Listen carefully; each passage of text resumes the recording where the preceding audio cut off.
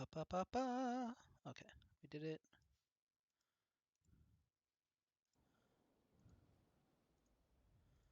And then maybe.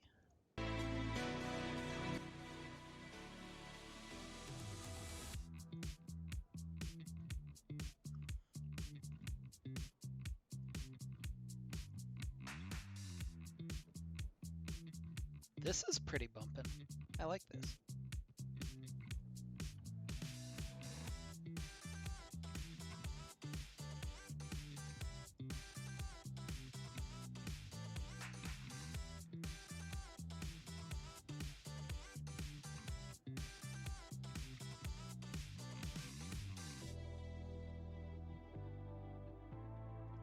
Hello? Hello? How's it going? That's going alright.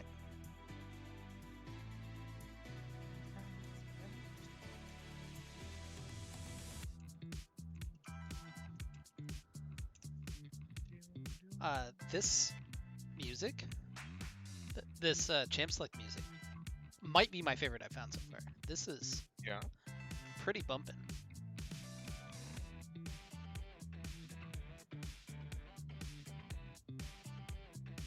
I like that you're consistently able to find better and better music every week. You know, that's the progression that we have going. I like that Riot.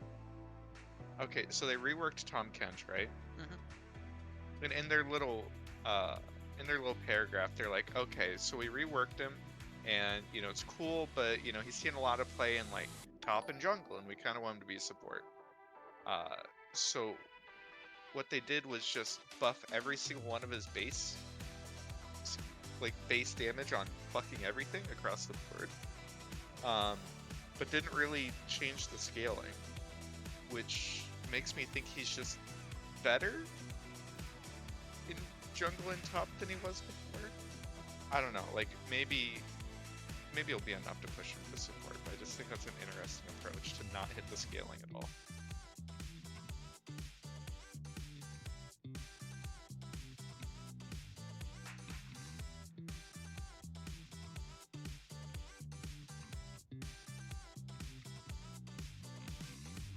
Good talk.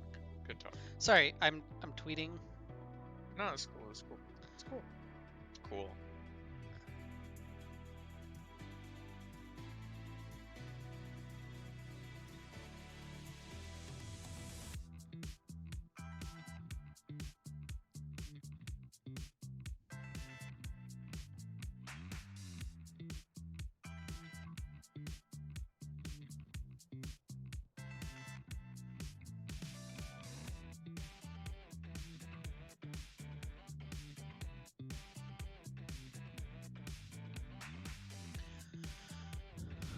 Alright. Sorry, I'm now done. Tom Kench. He's really fun, but I don't know that he's any good. He looks really fun. I mean, This you is know, the wrong. just look.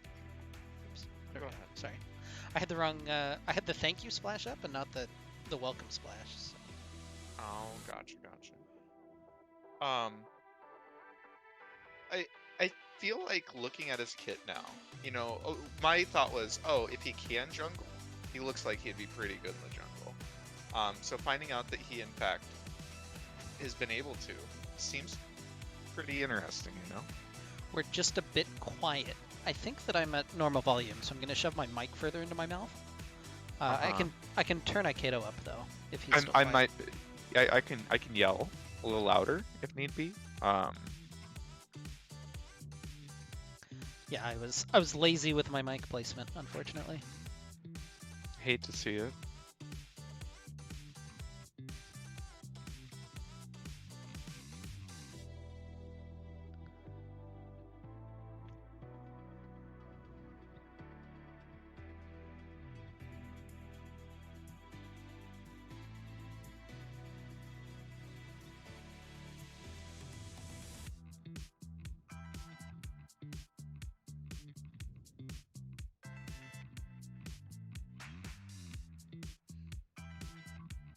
This really is some nice Champ Select music, though. Let me send it to you. so that you can appreciate it. Okay, I'll click on it. Neon Breeze. Neon Freeze.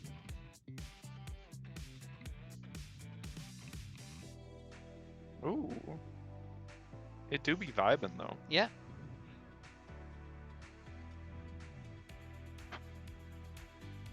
Kind of a bop.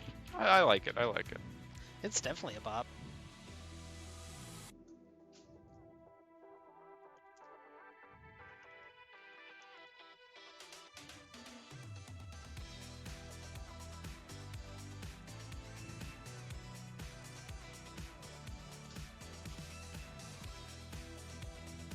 He sounds so disappointed.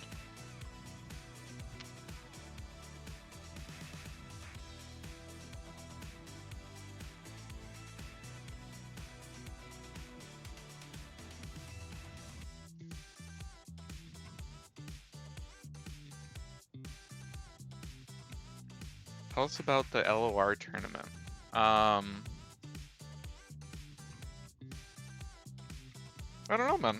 I just brought some good decks and ran pretty good and won a couple games. Just a couple. Yeah, so I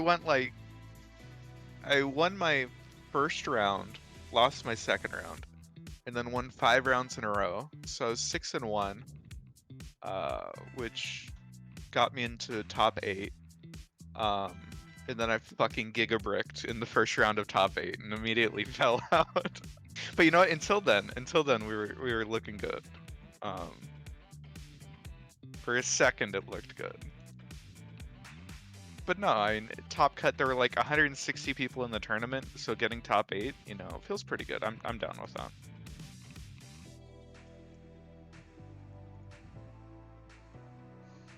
All right, we have a pro draft link. Did you grab that, or do you need it? I grabbed it. Okay. I'm chilling in the draft. There are like 2 different options this weekend. There's like the Kansas City tournament, which I emailed their what's it called? The people who like organize it, to try and figure out what the fuck the format was or anything.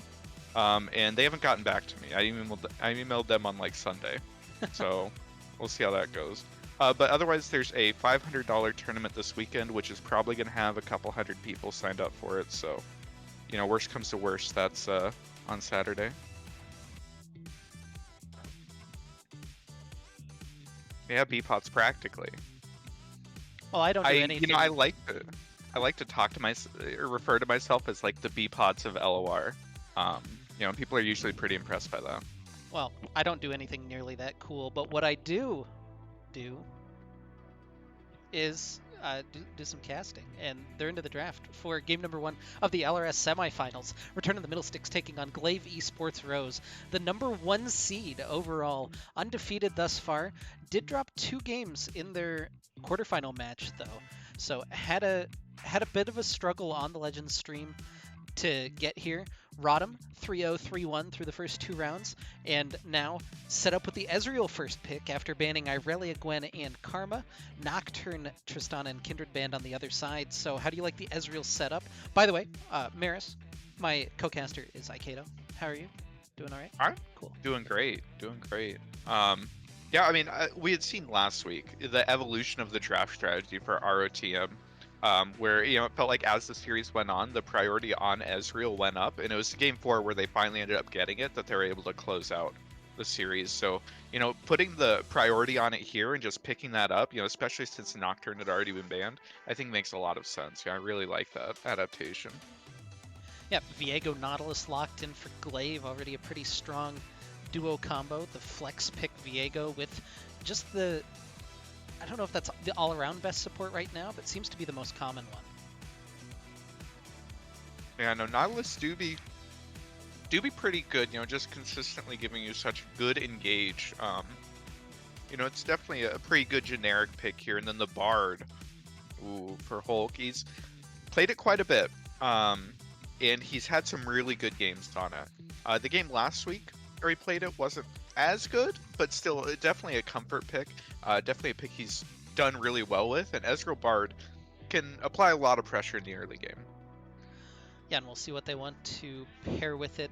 Seems like it should be a V-Bond pick, and there it is. It's going to be the blind Ornn. So now Glaive with a chance to counter.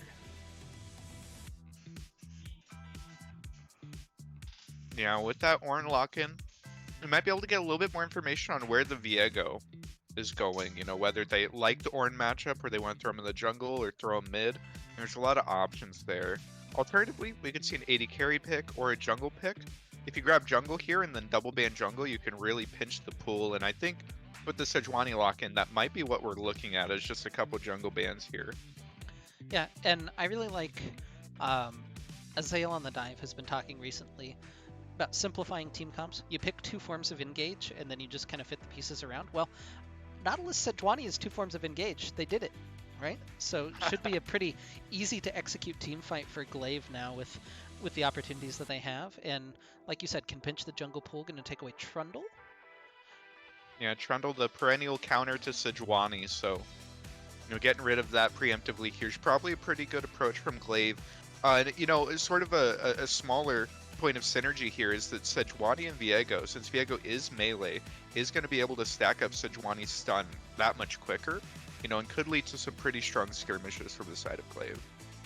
Yeah, Diana taken away, so yeah, pinching Lexus's pool pretty hard. Rodham, though, with the opportunity to... They have their AD and top locked in, and they can pinch either one of those pools. They've chosen to go after the AD with the Kai'Sa so far, and could see another AD ban. Wouldn't be too wild. That is not an AD ban. That's the Sylas, though.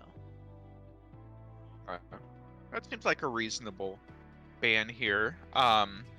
Interestingly enough, as far as jungle picks go, the recently buffed Graves is a favorite of Lexus's. Is open. I don't think it's good this game, but it's open and potentially a pick for him. Yeah, just got buffed, just got a new skin today, Pog. Oh, no, it That's didn't the more get the new important skin thing. today. No, it's still on PBE. I don't know. This Lucian's locked in. That's an interesting AD pick. Or I guess potentially solo lane. Yeah, though this does mean that Glaive is pretty AD heavy so far. So the last pick, at this point, I would assume that it's mid lane, and I would assume that it's going to be, a mage of some sort. So, quite a bit of information there. RTM going with the Ziggs as the lock-in. Nerf this patch. I believe it's his base mana got lowered. Is that right? That sounds right. I think it's down like 40 mana or something, which isn't insignificant. Yeah. They were trying to specifically keep him out of bottom lane with that ban, or with the nerf, so luckily this isn't being played bottom lane, so the nerf doesn't affect him, right? That makes sense to me. The math checks out. Oh, Karthus. the Karthus. Ooh. Alright. The Karthus is an interesting pick. He clears quickly, he scales really well, does a lot of damage. But the worry about Karthus is you're not very strong early. So usually he wants to be paired with pretty strong lanes, and just off the bat looking at it, oh my god, full AD for Glaive. That's a lock-in. Zed. Yeah, the Zed is 100% a lock-in. That's Yeah, so I mean, they're looking at full AD, but the big thing that Glaive has, and it's kind of scary for this Karthus pick, is this looks like some favorable matchups in these lanes. Zed into Zig should absolutely have pressure, and then Viego into Ornn, I feel like, I'm not certain how that goes, but I could see it going the way of Viego, at least in the early game, and allowing some early plays onto Karthus, to sort of make sure that he's not able to scale like he wants to. Yeah, for sure. It's kind of scary for ROTM. This seems to be... Sorry, they're asking. They're fine. I was trying to type and then I got cut off. Alright. Sorry, they asked if we were ready, and I wanted to tell them that they literally never need to wait for us. So, I appreciate them asking, but yeah. It's very thoughtful of them. Yeah, but honestly, if they got super far ahead in this draft and we had less time in the spectator delay, that seems like a positive to me. Yeah, God forbid we have to fill 4.5 minutes here. But yeah, so the the Karthus pick is interesting because it's not a jungler that can go in and punish super hard. Like, you're not going to see the Sejuani come in and invade and solo kill the Karthus. But the Sejuani and Zed together definitely can. The Sejuani and Viego together also definitely can. So yeah, like you mentioned, that's a good call out. Yeah, it's definitely the laners, I think, that make it pretty scary here for Karthus. But, you know, when you lock in this much AD, Glaive has very much said, hey, if we go to late game, we're going to lose. Ornn will literally be unkillable. So our plan is to just beat you in the early to mid game, get enough of a lead that we can just snowball, and you aren't able to buy enough resistances to matter. Um, you know, it's definitely a confidence play here. You know, if in the first game of the series you say fuck it, just lock in full AD, we could win anyway. Um, you know, it's definitely a decision. Yeah, so we'll have to see how far ahead Glaive can get in the early game and how well they're able to snowball early on. But like, yeah, this is should be a banger of a game regardless. Like, Glaive should be looking to make plays early, and then it'll be on our TM's responses. If they can turn fights with the Karthus, if they can turn fights with the Ziggs Bomb, they have a lot of safety. But is that enough against the nonsense dive that'll be coming out of Glaive? Yeah, Glaive has a ton of engage. You know, the Sejuani, the Nautilus, makes someone like Ziggs a little bit scary. Winged Nation is going to be, you have to be really diligent with the ranges that he's playing here to make sure that he doesn't randomly get caught out by one of these ultimates. Because if any amount of CC lands on him, he's kind of just dead against this enemy team comp. You know, similar for Boar, though Boar, you know, has a little bit more mobility, a little bit more to work with there. Yeah. But yeah, it's really you know, a tale of two different team comps here, where our team is very much just the standard. We're gonna scale. We're gonna be in team fighting late game, and Glaive is very much like we are going to just snowball and skirmish the hell out of you. So it'll be really interesting to watch. Yeah, did want to give a shout out to Legends for allowing us to stream this game. So we appreciate them and their support of us and also their leagues.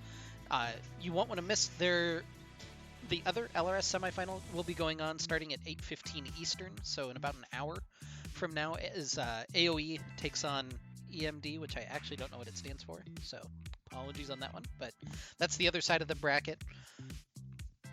And yeah, on this side, the number 1 seed Glaive Esports Rose taking on the number 5 seed Return of the Middlesticks.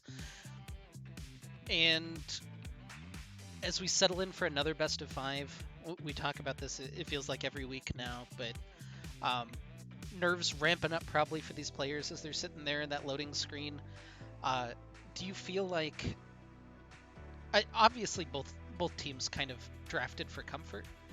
Is that important, you think, going into game number 1? Would you prefer to see something else out of these two drafts, or I think that comfort for game number 1 is always a good place to be. You know, being able to get that lead, you know, it just makes you feel a lot more relaxed going into the rest of the series. Though, you know, Glaive really did take a lot of pressure onto themselves, I think, by having to be the aggressors, by having to be the ones that make plays happen. You know, and I think that could be really swingy as far as your mental goes. You know, if it works, then you are just so confident going into the rest of the series. And if it doesn't work, you know, it could be kind of crushing. You know, it'll be interesting. It'll be really. They could always just say, "Oh fuck it, we drafted full AD." You know, we can chalk that one up as a draft loss. You know, not feel too bad about it. But you know, if you're gonna do crazy stuff, game number 1's the time to do it, right? Yeah, I mean, you have you have that extra buffer room now. I threw up a prediction for just straight up who's going to win game number 1, and we'll see if anybody wants to take the full AD team. Oh my god, someone put 10k on Rodham?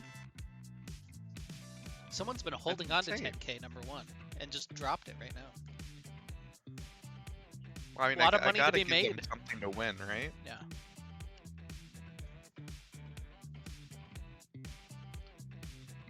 With odds like that, it's hard to not take it, right? All right, 15 seconds before we're done with our spectator delay. Thanks again for joining us here. If you don't follow the stream, please hit the follow button, as that does help support us. Makes me feel better to see number go up. And yeah, let's see some exciting League of Legends action. Best of 5 between these two squads. Hitting the rift in just a second.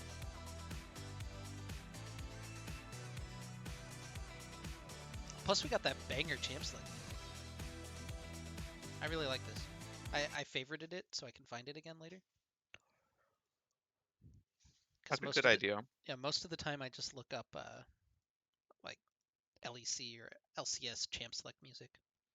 Do you specifically pick a different one each time, or how does that work? Yeah, I'll usually pick a different one. I'll try to do LCK, but they only use one champ select music, whereas Hmm. LCS and LEC use like 5 or 6 throughout the year. Okay, that's Maybe even interesting. more. Like LEC last year made a special one out of um, their Reckless with Your Heart song, like that Oh, had its okay. own champ select music that they used. So that was kind of neat. I couldn't find. They had an 8-bit Silver Scrapes remix that they used for Champ Select, and I can't find that one. So I'm a little disappointed in that. But That's weird. You should tweet at them, see if they would be able to get, if there's an upload somewhere that they have. well, see, so these aren't official uploads. It's somebody else uploading them and then usually like looping and extending them. Yeah, So I don't know that they have like an official Champ Select music page or anything like that. Anyway, they we're on should. to the Rift for game number 1. I'm not loaded yet, just so you know it's at 0. But Yep, I'm still looking assuming at that we'll a get there. dark screen. Yeah. Yeah, Well, you love to see it. all right, there we go. So you want to start us off then? Yeah, on the bottom side of the rift, wearing the blue health bars, we have Return of the Middlesticks. The V-Bon in the top lane on the Ornn, 2004 Lexus GX 470 in the jungle playing Karthus. Wing Nation on the Ziggs mid, and then Boar and Hulk on the Ezreal Bard bottom lane. And the 5 stack headed toward the bottom lane right now is the number 1 overall seed Glaive esports Rose wearing the red health bars. Miho in the top lane on Viego, Demon in the jungle on Sejuani, Totamax 9 in the mid lane playing Zed, and Kaiba and Cerulean in the bottom lane playing Lucian and Nautilus. Walking over the ward on that 5 stack, so it's immediately known, and Lexus and Vbon are going to press toward the enemy red side jungle. Yeah, and already I like the adaptation we had seen last week. Our team's level ones weren't great. They really led to Lexus being put behind pretty much every single game. And this time already, our team has had the counter invade. They got the vision down, and right now they're poised to take the enemy red buff. So potentially getting a bit of an advantage here. Definitely a big change compared to last week. You like to see it. Yeah, and Winged is going to spot Miho walking back through the mid lane, so um, they should. I'm interested. Does Miho actually check this red buff or not? Or are they going to try He to? probably. Oh, he walked by. Oh, Oh, oh, wow. I mean, Demon might get screwed off of that. It'll be interesting to see if Demon full clears his side and then goes up towards his red buff, or if he just instantly crosses over and takes Lexus's, because if he doesn't go across, he might just end up getting 3 buffed. yep. Hook and binding exchanged here at level 1, and Glaive going to come out a little bit better for that on the bottom side. But yeah, eyes on the junglers right now. Where is Demon going to go? Is he going to cross over and do Oh, some he's vertical going to his jungling? wolves. Going to Wolves. That's not. It's I not think doomed that yet. is. You I think think that's that means doomed? you're doomed. There's no way that he goes from wolves into the enemy jungle, because then you're risking too much getting caught there. Um, it'd be crazy too, especially since your bot lane is getting shoved in, and right now Zed isn't level 3, he's also getting shoved Ooh, in. Hook gonna land on Hulk though. Ignite gonna burn him down. He gets the double binding. Boar just trying to stand his ground. The flash forward though from Kaiba, not quite able to finish him off. Boar very low. He gets first blood. He flashes out Kaiba, tanking a lot of minion damage. I don't think Hulk and Boar can turn it around. The binding is gonna land, but it doesn't matter as Kaiba takes him down. So it's a trade, but it's first blood for Boar in the bottom lane. Yeah, and that's pretty good for the side of our team. They had the push in, and able to pick up that kill means that Demon, who was pathing towards Lexus's red side, is going to have to give up the chase Oh, Oh, Kaiba still looking Kiba. for it, dashes forward. Huge piercing Oh! light, and it's enough damage to take down Boar. So Kaiba off with 2 kills early on. Wing trying to kite back away. Totemax looking for him. He gets exhausted. He's stuck inside the Karthus E. Flashes Oh! forward, looking for Winged, Oh! and he trades himself as Hulk takes him down. Oh, and it felt like Winged was out. He turns around for the auto attack, and Totemax is able to trade it back. Wow, and with Hulk being the one to pick up the kill there, it's not ideal for ROTM. Um, Especially with this mid wave. Well, this mid wave is pushing into Wings, so he's actually going to be ahead in XP and gold. So probably not too bad. Just not ideal. Yeah, now we need a top lane scrap to go with everything else. um, but yeah, 3-3 early on, but it feels like just small advantages over uh, to Glaive so far. Wait, did Yeah, Kaiba one big die? thing though. Did we Yeah, miss he Kaiba died to the dying? minions. He Okay, died to the minions. Do you think it's Kyber or Kiba? it's Kaiba. It's the... Oh, maybe it isn't. Maybe it is Kiba. Is Kiba the guy in Naruto? I think there's a guy in Naruto named Kiba.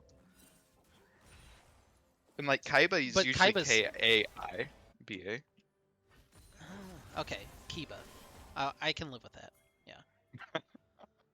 Oh, All right, a pause. and the pause.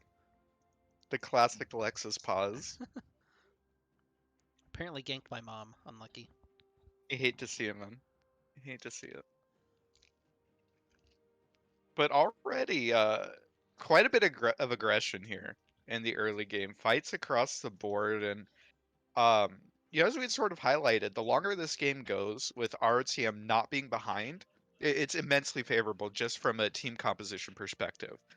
So Glaive is the ones who need to be making these aggressive plays and need them to be uh, really, coming up for them. Need to actually be, working out well. Yeah. I don't want to get into too many game specifics with the game paused, so... Yeah. What was the question in the chat? What's my favorite LCS champ select music? Ah, um, they have one that's like Lobster Rave or something like that. That's really good. Yeah, that's a funny name I'll for see it. if I can find it. Um, that's only from this year. Like. I really like the old uh, LCS champ select musics. There's one. Dun, dun, dun, dun. There's one called like Born a Champion that's really good from 2015. Basically, all of the 2015 ones when I play them, just like sends me down memory lane.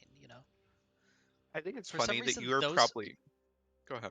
those champ select musics just really stick in my head, and the new ones don't really. It's because you're getting old, right? You Maybe. just don't like the new music nowadays, Oh, right? I think that's one of the signs. Lobster Gang was from MSI. That one's not LCS. Oh, I was asking you. We did Cause of Foul was really good. That was one we listened to last week. That was a banger. Hmm. But yeah, my favorite all-time champ select music is the LCK one. Uh, from 2019. It's Escalating Events is what it's called. It's really good. Banger. Certified. Um, yeah, they're readying up in chat, so we'll be back into game here in just a second. I was gonna say, I think it's funny that you're probably one of, a handful of people on this planet who'd be able to name more than like one uh chip select, like the name of the song. Yeah, I thought it was funny. Somebody, it was Last Worlds, went through and did team win rate by champion select music, and I thought that was kind of funny. Like something they can't hear has absolutely no effect on the game, but That's funny. it was a good shit post for the off season. I I wonder if appreciated it. there's any correlation. That'd be funny as fuck. Uh, I remember there was one of the songs FlyQuest won all of their games with, so that was kind of funny. They lost every That other is, champ select music, but they won both of their games with that, or something like that. it really is scripted. I assume you're looking at the pause. Yeah, it's in. We've resumed, but it did the hiccup thing that it Yeah, always does. the Yeah, thing. there we go. So All right. 443, 44, 45. Yep. I Okay. just wanted to make sure that that mine hadn't only stopped, but yeah, coming back into this, one big thing that I think our team has going for them is right now Lexus is very far ahead in the jungle because he was able to get 3 quadrants of camps. He has an 8 CS lead. He has a bit of an XP lead. The one issue is that because he took his camps later, they respawn later than demons. So like demon kind of had a window where you could catch back up. Yeah, Cerulean going to land the hook onto Boar again. Ignite Burn. They're going to rid up Hulk, trying to turn damage back onto Cerulean, but Oh, Kaiba is so strong. Just guns down Hulk in the bottom lane. so much I called him damage Kaiba coming again. out. Kiba, excuse You me. did. It's okay. It's okay. But yeah, with the Lucian Nautilus, this is what you're expecting. This is what you need to have happen in the early game. So Glaive taking full advantage of it, able to land the hooks and take advantage of the Lucian damage early. Looks like it should mean that they'll be able to pick up this first dragon as well. So a bit of a lead here for them. Yeah, a lot of damage Oh, here from Miho. He's got the Miho. Heartbreaker flashed away by Vbon Oh, underneath the tower. He's going to steal the Ornn, and that resets the tower aggro, and he's out. So the solo kill for Miho in the top lane. no way! It doesn't actually reset tower aggro, Yeah, does he it? goes untargetable. Oh, Stop the it! Big There's Inferno no way. Bomb! Oh! All right. Good save there by Winged, able to get up there and get the kill. Though no assist for Vbon does mean that he's missing out on a ton of XP, a ton of gold at the tower, and didn't get anything back. So, this matchup isn't getting much easier for him in the top lane, but um, Yeah, I'm kind he of doesn't actually curious. drop tower aggro, right? Yeah, he goes untargetable when he ults. Well, I know he goes untargetable, but it's like one of those small untargetables that like they don't actually give you tower aggro Yeah, drop. it drops tower. Tower does not reset. He just lived. He healed enough. Oh, Boar is dead. That's another good hook in the bottom lane. Cerulean has been on point with that so far. Meanwhile, the invade going on. Lex is trying to dodge out, but he's going to get left in that death mark by Totemax. And little over-aggression there, trying to steal away the Raptors from Demon, and he pays for it. Yeah, and things are coming up Glaive here with that kill in the bottom lane with a bit of over-aggression from Lexus. Being able to pick up these early kills is just massive for Glaive. Getting any amount of lead is necessary. Um, God, I look at Vbon. He already has the Bramble Vest. He's going towards the Tabi. I mean, the man's going to be unkillable in like 5 minutes, right? Yeah, that's all you need, right? Is Tab I Bramble, and the game's over? I mean, if he bought a Seekers, he would actually just be unkillable. Oh, we got the Tab I. It's donezo. Game's over, man. Go next. Um, but now I would like to see members of ROTM get early armor here. Whether that's an early Seekers for the AP champions or Demon looking to something. combine with Miho. Ultimate dodged away from with that Searing Charge. Vbon looking for the engage on his ultimate. Gets the clap down onto Demon. Maybe a little overconfident there from that damage, and he'll get taken down with the Heartbreaker from Miho. Oh, but the Karthus ult will trade one back, Oh. so takes down Demon in the top lane. And it's a bloodbath. 5 to 8 early on in favor of Glaive. They have about 1,000 gold lead. Yeah, the Karthus ult picking up that kill is pretty big, though. It feels like if Vbon had been able to get the clap off onto Miho, he might have been able to just 1v2 it on his own, to be honest. Miho's a little bit squishier.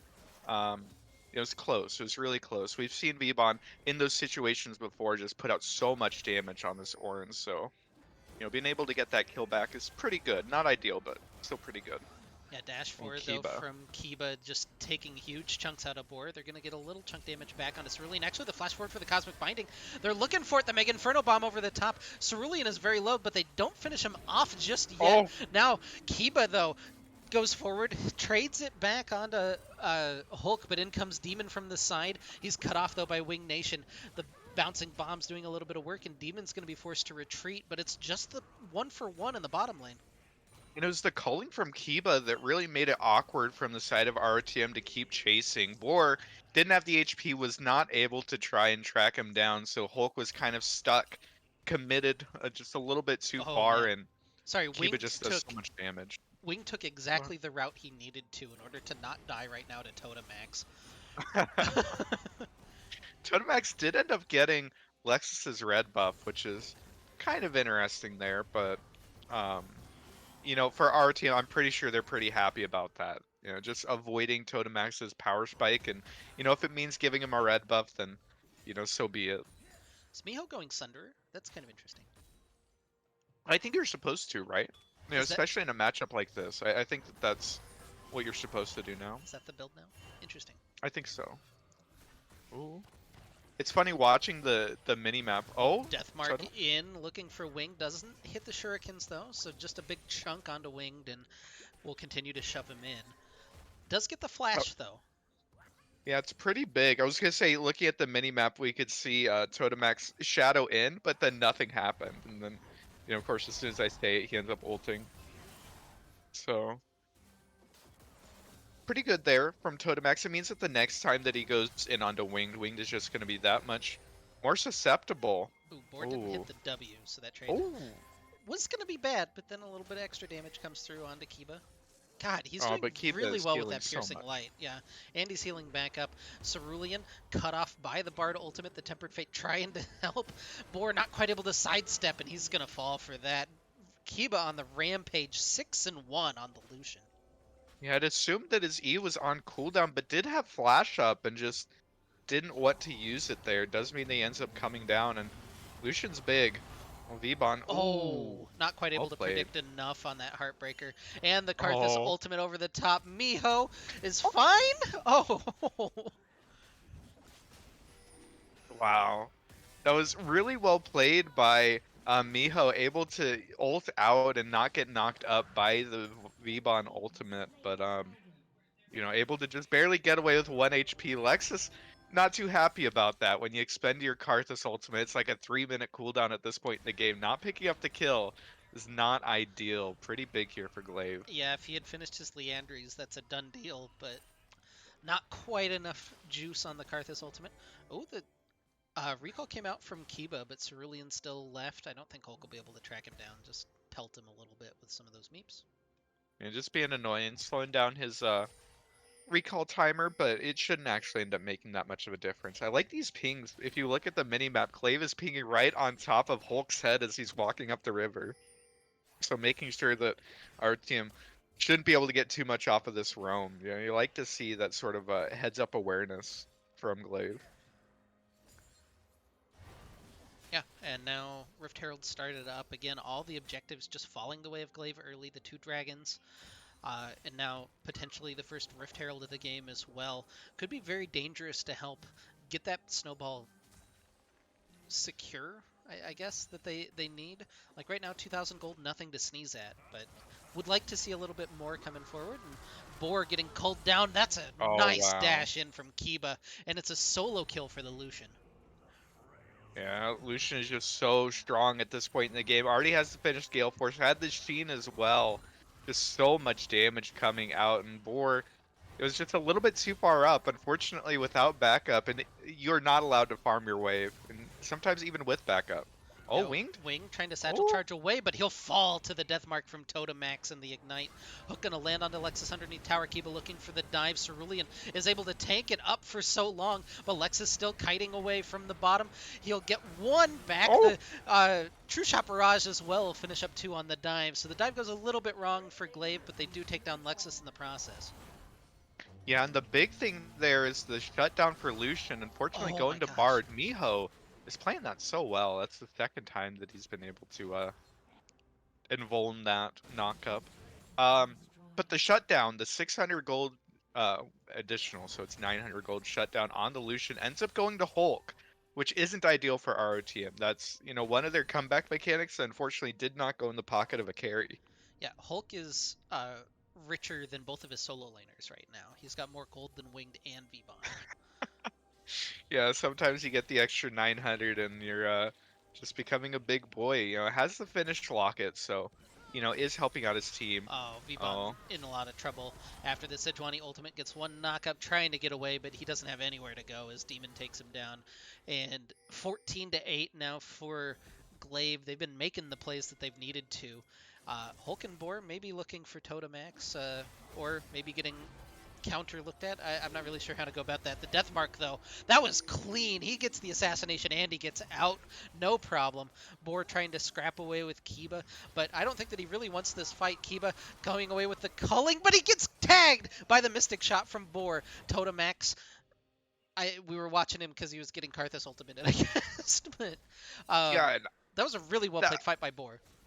that did not look like the type of fight that Boar should be taking. With how strong Kiba is, just staying in there and trading auto attacks just looks so bad, but somehow able to sneak in the last Mystic shot to cancel the culling that would have killed him. It's pretty big there, picking up that kill for RTM, though. Across the board, down 5k, down 6 kills, and the people who have the leads are exactly who Glaive wants to. It's the Zed, it's the Lucian, even this Viego is pretty accelerated here and is going to be making it very hard for ROTM, um, to survive any of these skirmishes, especially with already 2 dragons secured, third one spawning in 45 seconds, and that Glaive has their eyes on it. ROTM, really it's going to come down to choosing their fight, choosing when they're able to actually start winning fights, when they've hit enough items, because as the game goes on, should go in their favor, but right now, oh Oh, no. Totamax looking for it, uses the Prowler's Claw in, taking a lot of damage back, the Nautilus ultimate coming off, but the Death Mark is enough to take down Boar, and Hulk will take the portal out. Demon still looking for a little bit more. Totamax in, another auto, but the flash forced by the aggression there from Totamax and Demon. Kiba, meanwhile, just making himself known in the enemy jungle, and now they're turning the screws a little bit on Lexus, starting to push into his jungle. Yeah, and that's pretty big there. Really good positioning from Totamax, able to get that pick. A little bit greedy on the path from Boar and Hulk means that in the 5v4, ROTM was going to have trouble in a 5v5, but, down a member, there's not going to be any contest here. The Mega Inferno Bomb was pretty close, but not quite timed properly, means that that's 3 dragons. Glaive is already threatening Soul Point at about 22 minutes. It's going to be pretty big. Admittedly, it's just the Cloud Soul. Not that big a deal. Oh, Oh, Boar able to arcane shift over it means that Wing gets hit by the Sejuani ultimate. Kiba culls through him, and he's a monster on this Lucian right now. 10 and 3. Uh, notably no assists, not being a team player, but taking all the kills for himself. Demon still looking to flash forward on that Arctic Assault. Will find Lexus. They'll turn that one back around, and again Kiba taking the kill. He's 12 and 3 as he takes down Hulk somehow as well. yeah, and it just feels like ROTM is just a little bit too far up, not really respecting the Sejuani. First side engage mid from Fog. You just don't have the vision to be up that far. And then there, Lexus knew exactly where Sejuani was at, but without a flash of his own, Sejuani's able to take him down. And Glaive, they knew what their win condition was, and they're doing a really good job of playing towards it. They have a massive lead right now, and already the Cyrilda's Grudge coming in for Totamax means that even when RTM gets armor, he's still going to be one-shotting people, like Yeah, Winged. looking for the triple shuriken onto Winged, finds it, dashes out of the Mega Inferno Bomb. That's stylish, but can he get away now? Getting exhausted into the Karthus ultimate, and they'll leave him for dead. The shutdown goes to Ooh. Lexus. That's not insignificant, but at this point, it's maybe too little too late for RTM. Definitely a possibility, though. If you're getting 900 gold, honestly, any of your carries picking that up, whether it's Kartha, Ziggs, or Ezreal, is pretty massive. So, that's definitely an avenue back into this game, is picking up massive shutdowns onto your carries. Something we didn't highlight is Ezreal can just buy like a frozen heart this game, right? Like, the longer this game goes on, he really can just be unkillable. It's just, a matter of ROTM getting to that point. Um, That'd be funny. He just like third items Frozen Heart. Yeah, at this Rift point, Herald third take. item is Oh, quite a ways away, though. And yeah, Sheila oh, gonna go down. yeah, yeah. Demon actually has the highest vision score on his team. That's kind of interesting. Just pointing out things.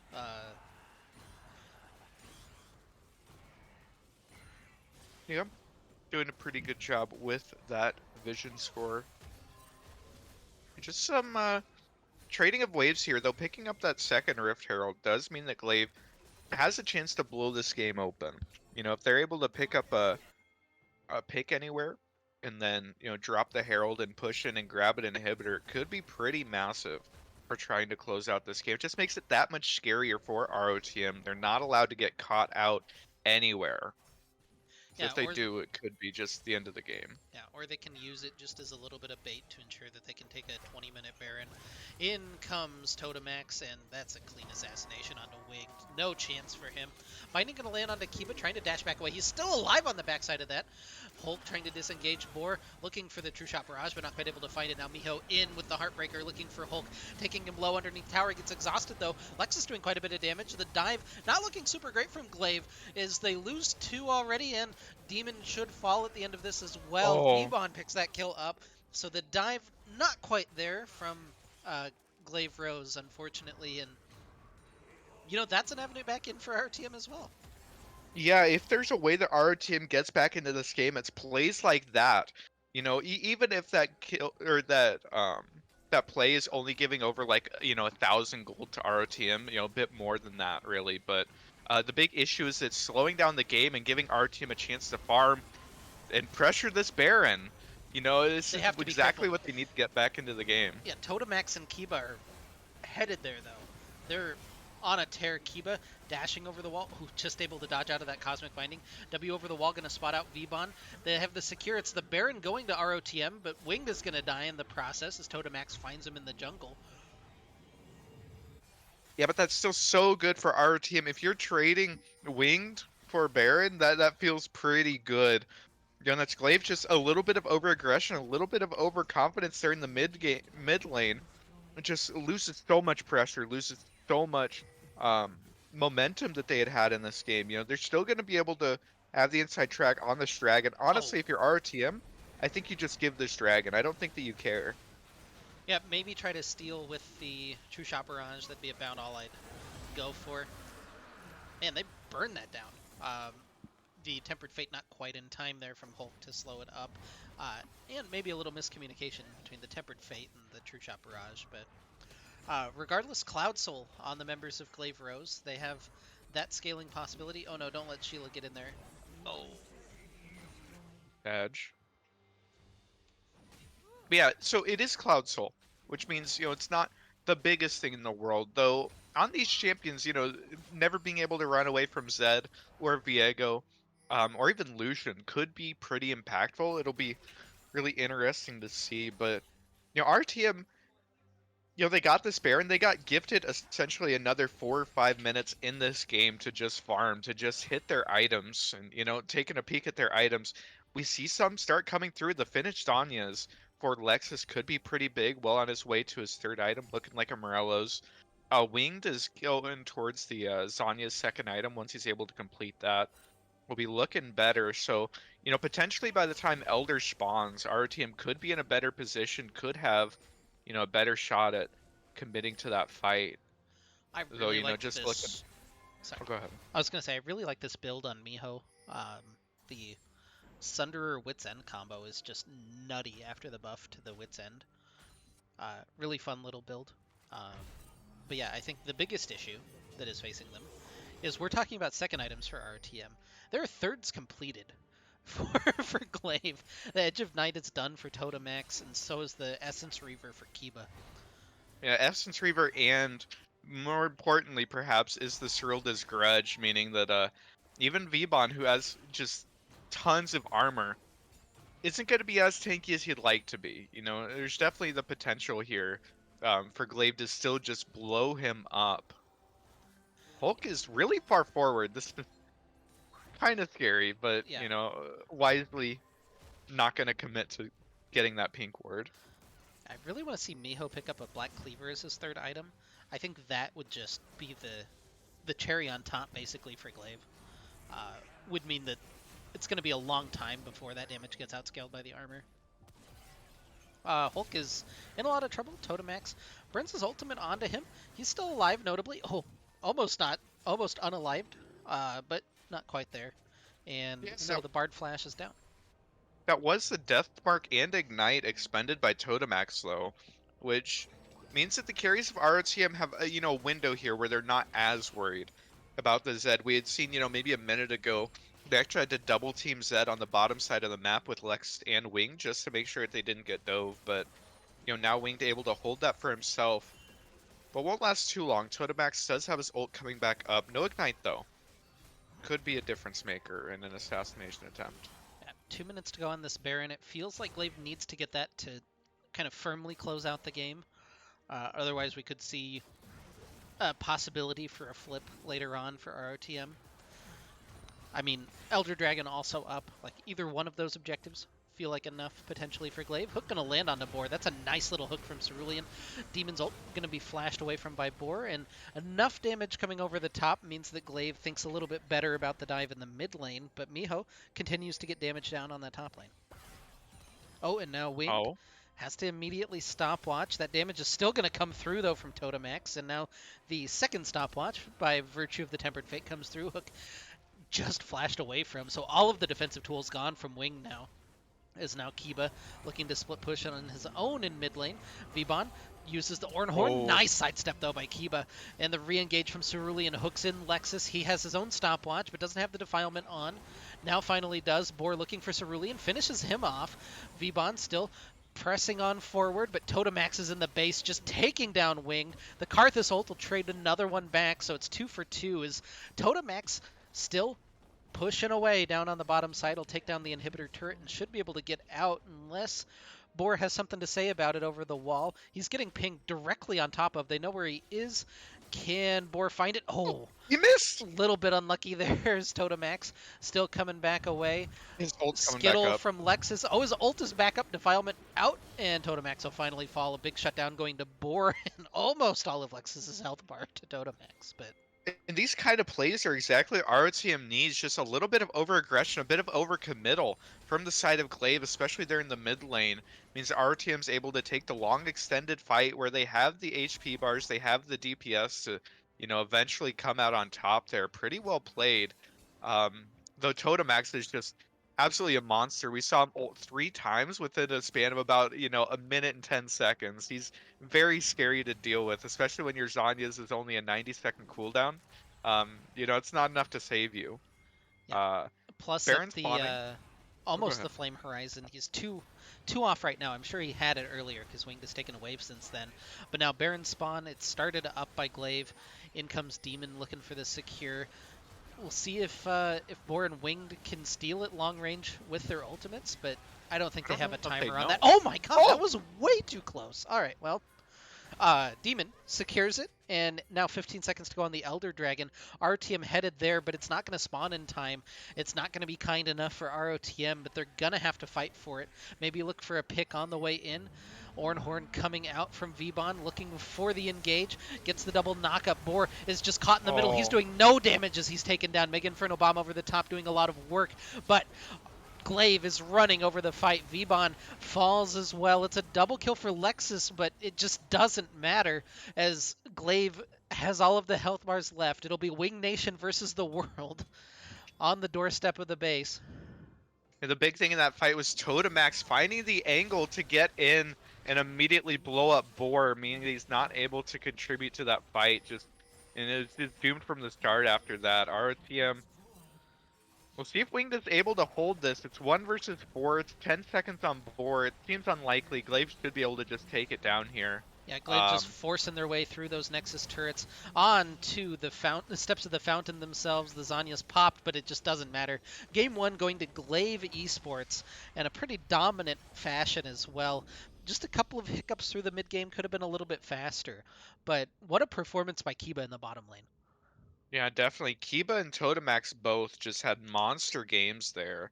Um, and with the confident draft going full AD, being able to pick up that game 1, it has to be feeling pretty good for them.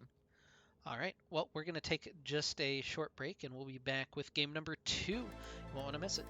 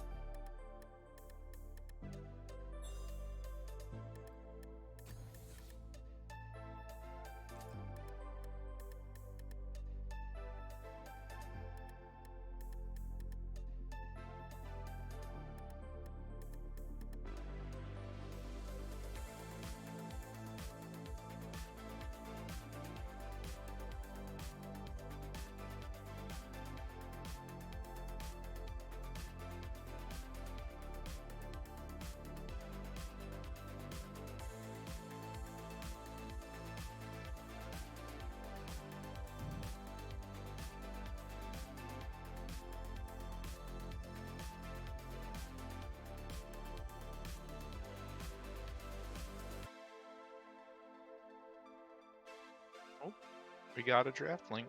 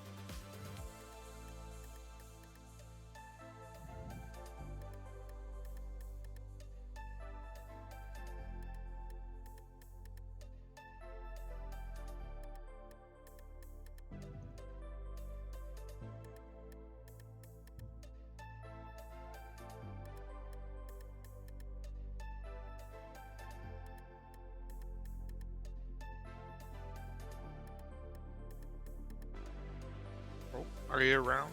Looks like draft is starting up.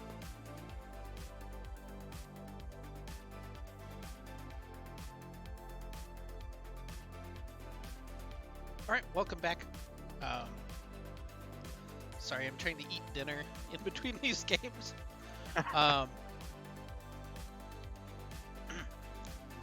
Sorry, game number 2.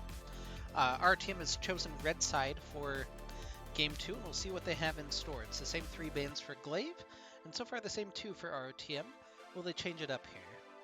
Yeah, Karma was the ban the last time, so we'll have to see. But our team opting for red side means that there's no last second counter pick Zeds to have to worry about. So, you know, we'll see how much of an impact that ends up making. Because Glaive did a really good job with their counter picks and making them count. Oh, and there's the Zed ban. So really making sure. Though Karma is open now. And Glaive, potentially just taking the Karthus. That would be an interesting first pick. Yeah, that would be kind of risky, but the Ezreal feels much more natural as a first pick, as Kiba will take that one. Had a really good game on the Lucian in game 1, so we'll see if he can pilot the Ezreal to the same success. Yeah, definitely. So, interestingly enough, it was... Oh no, it was the same 3 bands. Sorry, I was looking at Glaive's bands, and they were in a different order, so I was very confused. But RTM going for the Xayah lock-in is interesting. It's a different pick, I think, that we've seen than from what we've normally seen out of Boar. So, an interesting approach here, I think. Sorry, I'm saving the Diamond team at the same time. No, multitasking at its finest. The Karma lock-in. So, they had banned it the last game, so really thinking that's a strong pick. Gives you a lot of pressure in lane. There's Zach and Nautilus. Zach is basically Sejuani, right? Like, they're basically the same champions. Oh, that Trundle's just straight locked in. That was not a hover at all. Yeah, I think Trundle can make sense into Zach. If you're really good with the pillars, you can cancel him out of his slingshot. You make him, significantly less tanky within team fights, and you're a little bit stronger in the early game. So I think that the pick makes a lot of sense here for Lexus. Do you think that there's a chance it's a V-Bond top laner? I mean, technically, sure, potentially, but I would be surprised if that's not Alexis lock-in. Yeah, I mean, technically, it could be Karma top and Trundle support. You know, Oh, true. because Trundle supports kind of stick against Nautilus. You just pillar every single one of his hooks. Yeah. We have actually seen Vbon run the Karma top, so that doesn't sound as outlandish as maybe you're suggesting. Yeah. I mean, yeah. The card this ban, I think, is interesting. I assume that that would be mid, or they think that Zach might go top lane. It's definitely an interesting ban here. And then Kiana, so targeting the melee assassins, making sure that Totemax isn't able to play one of those again. Though Silas, notably banned in the last game and open this time, might be an option for Totemax. Ornn and Cho'Gath are the bans away from the young Vbon himself, so we'll have to see something different. Oh, and that's very different. That implies that it's Karma top or Karma mid. Ooh, very interesting here. Yeah, ROTM going for some flexibility in their picks. Jace is going to be the hover. Jace is pretty good against Karma, from what I know. Haven't played that matchup, but yeah, I mean, Jace is a champion. That's certainly true, and locked in here. Huh. Be interesting. Lots of mid laners hovered. Viego's technically a mid laner, but I don't know if I would be willing to commit, exactly to where Jace or Viego are going if that's the lock-in. But Victor means that right next to Viego. Yeah, they are. The alphabet checks out. So yeah, RTM. I assume we're looking for a solo laner here, right? Yeah. God, I don't even. I assume we're looking for mid. Maybe like a Vel'Koz. And Vel'Koz against Zac sounds awful. Xerath? Okay. Alright. One artillery mage didn't work. Let's go to a different one. Might as well. These certainly are champions that were selected. Yeah, you don't sound convinced by the selections. There's a lot of selections that happen that are interesting. One worry that I have is Glaive, has sort of opted for the lore battle within their own team, though. Jace and Victor don't really like each other. I feel like that could build up a little bit of tension within their own team, and might be their undoing. No, you don't think so?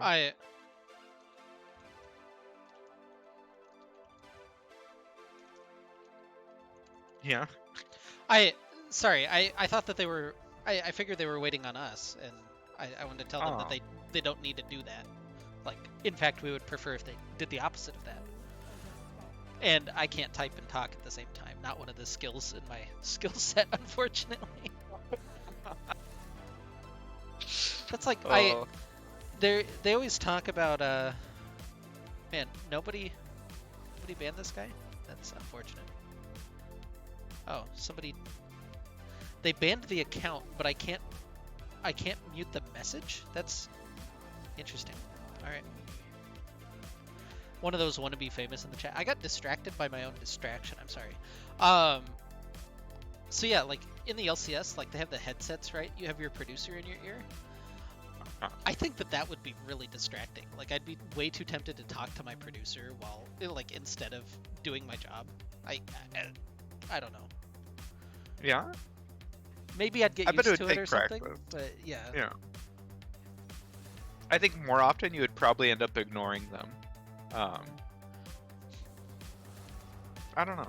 And they probably don't talk to you very much, right? It's just like, oh, hey, this is what the pause is for. We're gonna cut back to the desk. So. Yeah, I just have trouble like if I was talking and then like mid-sentence they're just, over the top like, "Hey, that pause is because that guy's taking a bathroom break for no reason." Uh-huh. Have you have you seen that? There was an LCK pause that they like blamed on Ruler and they called it like a bio break or something like that. I just thought it was funny. I didn't see that. Wasn't that a worry a couple years ago? There was like 2 weeks in a row in like LCS and LEC where they ended up pausing for bathroom breaks and people started to freak out about that. Yeah, So a couple years ago, I feel like it was Jensen that did it.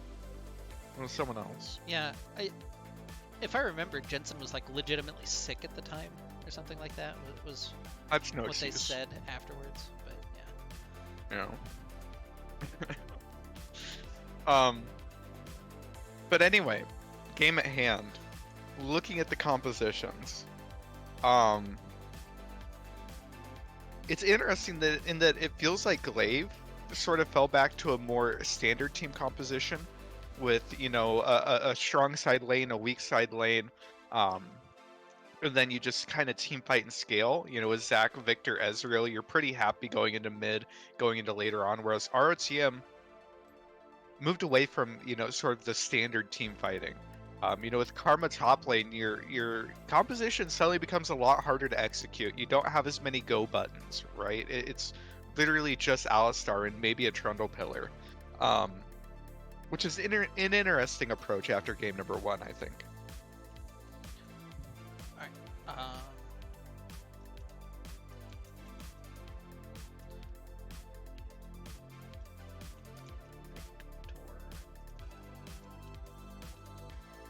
Okay. You got another prediction coming in hot. Who's gonna have more kills in game number 2? Is it gonna be Miho on the Jace or Totemax on the Victor? Miho or Totemax? I mean, so Jace Karma. Even if Jace gets bullied less than other top laners might into Karma, I don't think he's ever like really killing Karma, right? Especially with Zach on his team. It's not like Zach is ganking a ton early. Well, maybe he's popping off in team fights, I mean, potentially. I don't know. I feel like the safe money's on Totemax. Just because of how their champions are gonna exist here. If Zach was a little bit stronger in the early game, if I thought it was more likely that we would see 2v2's top lane, then I might, be willing to put points on Miho, but it feels like the safe money's on Victor. Here, I'll put 2,500 on Victor. All right. Well, you've heard it here. The analyst pick is Totemax. You can maybe make some fast money betting on Miho. Definitely a possibility. Oh no, see, now they're voting with me. This is bad. I convinced them. Actually, it's totally Jace. Jace is Jace kills Karma off cooldown. Everyone knows that. Yeah, off his ultimate cooldown. Yeah, I just meant like off death timer cooldown. Oh, okay. All right, 34 seconds before we get in. Game number 1, pretty heavy snowball in favor of Glaive. This time not as snowball reliant, I guess, on their comp. Do you feel like they still have this stronger early game? Like, where do you not think as that reliant action's on a gonna be snowball, early? but I think that they have the potential to get ahead early. With picks like the Jace, even Ezreal Nautilus can be pretty strong, and is maybe stronger than Xayah Alistar. It's so weird. I don't like the comp from ROTM, to be honest. I can see some of the individual matchups and what the thought process is, but the composition as a whole, I'm just not a huge fan of it. In their I don't know what their win condition is, outside of just like blowing the game open. Like just from a team comp perspective, I don't know what their win condition is. They're they're a poke and kite comp I I mean I in ARAM. guess. That's that's your go-to, right? Yeah, I mean that's certainly an approach. No, I think it's definitely an easier to execute comp that Glaive have put together. Like you have, again, two forms of engage, Nautilus and Zac. Very easy. You have a lot of like easy follow-up from Jace, Ezreal, and Victor. It seems very straightforward to teamfight with. Meanwhile, for ROTM, it's gonna like a successful fight seems like they have to set up early, get some poke down, exchange things, use some shields, use some speed up. Like there's a lot more involved in it, right? Feel like this looks like the diamond comp that we casted the other day, where they had a lot of range but zero forms of engage and zero ways of really forcing a fight. Um, Meaning that a lot of their fights, even if they're winning as far as health bars go, it's so difficult to really force the issue and actually kill people and make them commit to a fight. The diamond team was able to counter that by just 2v5ing at dragon and 2v5ing at baron, but I don't know. Yeah, even that seems a little bit harder with the champions that our team have picked, right? They're not Yeah, the big it's not a flashy collie, right? champions. Yeah. I don't think Karma Zareth are 2v5ing at Baron. All right. Well, welcome back to the Rift. On the blue side of the Rift, wearing the blue health bars for game number 2, up 1-0, are Glaive Esports Rose, and on the red side of the Rift, wearing the red health bars, are Return of the Middlesticks. And we'll see if either team has anything planned. It looks like both teams are going to fan out here for game number 2.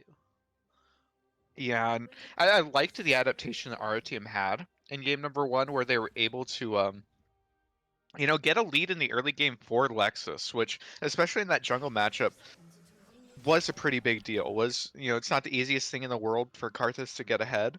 And compared to where they were at last week with their level ones, significant improvement. But, this game, just the standard fan out. Oh, and Lexus? Oh, Lexus looking for a little late invade and a cheeky ward. Instead, we're just going to throw some some abilities at each other, and only a handful of them hit. Yeah, but not looking too worse for wear there. Maybe a couple of mana flow stacks could about the only thing that happened there. But yeah. Interesting here is Demon starting topside on Zac. So on Zac, usually you want to start red buff because you clear faster that way. You have more AoE in the early part of your clear. And then later on, you can do blue and Gromp at the same time. It's really helpful actually to start red buff and then path up towards blue. But with this approach, he's starting out the blue buff, which means his Gromp is going to be slower. Um, but assumedly it's because he wants the path towards this bottom lane, towards the Ezreal Nautilus, trying to get some kind of a lead there. So it's definitely something to keep an eye on because it's just a bit inefficient here. Yeah, it's definitely interesting. Meanwhile, Lexus with the more usual start, I guess, for Trundle, the single target camps as much as possible. Yeah, Seeing as you can only hit one thing at once with your big club. Which seems kind of like an oversight, right? Like that thing should have some AoE to it. do you think so? It's a big ass club. You could club a couple of things together. Potentially, potentially. I maybe that's the Trunda rework. Leaked. Oh, Cerulean hit level 2. How do you hit level 2 early? They killed the minions? They hit it at the same Nope. time. I thought he hit it before Kiba hit it. No. It was really weird looking. I might have been just mistaken. It looked all at the same time to me, but I I believe you. I I believe don't you. have I have the boomer reflexes, right? So Well, maybe it I did. have bad eyes. I wear glasses, so it's who's to say? Who's to say? Either way, though, um, they're pretty even so far in the early game. Nothing too crazy happening. Uh, that was interesting. The ping going down directly onto Lexus's head there at the red buff. Oh, and then he shows it this ward. Oh, Oh, the headbutt pull not quite there from Hulk, but the hook also not quite there from Cerulean, so no harm, no foul in the bottom lane. Lexus and Vbon gonna secure that top crab, and the bottom crab's still open for business.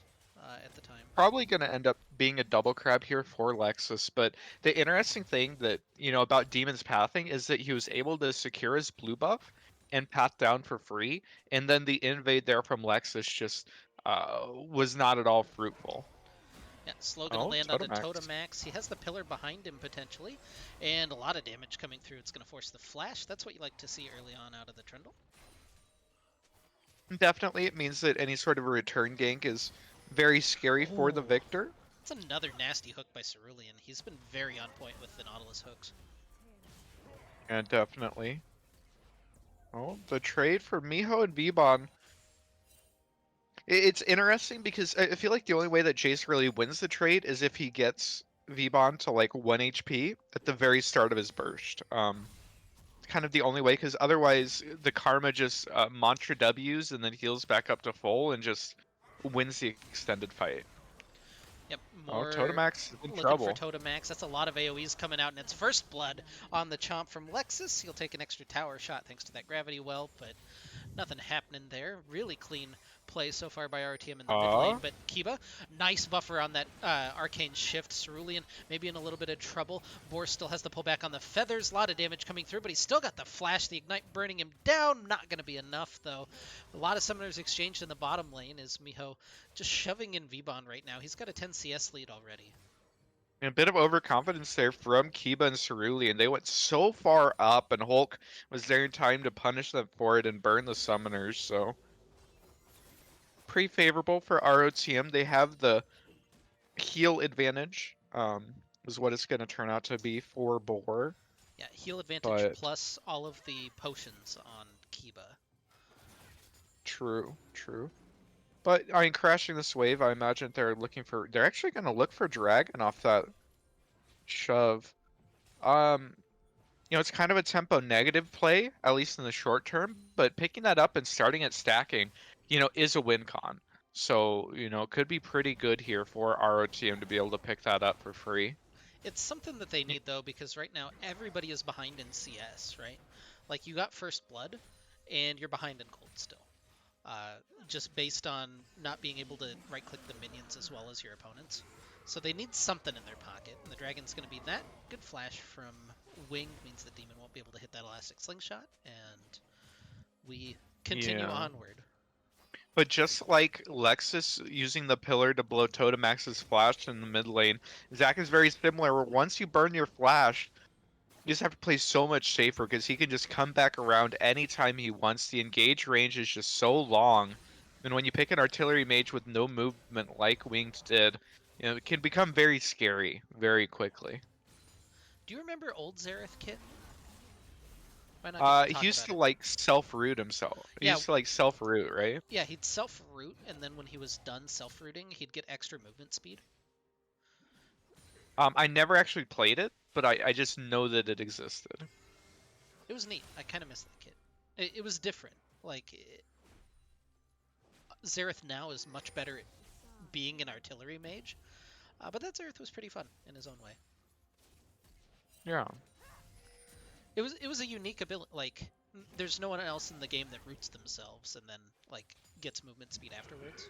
It made for a lot of Oh. like really interesting decisions. Anyway, Wing going to get ganked, like you mentioned, pulled into the gravity well. That's a lot of damage coming through. He's got nowhere left to run, trying to turn a little bit of damage back, but there is nothing for him as Totemax takes him down. Oh, and then they're immediately going up and trying to collapse on Lexus. Lexus is going to be able to get out in time, but yeah, both junglers doing a really good job of after they burn the flash mid lane, taking advantage of the immobile mage and just picking up that kill. Really good wave control there from Totemax. It felt like that wave was frozen right outside of his turret range for so long, forcing Wing to have to push up to contest the wave and, being able to pick up that kill there. Oh, Hex Flash, every single time it's channeled, you have to hold your breath and just, see which direction they're going to go with it. Yeah, Lexus here in the top lane looking for Miho. Mantra W from Vbon going to root him up, trying to get that damage down, and they do. The auto attack from Vbon is enough as Miho falls. So Lexus getting some work done early on the Trundle, which you like to see. Yeah, and definitely. And with a matchup like this, it's something you have to get. some sort of an advantage in the early game because Zach will absolutely outscale you. Zach looking for V-Bon. It's unlikely he has the damage to actually kill him here. The Let's Bounce. There's the Mantra W, though. A little bit of heal back up from Vbon into the pillar. And the teleport being channeled by Miho. I don't think they can even get that Zac passive. They've got to get out of there now. In comes Miho. But now Hulk in the mid lane looking for the gank onto Totemax. Shock Orb not quite going to land there from Winged as Vbon falls to the skies from Miho. Lex is trying to fight his way forward onto the Zac Bloblets, but not going to be able to chomp any of those down. And Lexus will have to back away. So Alistar swinging in. They're calling out the flash from Alistar, which isn't correct, but putting more He pressure maybe down onto hex flashed. Totemax. He definitely hex flashed, but I mean, if he hex flash from out of vision, that's basically a flash, right? Um, but that top lane fight, Vbot looked like he should have been able to get out, but Lexus wanted to try and get the Zac passive. They overcommit a little bit. Oh, yeah, Demon wisely not going in there. did they even see Um, Demon? That was they did not see him, but okay. he saw them. Well, That that's what I meant. Did they know that Zac was there? no, they didn't. Okay. I don't know that it makes any particular difference, but now they see him on this ward anyway, so whatever. Board's But going to get a Zerex, plate here bottom. Dragon up in a minute, so yeah, it is going to be the Infernal Drake, so we're looking at either Mountain or Ocean Soul. Either one would be pretty good here for whichever team's able to stack it, so wouldn't be surprised to see a bit of a scuffle around this dragon. yeah. Um, Our team going to take the Rift Herald. Shelly going to go down here in pretty short order unless Miho gets a steal. That was closer than it should have been, but Lexus he does had take the care of angle that. on. Yeah. Yeah, gonna be able to get that reset before the dragon spawns. 30 seconds on that, so RTM still gonna have a chance to get in and get some vision down if they want to contest it, though they're getting shoved in. They're gonna miss out on CS just because of the timing of this. Yeah, and it's going to be a straight 4v4. Vbon and Miho on an island up here in the top lane. They have no teleports available. Already Hulk looking for Totemax, but has to be careful. Already has burned his ultimate as he's going to get slapped in. There's just no assistance yet from ROTM. Now has to flash back over the wall. Totemax throwing down the Gravity Storm, and that's more than enough to take care of Hulk. Just a little bit of over-aggression, and it's going to make Winged fall as well as he was going in to help his friend. Just no assistance there from Lexus or Boar. I didn't see exactly what happened, I mean, but no assistance, but it felt like Hulk just went in. I don't know if he was expecting Xerath to have twice as much range as he does or what, but he committed so hard, so early to that without the vision to see if Victor was alone, and Victor wasn't. He had the Zac in his back pocket, and it means that this dragon, the RTM should have been able to contest, not going to be able to. First dragon will go into the pockets of Glaive, so just tying it up 1-1 there, meaning that a potential win con for ROTM no longer uh, on the table in a timely fashion, right? It's going to be a while before that's a real win condition. yeah. But So it's a 2,000 gold lead off of the back of that play, plus all of the CS advantages that Glaive have been accruing, and it's just a laning difference thus far from Glaive. Lexus may be looking for Kiba here, hits the pillar, but not going to be able to contribute too much. They're going to get the shove in and maybe drop Shelly as well. Nope, not going to commit that just yet. yeah, only a minute 45 until the plates drop, so gonna be needing to drop it somewhere soon if they're wanting to get the money for it. Oh, Oh True Shot wow. Barrage, just a little bit of damage coming through from Kiba. He's headed toward that Divine Sunderer, about, 2/3 of the way there with his Phage and his Sheen. I always think that that's Trinity Force, and it just isn't. Winged, Yeah. that Chaos Storm starting to tick through. Gets the little slow from the Gravity Wall. Good Shock Orb, though, from him, trying to turn it back onto Totemax. Right of the Arcane over the top does get the shutdown. Meanwhile, on the bottom lane, they fight the 2v2. Cerulean very low. Another auto from Boar finishes that one off. Demon has to flash away from Lexus as he's got the Subjugate ticking. And ROTM finds a kill back the other way. They find two even cross map and suddenly feeling a little bit better about everything. Definitely. Totemax was coming out on top in that 1v1, in that trade, actually put down so much damage. Thought he was going to be able to pick up the kill onto Winged, but Lexus in the right place at the right time, able to just Oh, take another advantage good of it. shock orb from Wing. Demon is so low, but they just can't follow up. Shelly not going to be able to slap down Demon either as the teleport from Totemax comes in. So they get turret plates in the mid lane. Boar still looking for this 1v1 on Kiba, but Kiba just standing his ground. Uh, Now has the Featherstorm available. Hulk uh, comes in, but it's not in time. Really good flash away from Kiba, and he gets a double kill.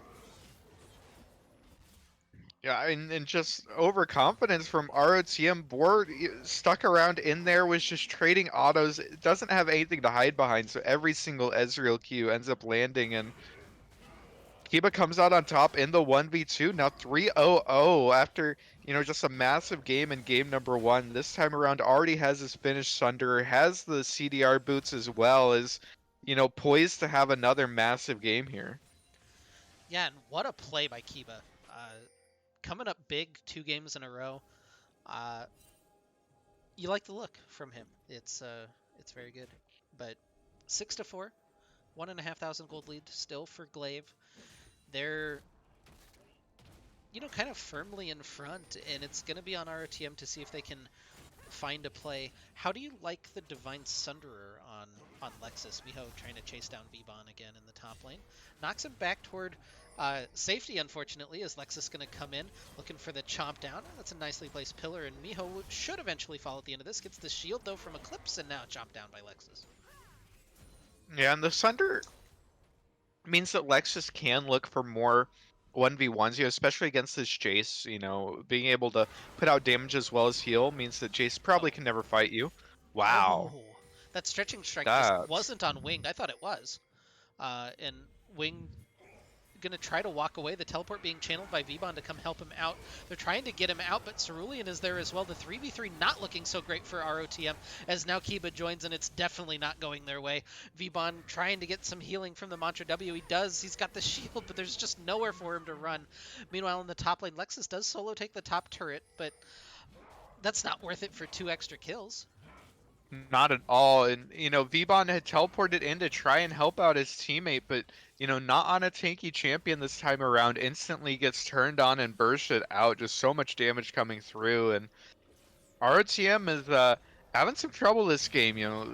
They have a couple good plays going for them, but, every minute or so, it's just, kills going the way of Glaive. And the only lead that ROTM has is coming in the jungle. It's a pretty significant one, uh, but if you want someone fed on your team, I don't know if Trundle's the carry that's going to be able to get you through this game. He is the Troll King, though, so always watch out for that one. True. That is true. That is a voice line. It is like his only voice line. Um, he says other stuff, right? Like, I'm gonna troll. Is that one of the things he says? I don't know if you're confusing people on Twitter with Trundle, but yeah. Uh-huh. Are we certain that I don't know. Anyway, Uh-huh. Hook not quite going to land there from Cerulean as they're pushing in. Dragon has spawned the first Ocean Dragon, would be Dragon number 2 for either side. Demon looking for the engage, finds the Stretching Strike, just going to smack Lexus into Vbon. He does get subjugated though. Gravity Field doing a decent job. Boar is just caught out, but a huge pullback on those feathers, and they'll come through. They find 2 kills. Lexus just trying to chase down Kiba now. Totemax kiting back away, not able to escape the right of the arcane. Demon gets smited down by Lexus. But the team fight win goes to ROTM out of nowhere. Yeah, there was a war on multiple fronts there, and Boar in the 1v2 against Miho against Cerulean was able to get a really nice ultimate and pullback to be able to turn that one. Demon they're still is looking. going Demon in for is it. In. Oh! The smite's down to 180. He gets the dragon, and Kiba gets the kill. They've turned this completely on its head. Kiting away now. Demon so low. Jumps back in, but Lexus takes him down. Slow lands onto Kiba. Can they actually take down the Ezreal? They do in the end as Wing gets the big shutdown. But the dragon going the way of Glaive. But look at the gold lead. It swung back in favor of ROTM briefly. Which is pretty good, but after a team fight that was won that hard, ending up losing the dragon just is not ideal. You know, the 2 versus 4 from Demon and Kiba, able to pick up the kill, able to pick up the dragon, but you know, giving over the Ezreal shutdown probably not worth. Um, I mean, it's a swingy game, 10 to 10 in kills, and RTM with just a little bit of a gold lead.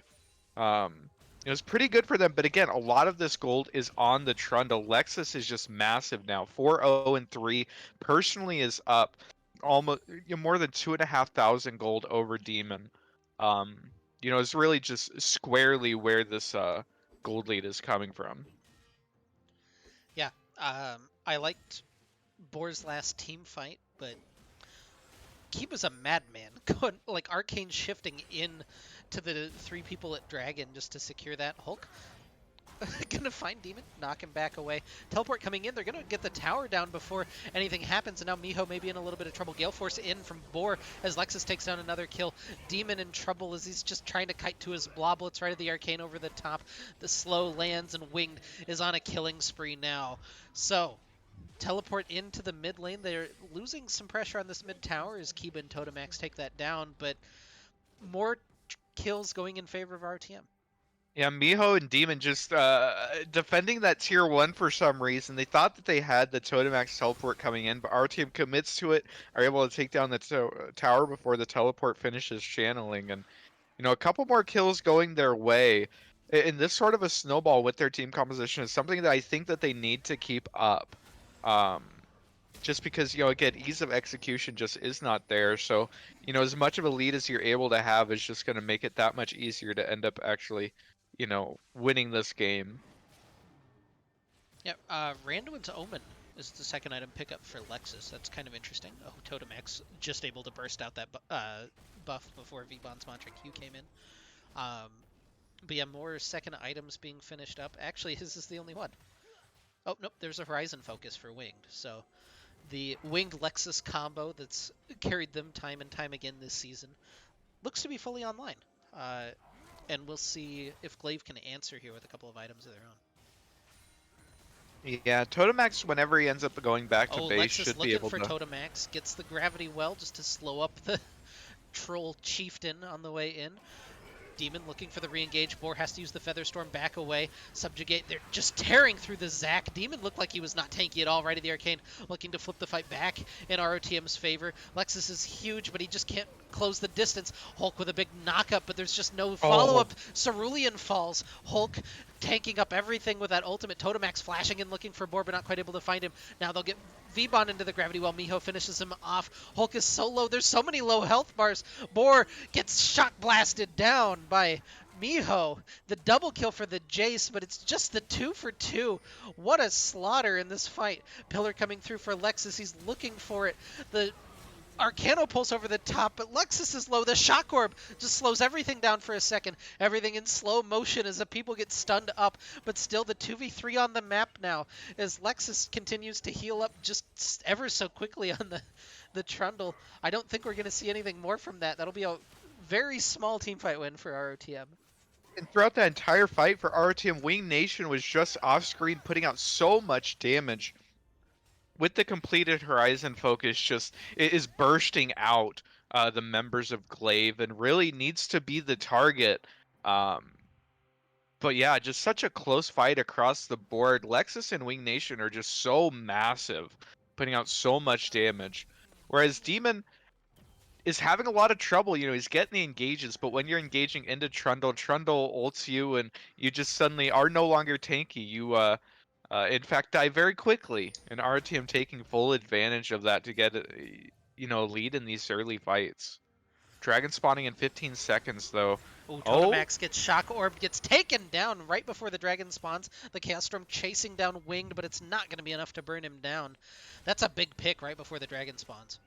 that's huge. Totemax just a little bit too far forward. Thought he was going to be able to burst out Wing Nation, but Winged had the members around him to be able to turn that around. And now a 5v4 potentially here at this Dragon as our team waits for their soul laners to come back from the Oh, base. Cerulean Cerulean, checking in. he's not going to be able to find any happiness there. Demon has started up the Dragon, gets the big Let's Bounce, the teleport channeled in from Vbon, as Trundle finally able to secure the Dragon. They'll knock Zac into some bloblets as well.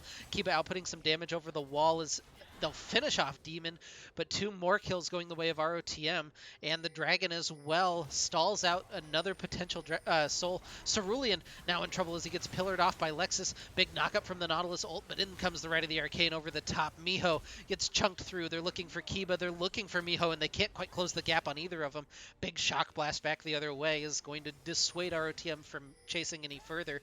But again, small advantages starting to accrue for ROTM as they head toward the Baron potentially. Oh, and maybe a pick onto Totemax. Oh, he's got the lineup though. Huge Death Ray, but he just doesn't quite have the damage, and Lexus just giving him the outplay. Gonna go ahead and chomp him down for his 6th kill of the game.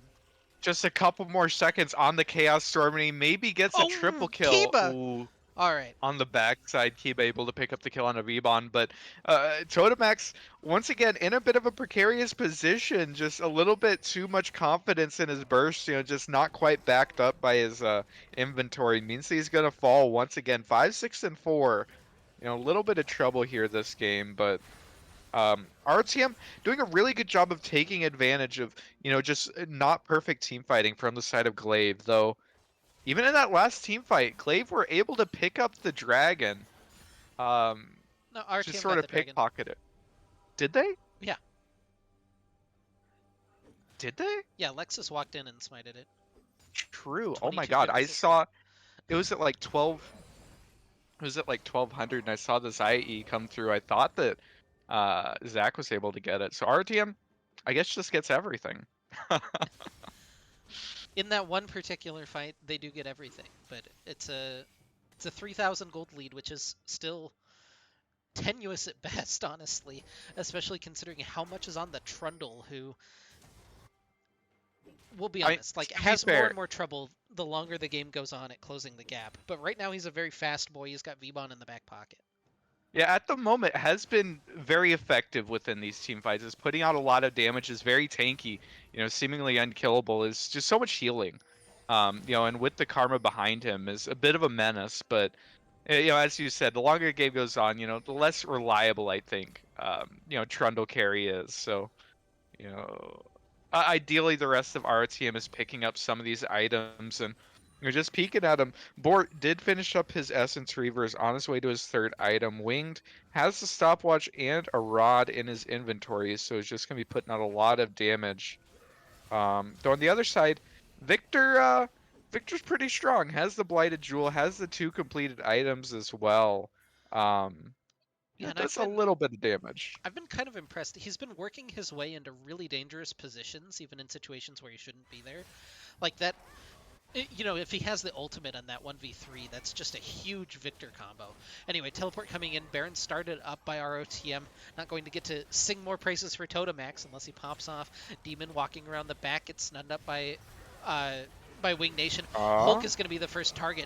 Big knockup, though, from the Nautilus. Kiba is free-firing on the backside. Boar, though, in on him, looking for that Gale Force. The big hook, though, from Cerulean, going to find Vbon. They're trying to kite back as Lexus and Boar headed off. This is not the correct side of the map for them to be on, and Kiba will be able to finish off that shutdown. Wing, trying to kite back out, has to flash away from the gravity field. Shock Orb is flashed by Totemax, and he's in for the shutdown. Kiba and Boar left with the ADC 1v1. The Blast Cone taken. Boar kiting away, looking to use that vision to his advantage, but Miho and Totemax gonna sweep back through the Baron. It doesn't look like Kiba's even particularly interested. Miho's gonna try to tank this one up. They do burn it relatively quickly. Is it quick enough, though? It looks like it should be, with Hulk just now respawning. Boar maybe gonna walk in and see what he can do. Maybe fancies his chances here. That got down to 38 health if he'd thrown any damage in there, but not a whole lot coming from the Zaya, unfortunately. Trying to stop a recall. Does get Totemax. Might get that pick on the backside of the fight, although has to be super careful about the way he handles that. Hulk closes the gap, gets the knockup, and they should eventually, theoretically, finish him off. Well, there it is. All right. But RTM, I don't know if they just got a little bit impatient or what, just started up the Baron randomly, and on the turn just weren't all on the same page, and the segmented fight means that Glaive is able to get their damage down better, able to coordinate it better, and come out on top with the kills, and picking up the Baron as well means that Oh, RTM. Hulk. Oh no, yeah, just a pretty significant swing there. They were ahead for a few minutes, and then that just no longer ahead. This Ki- Dragon's going to be difficult for them to contest. It is 4v4 and no Totemax. Yeah, Kiba's finished up his Cyrilda's Grudge, and that makes it even harder to get on top of this Ezreal.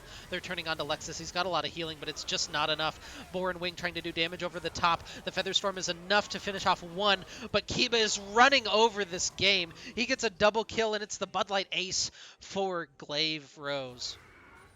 Yeah, and RTM, they try to commit to it, but Lexus doesn't have any kind of backup. And, within this team comp, it's hard for him to have backup when Hulk is dead. So, ends up just getting focused down. RTM had the damage coming through over the top, but just don't have enough to be able to actually secure these kills. And Glaive picking up the dragon there, picking up the Baron, and now picking up some turrets as well, have just swung this game so hard off the back of Kiba, who's just a monster in these team fights.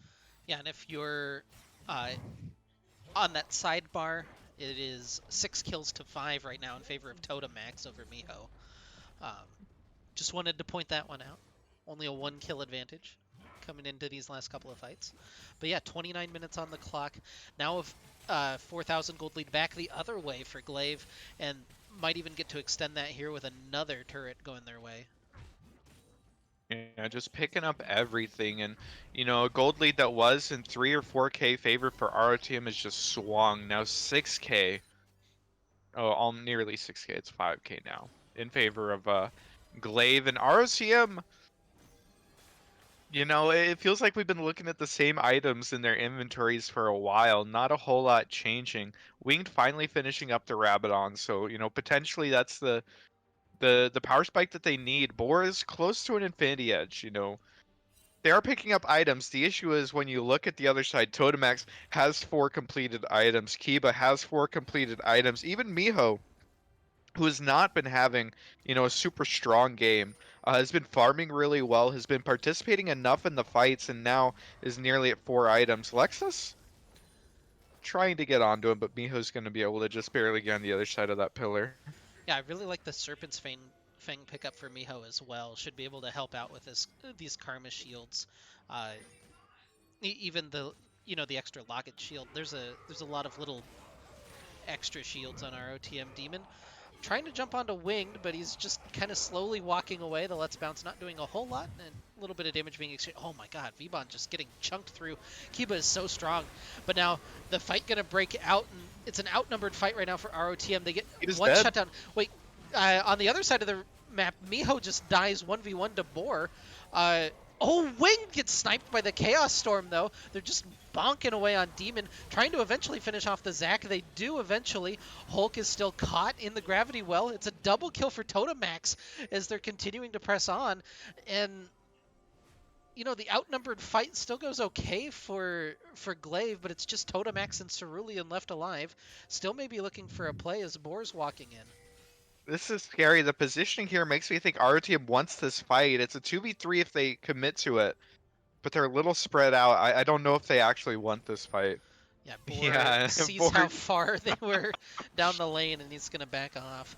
Does grab the red buff. Maybe Lexus can look for something over the wall, but yeah, it's But just a in that mess. fight, RTM was able to take down Kiba. Unfortunately, once again, the shutdown going to Lexus means 1,000 gold richer is this jungler. But the most important thing is just picking up that kill and just stalling out this game a little bit longer. Giving them a shot at a few more team fights in this game. A few more chances to get through. But yeah, I guess that's sort of how you win a team fight. Is just randomly getting all of your damage onto Kiba in the back line. Wing still does metric shitloads of damage. Specifically And metric ones? yeah, exactly. Okay. Well, I mean, No, Imperial Imperial shitloads. shitloads. Imperial shitloads are just entirely different. It doesn't translate very well. Okay. Ocean Soul spawning here in 35 seconds for Glaive if they're able to get it. So if you're ROTM, I mean, I guess you have to try and contest it. You have Grievous, so maybe it's not the worst thing in the world, but with the way that your damage comes through, just the consistent healing means I don't know if you ever kill anyone again. I heard Zach stretching out. There he goes in with the elastic slingshot. Immediately the Featherstorm from Hulk, but they've caught Lexus potentially on the front end of that. They do just bonk down Demon Oh, thanks to Totemax! that. Totemax flashes forward and is able to assassinate Boar. He's getting the shields back from the Q. Lexus is on him, trying to chase him down, but it's just not there. But the right of the arcane over the top does finish that one off. Meanwhile, Vbon and Miho in the top lane, renewing pleasantries from early on in the lane. Vbon with a big chunk, and Hulk will finish him off. Kiba arcane chips forward, but Winged chases him down. Cerulean now, the last one alive. The teleport coming in from Vbon as he's going to be able to chase off Cerulean. That should be the dragon going the way of ROTM if they're able to jump onto it. Vbon with the Mantra Q. This is not like an exciting fight, so we're not going to go for blow for blow on this one. But what a team fight win for ROTM. Yeah, on the backside of that fight, even with Lexus going down early and Totemax just had a massive flash forward, put out so much damage on the backline of ROTM. Wing Nation somehow at 1 HP, able to just kite out the fight long enough, snipe off Totemax, and then, after a bit of chasing in the jungle, able to pick up Kiba as well. And ROTM are back in it. They're able to pick up the third dragon, so holding off that Ocean Soul, but most importantly showing that they can win these team fights is just so massive for them. That was ridiculous. Yeah, wow. This is a game we expect to see in the LRS semifinals, and worth the price of admission for this one. 30 kills to 26 in favor of ROTM, but the gold lead ever so slightly right now, the 3k gold lead for Glaive Rose. They're up 1-0 in the series, and now they're the ones who are going to start up Baron. It's spotted immediately by the blue trinket from ROTM. Boar and Lexus walking in, but they're burning it so quickly. 6,000, 5,000 health now, but they'll peel off. Hook going to land onto Boar, forces the Featherstorm out, but now Demon looking for that re-engage. He zips away with the Gale Force, and they'll take down the Zac again to start the fight. Rampage for Wing Nation, right of the arcane over the top. Cerulean dies. It's a double kill for Wing. Kiba's so low off of that right of the arcane. Winged hits 5 out of 5 shots on that. Every single one of them finding their target, and ROTM has the inside track on. Baron. Gets the knockup onto Totemax. He gets bursted through. Winged is dominating, but the Chaos Storm finds Vbon. Kiba trapped on this pillar, gets his E back up. Lex is trying to chase him down, gets the chomp, gets the autos down, but Kiba's still alive. Miho with the shock blast back over, but the Arcano Pulse from Wing Nation. He's godlike, and they're peeling back to the Baron. So much damage. ROTM are just team fighting better. Demon at the beginning of every single fight is just diving forward and getting one shot. Blast, though. Oh, wow. But ROTM is just kiting these fights out, and Wing Nation is landing everything on this Xerath. Needs to be a little bit careful. Miho over the wall might look for something, but even with that damage, not actually going to be able to pressure anyone's life bar. And ROTM have won a couple fights in a row. They've gotten the Baron and are getting some pressure back in this game, and so much of it is off the back of Wing Nation. 15, 6, and 11.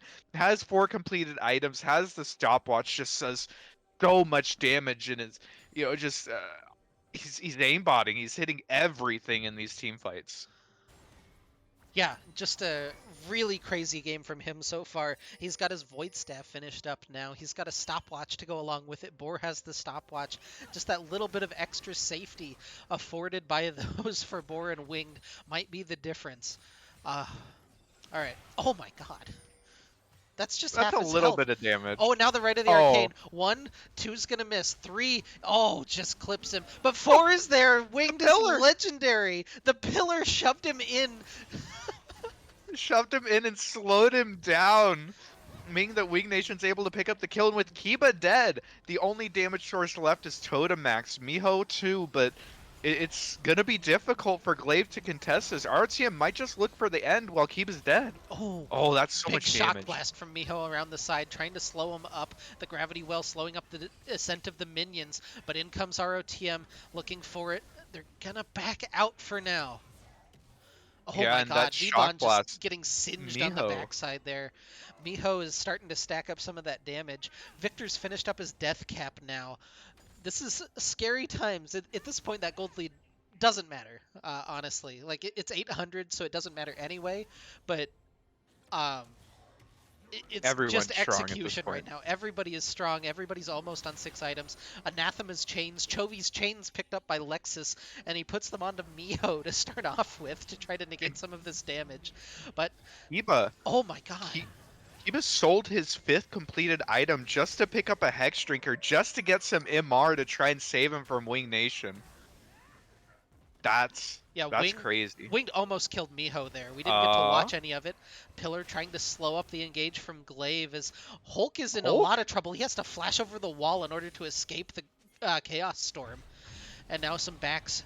The last little bit of the Baron buff being used up by ROTM to hit those backs. And oof, Yeah, but it's scary it's time. 30 seconds to go on Ocean Dragon. Sorry, go ahead. yeah, we don't even get a chance to breathe. 30 seconds on this Ocean Soul, and both teams need it. No one's allowed to give this up. This could be the deciding fight here. Yeah, you know how You all of keep this poke has been the big difference? What if there were a dragon that could negate all of that poke? exactly, especially in this fight, keep an eye on Totemax and Kiba, whose positioning just means everything for the side of Glaive. If they're able to survive, if they're able to get the damage off, then they're good to go. But if somehow Winged or Lexus are able to get on top of one of them, it could just be game over. And RTM has the inside angle. Oh, Yeah, Dragon inadvertently started up by a shock blast from Miho. No one's really chunking through it yet. A little bit of damage being exchanged across the gap. Who's going to find that big engage? Pillar from Lexus being used. 4,000 health to go on that Dragon as it does reset back into the pit. But in comes the engage from ROTM. Right of the Arcane over the top. Just getting some chip damage through. oh, Totemax getting chunked through. Lexus is onto the Dragon. He oh! secures it. So the Ocean Soul goes to ROTM. They're looking for the fight. They're looking for the engage. But in comes the Let's Bounce from Demon. He's segmented the team. Lexus is low on the front end. But a huge knockup from Hulk. The Arcano Pulse from Wing finds one, but Kiba's still live on the back end, just starting to chunk through. They find Hulk, but Boar over the wall gets the assassination onto Totemax. Demon is low. The flash forward from Vbon. Wing Nation finishes that one off, but now it's 2v2. Miho and Kiba versus Vbon and Wing Nation. The Arcano Pulse onto Miho. A big chunk is there from Xerath. Arcano Pulse. Whoa. Oh my god. Watch these Xerath Qs every time that comes off of cooldown. But Vbon and Winged staying alive. They get the Ocean Soul, and importantly, don't lose the fight afterwards. The game continues here at 40 minutes. And the big difference maker in that team fight versus the previous ones was that Demon was able to engage with his entire team in range to follow up. So even if he's dying very quickly, our team had to pay for it with their lives and with their health bars. So, if we're able to see another good engage like that from Demon where the rest of his team's in range, it could be scary for ROTM, but Wing Nation is just still so strong. He had to burn his flash in that fight. Boar as well had to burn his flash. The only carry on the map with flash still available is Totemax. So this next fight could be a little bit scary if anyone's out of position even for a second. This is a banger of a game too. Yeah, and just the little play from Boar was able to flash Gale Force at Totemax over the wall to finish off the kill onto the Victor. Just little interactions have meant the difference. Totemax is gonna Oh be no. spotted here. Hulk Oh no. finds him. They're looking for the Victor. He's trying to get away. Do they actually have the damage? They do to finish him off. The Chaos Storm, though. Vbon has a shield that... Oh my god, that True Shot Barrage. Just... They can't quite find the kills onto Wing Nation and Vbon, but in comes the rest of Glaive looking to contest this Baron. It's up in 20 seconds, and Winged and Vbon really need a back right now. I wonder if giving Wing the red buff here is the right call, just to give him the healing so he doesn't have to go back to base, because otherwise this could be a little bit scary. I mean, they have the plans, so Okay, there's a couple he of has plans, yeah. options. Yeah. But ROTM, it feels like Totemax thinks that he's playing another assassin just with his positioning this game, and getting caught out there is just so massive. RTM uncontested are just getting this Baron. True Shot Barrage not going to be up in time, and ROTM got the Ocean Soul, got the Baron, and have just so much pressure here. They could just run down a lane, and with their poke, with the Ocean Soul, should be able to just siege forever. Yeah, looking toward this top lane first, it looks like they have the naked inhibitor in mid lane as well to potentially return to. And now it's the defense on the doorsteps of the base from Glaive that will be asked of them in game number 2. Couple of 6-item carries to look at are going to be Wing Nation and Kiba, as we have this entire game. But in comes the minion wave, and the possibility for some of this damage to come through. The Gravity Well doing a good job slowing up the ascent of the minions again. ROTM just throwing poke across the gap, but nothing really sticking from either side as they're looking to rotate maybe toward the mid lane this time. Yeah, and every time you hear the elastic slingshot be channeled from Demon, you have to hold your breath a little bit. It's, any engage could mean the end of this game. Right now, though, Kiba and Totomax just do so much damage. Kiba, oh my god, it's like he can't miss against Vbon. He's constantly finding him on the backside. Yeah, Elastic Slingshot channeled. Is he Oh going in? no. He's pulled the trigger. Not quite able to find anything there. The True Shot Barrage. My Oh god. my god. The solo damage onto Vbon as now they're running through the mid lane. Winged is rotating kind of slowly through the jungle back behind everything. Damage very slowly coming down onto this inhibitor. It's just the cannon minion and now finally taken down by Kiba. They've got a couple more waves of minions left on this Baron buff, but they've yet to accomplish anything with the purple worm. Yeah. It looks like they're just going to back up here. It's just a minute and a half on this Elder Drake. That could be the big fight, the big decider. Because whoever ends up taking that should be able to just take the game. It's so hard to lose a fight once you've secured it. So RTM just backing up, using the pressure to get the vision, get their reset off, is probably a pretty good decision here, though. Interesting, just take a peek at Vbon's inventory. He has the completed support item. I don't know how long he's had that, but the extra wards could be pretty massive, especially when you're playing the long-range poke battle that they have been this game. It was actually his third item. He went Shirelia's and then the Grievous Wounds Purifier. item. Yeah, and then he got the support item. This is his third item. Yeah, could be pretty massive here. In ROTM, they have the positioning. They're looking to try and catch someone out. Kiba and Demon potentially in a precarious position, but still 30 more seconds on this dragon, so don't have too much pressure to walk in just yet. Yeah, no need to rush if you're Glaive right now. But in they come. Demon, Kiba, and Cerulean going to find the 3-man squad from ROTM. God. A lot of damage coming through onto Boar, but in comes the Rite of the Arcane over the top. Just not able to find the hits this time. Totomax, though, a little bit separated. Hulk looking for the engage, flashes forward, gets the knock into the wall. Boar trying to escape some of this damage, flashes back in, but able to take down Totomax for a clean pick.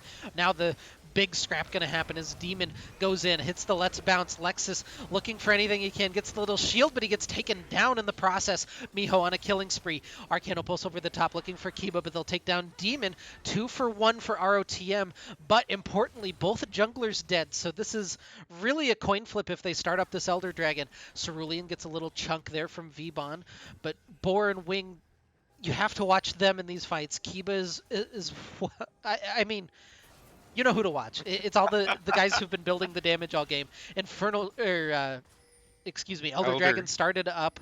I don't know why I confuse those two all the time, but yeah. It's low, 6,000 health. Shock Blast being charged up over. Hulk knocking away. The True Shot Barrage coming in over the top. That could be the key to burn. Hulk is just face tanking. It's the Elder Dragon going to ROTM. Hulk healing back up with that Ocean Soul. The Arcanopulse onto Kiba. Not quite able to finish him off. Cerulean is so low, but he's burning. He's got the shield, though, with that Titan's Wrath. One shot. 2 shots misses. The third one, not able to find Kiba. The fourth one does. It's burning him down. It's enough for the double kill for ROTM, and now they can look to push down mid. What a ridiculous game. ROTM, once again, off the back of picking Totomax, it feels like every single one of their plays have started with that, are going to be able to pick up the Elder Drake, pick up the teamfight win, and now in the 5 versus 3, could pressure to end the game. They have Lexus coming down, escorting the wave in mid, so we'll have that opportunity. They still have the Ocean Soul ticking, so, this poke that they're receiving isn't forever. And without Kiba, it's so hard for Glaive to win this team fight. Oh my god, the Elder, just so much damage from Winged. Yeah, the 30 seconds left on Kiba's spawn. They're looking for the Oh, engage. he's They find dead. Demon. He's just dead. It's a killing spree for Boar. Hulk is just tanking up the turret right now. Lexus turret number 2 under fire gets the knock up onto Totemax, but Miho still left that pillar, doing so good to segment them off, but the flash is away. They finish off Miho, but Totemax is holding strong. Boar now forward, though, with the Gale Force. Oh. They get the execution. It's a double kill. Kiba's about up, though, 3 seconds. They're just chomping down on this tower. They have no minions. Now finally escort them in. The Nexus under fire. The True Shot Barrage almost finishes off Wing. Kiba's in, but the Nexus falls for game number 2. And at 48 minutes, ROTM finishes off the Nexus and ties the series at 1. What a ridiculous game. 8 dragons taken, multiple barons, and somehow, despite being down significantly in the early game, ROTM able to come back, and off the back of just a massive performance from Lexus and Wing Nation. Even Boar in those later team fights just had so many massive picks. ROTM's able to take game number 2 and tie this up. Whew. Yeah. Um, the I actually looked this time for the bet win, 10-9 in favor of Totemax on the victor. Oh baby, give me those points.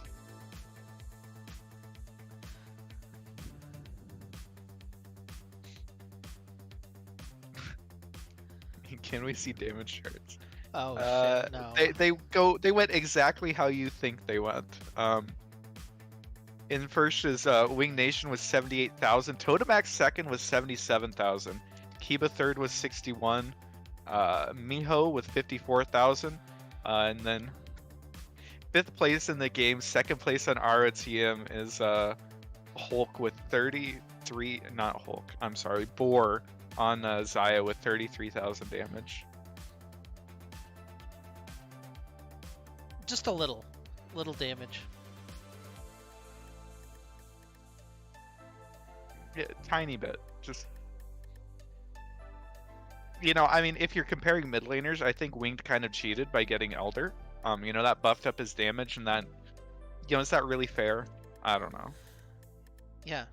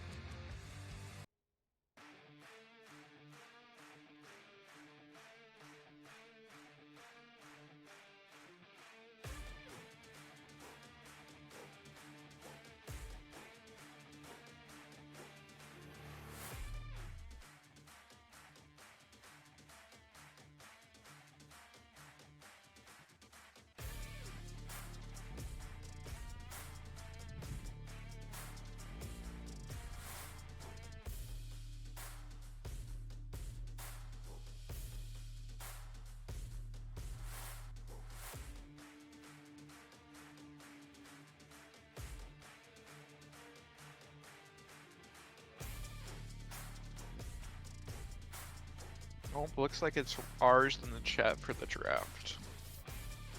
So should be starting any second now.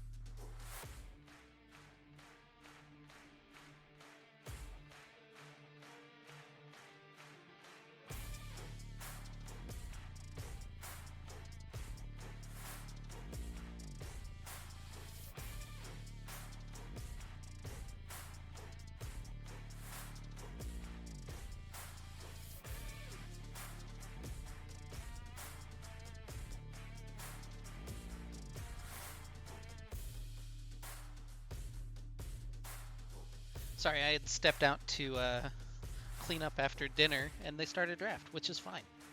So welcome back. Game number 3 between ROTM and Glaive esports Rose. Glaive with a stomp in game number 1, and then ROTM wins in a 49-minute slugfest in game number 2.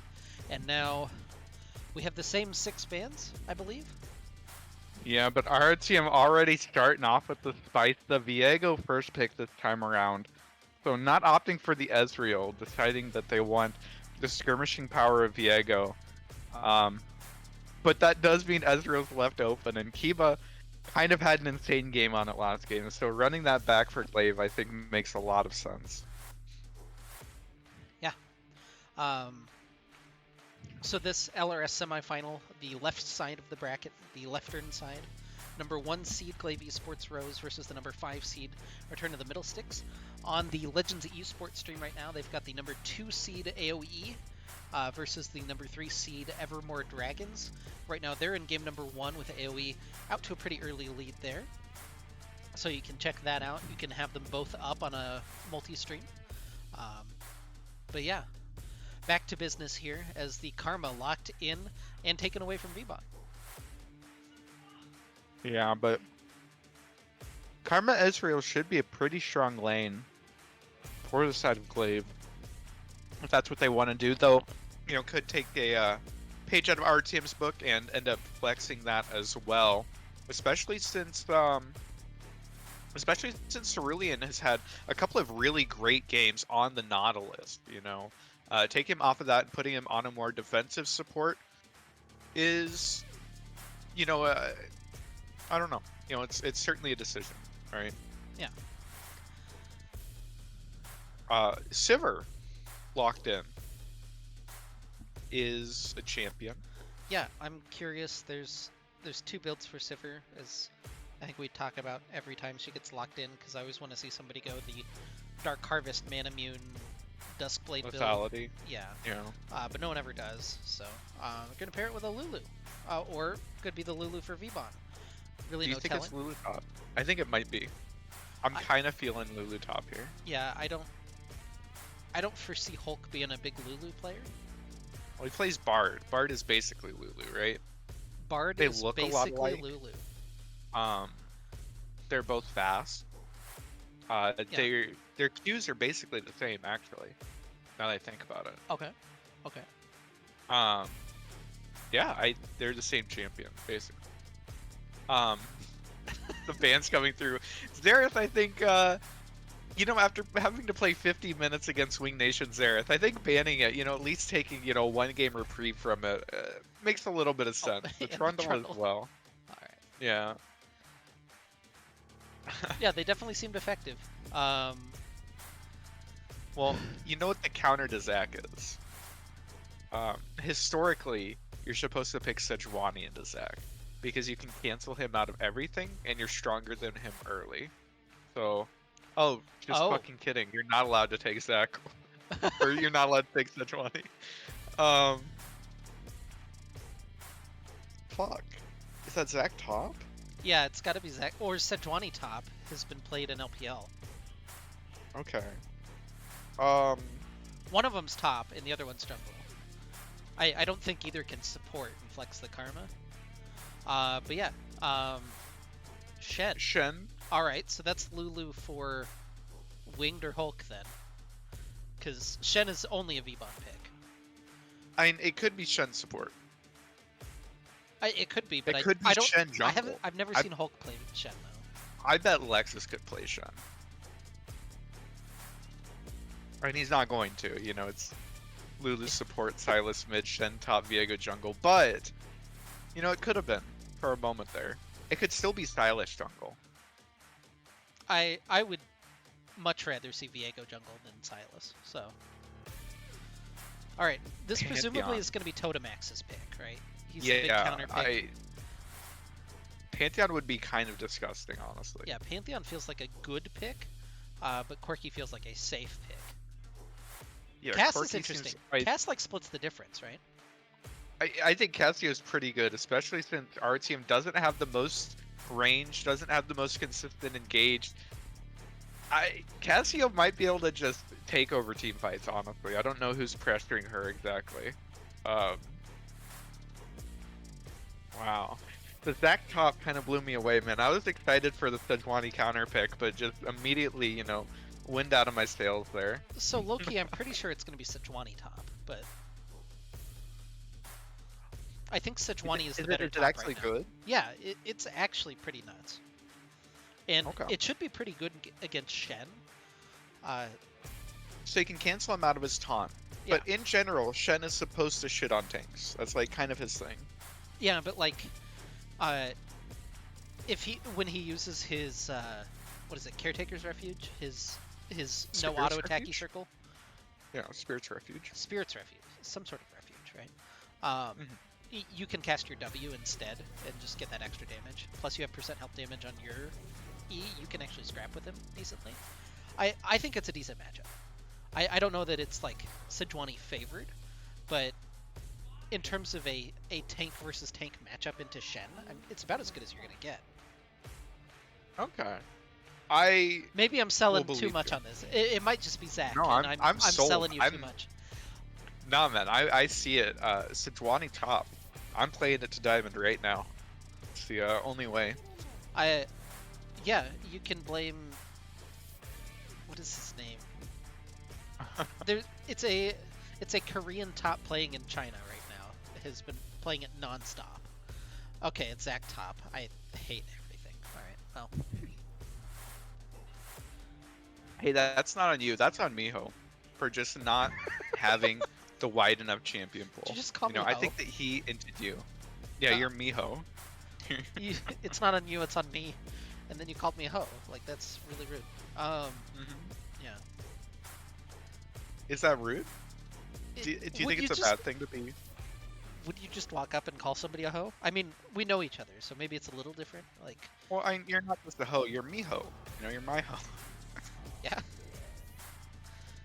Yeah, that's what Miho means, right? Hmm. What does... I'm gonna look at Miho. Well, M-I-J-O in Spanish is, pretty. It's a feminine Japanese given name and a masculine Croatian name. Okay. Oh. That's... When I think about you, I generally think of a masculine Croatian man. In Sin City, it's a mute female assassin of Japanese descent. Okay. Or it's a singer named Miho Hattori. Alright, now that I've looked that up, it's 1-1. It's a best of 3 left. Yeah. What are you feeling for a prediction this game? I kind of went in on the first 2. Well, after last game, do we want to do like damage, Kiba, or winged? Maybe that's not fair. Like Ezreal's kind of better at dealing damage. Ezreal kind of. Ezreal cheats. Okay, what about number of deaths between Vbon and Totemax? Okay. Sure. More deaths.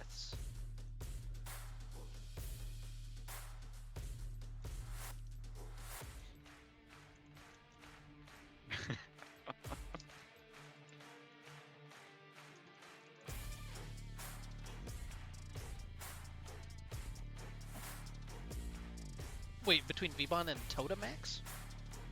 I did say Totemax, but you can have whoever. I think it's... I was gonna say Totemax because he kind of ran it last game, and running it back on another mid-range mage, But he is playing Casio against like who the fuck is CCing him, so maybe it's not that. He's probably not gonna run it this game. No, we're doing it. That's what you said. Here you go. All right. Give me the player with more deaths. That feels bad. It should probably be less deaths, but I've already typed more, so. Yeah. Sometimes it'd be like that. But yeah, so last game, it felt like Totemax on the Victor put out just shitloads of damage. But got caught out a lot. His positioning was very much like he thought he was playing Zedek, and he was hiding in bushes. He was, um, flashing straight forward into the back line, just looking for the burst. Uh, which a couple times getting caught out kind of was the difference maker down the line. So this game on the Cassiopeia sort of has a redemption chance to show, hey, I can play these front to back mid range mages. I don't have to only play them like an assassin. Or maybe he plays assassin Cassiopeia. That's snakes are scary. Snakes have poison. They would Yeah, probably be very good assassins now that yeah. I think about it. A Sassiopia, if you will. Assassin. That's funny. All right, 1 minute to go. Again, a best of three separates our two teams from a ticket in the finals. On the Legends Esports channel right now, Area of Effect Obsidian finished off game number 1. So they're up 1-0 over the Evermore Dragons. Evermore Dragons. Yeah, Evermore Dragons. I'm reading the name right now, so I can't mess it up. Okay.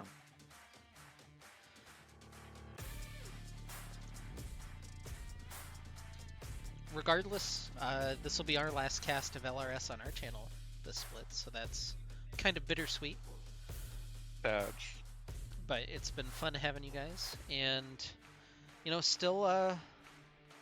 still more to go.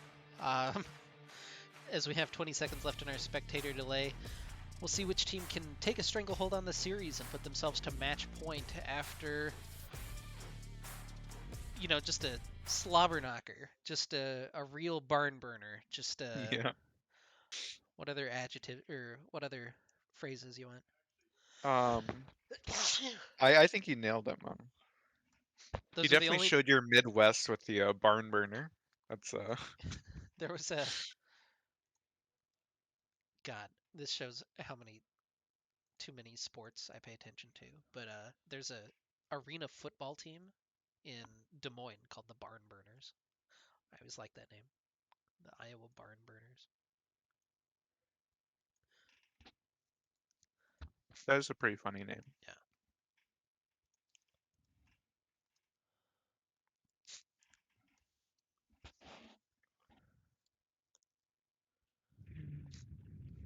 So 3 more 50-minute games.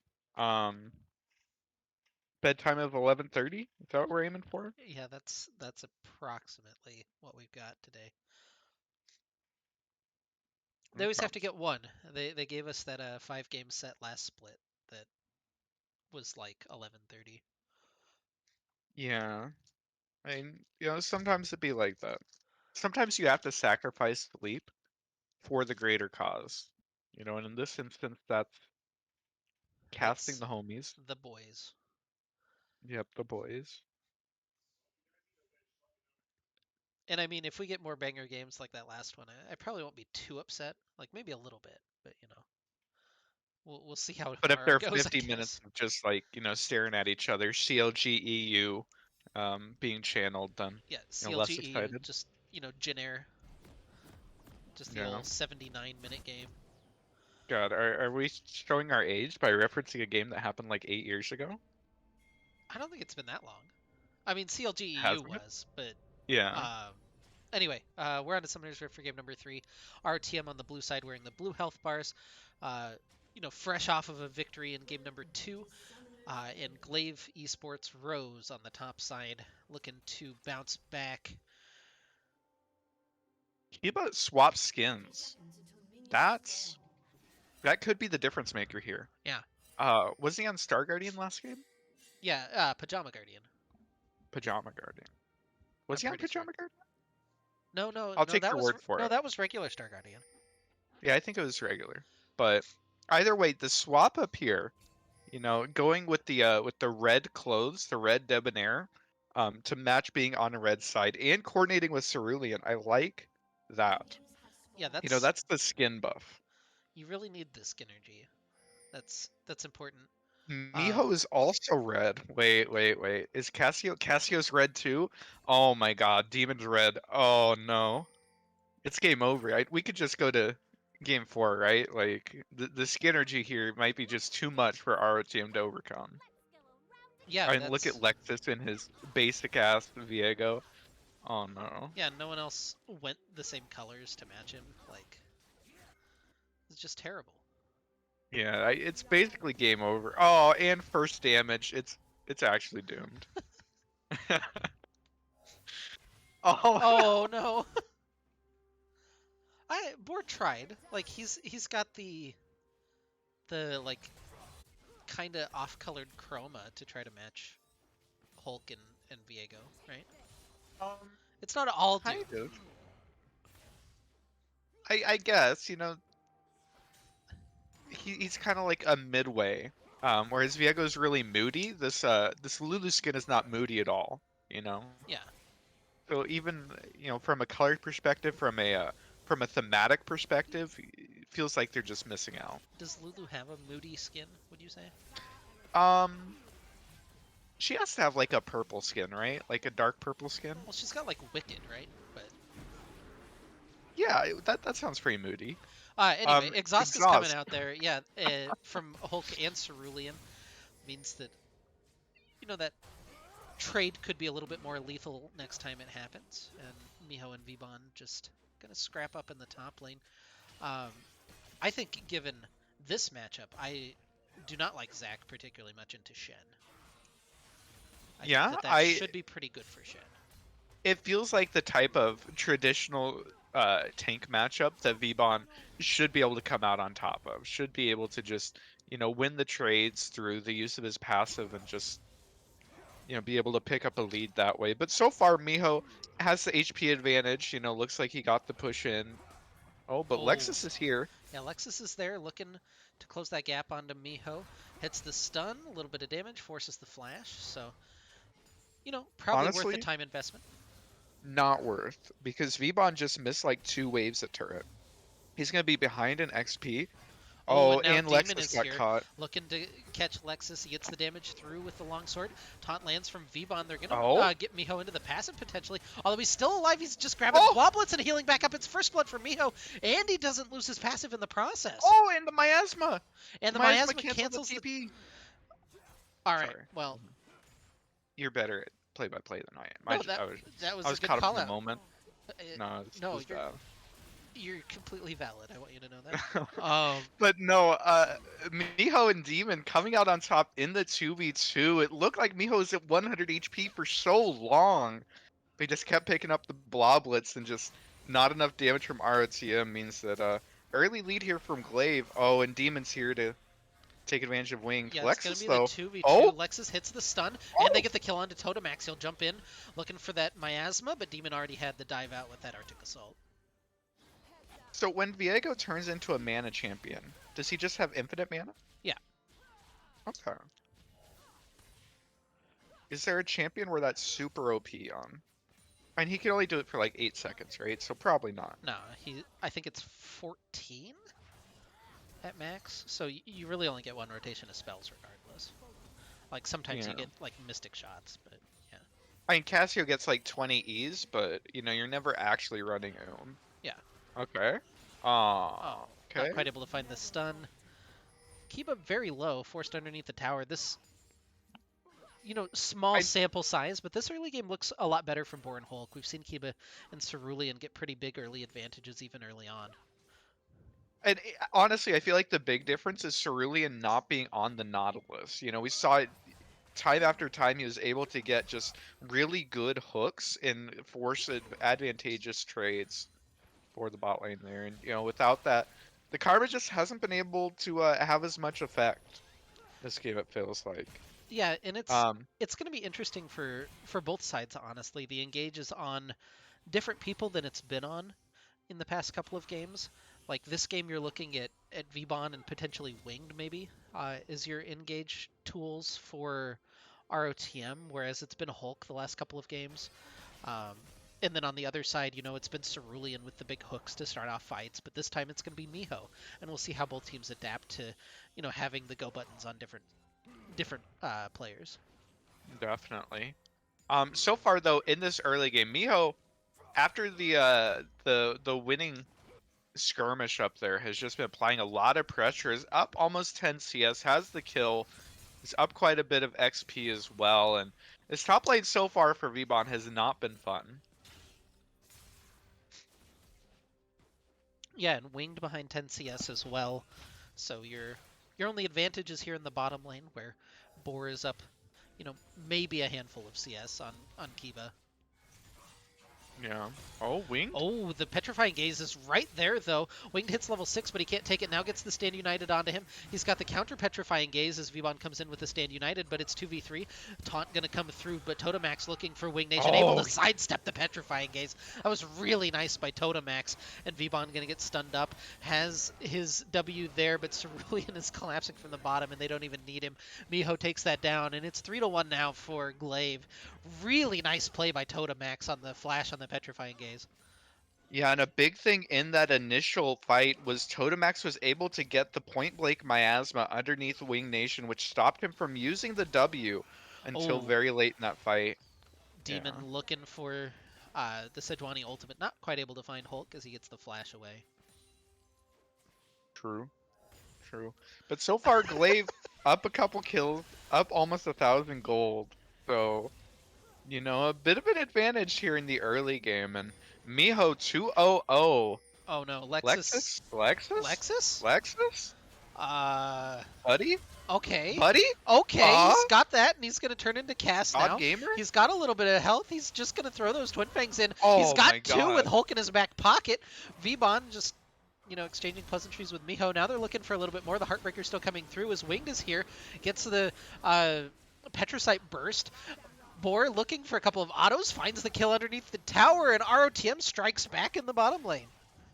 I don't know how the fuck that Lexus and Totemax were just staring at each other. I don't know if neither of them were looking at their screen or what, but a little bit of strange start there. But Lex is very strong on this. Viego was able to pull it out and stall long enough for Hulk to come back and help him out. And RTM swinging it there, now up 500 gold and might be catching Kiba.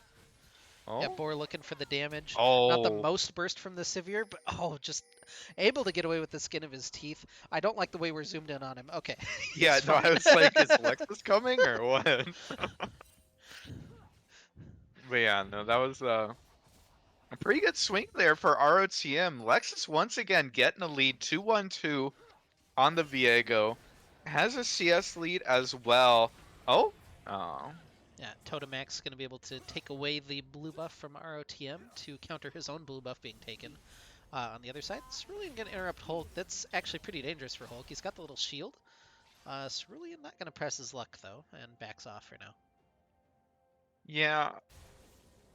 Yeah, that's probably safer, not trying to greed it. But, yeah, once the dust settles, RTM up a kill, up a little bit of gold here, but most importantly is Viego's massive and Boar as well on the Sivir is pretty massive. 76 CS, has a kill in his pocket.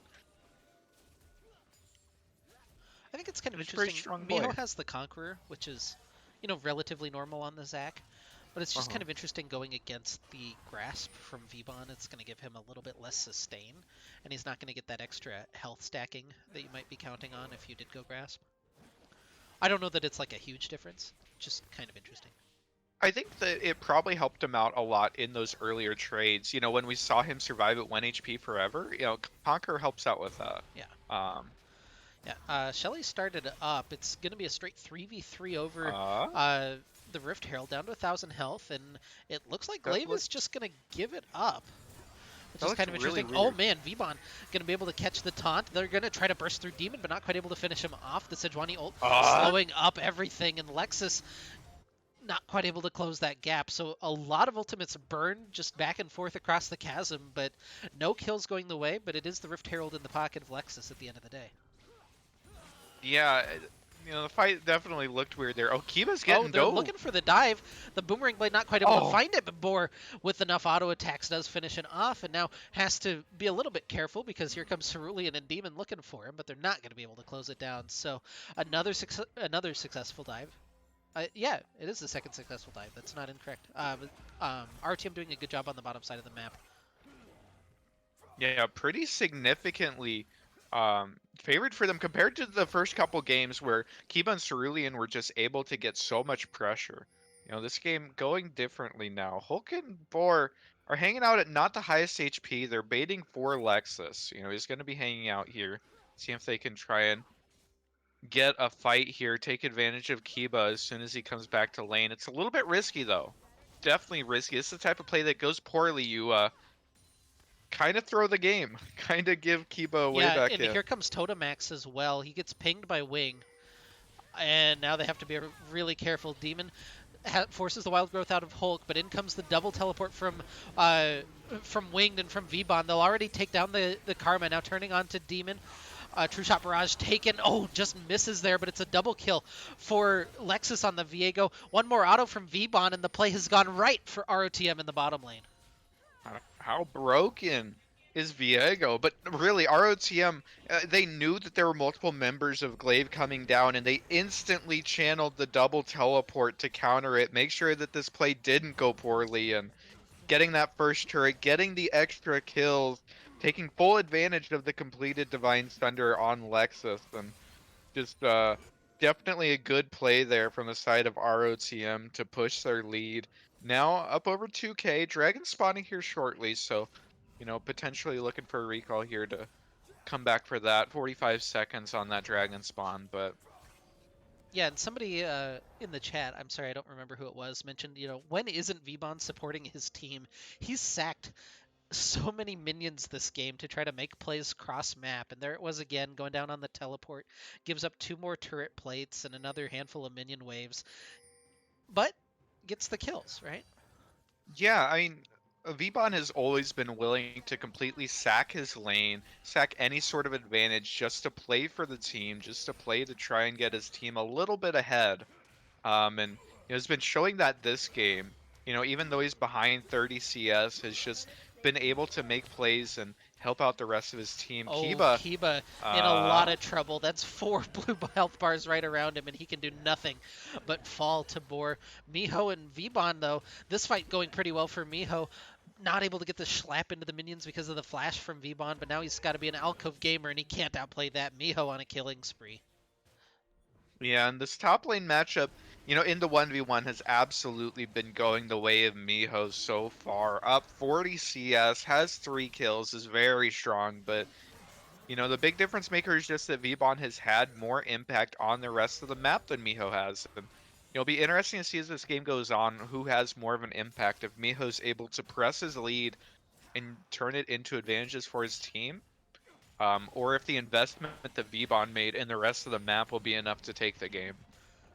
Yeah, and if you were betting, it's 2 deaths aside for Vbon and Totamax so far, so we'll keep an eye on that as the game goes on. But Miho, looking for this first turret, gonna tank through. This is a little risky, but he's got it. And now maybe looking for the dive in the bottom lane as the tower Oh goes my down. god. Lexus around the side, they take down Cerulean. And Viego's the champion, huh? yeah, Viego's pretty good. Well, beside that, our team's bot lane has just had so much pressure this game compared to the last couple. Hulk especially has just been running forward and aggressively polymorphing people just to set up Boar for damage. And Lexus, right place, right time, took a really creative route there to show up in time to kill Cerulean. And Totamax might be the next target. No, looks like our team's going to think better of it as they see Demon walking back from lane. Oh, Oh, almost the what? blind interrupt on that. They must have seen them peeking out I in don't know that when mid lane. they saw it, because look at all of the words that are in there for RTM, and look at the no words that are in there for Glaive. He Yeah, just had to like sense the dive maybe happening. an RTM member must have peeked out and showed on the wave. That's the only thing that I can think. Oh? Oh, the Petrifying Gaze gets the slows down.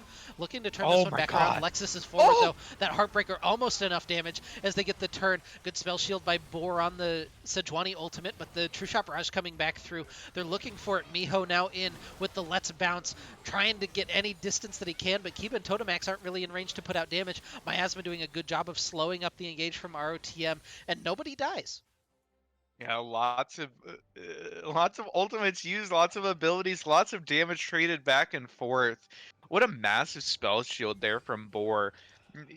having the reaction time to spell shield Sejuani ult that's coming from Fog is it's not easy. That was pretty impressive there. But yeah, after the trade of cooldowns, no one ends up falling. So, Yep, now it's a bit spell of a wash. shielding that elastic slingshot. Miho just gonna take a big chunk on his way out, but yeah, life continues as it has in this mid lane. Is Kiba still wanting to get aggressive? He's down a pretty significant amount of items, and still looking for those trades. It showed their Boar, once the arcade shift is used, is willing to run forward and just trade auto attacks, just out DPS. This is very strong at this point, is well on his way towards the Essence Reaver. So, in the next few minutes should be able to finish that up. And RTM also going to be able to pick up the second Rift Herald as well. So, always has the potential Oh to no, they're not. wait. The eye's just sitting there. Oh no. Oh, Nexus, buddy, buddy. Uh,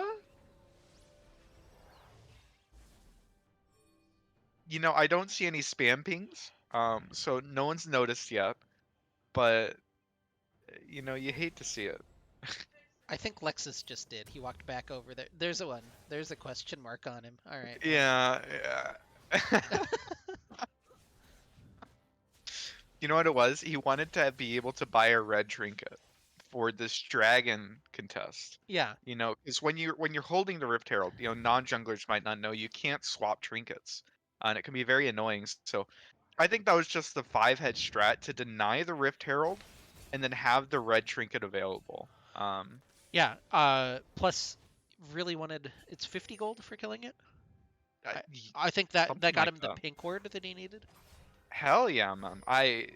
He's really just playing for the vision control here, and I think that that's admirable.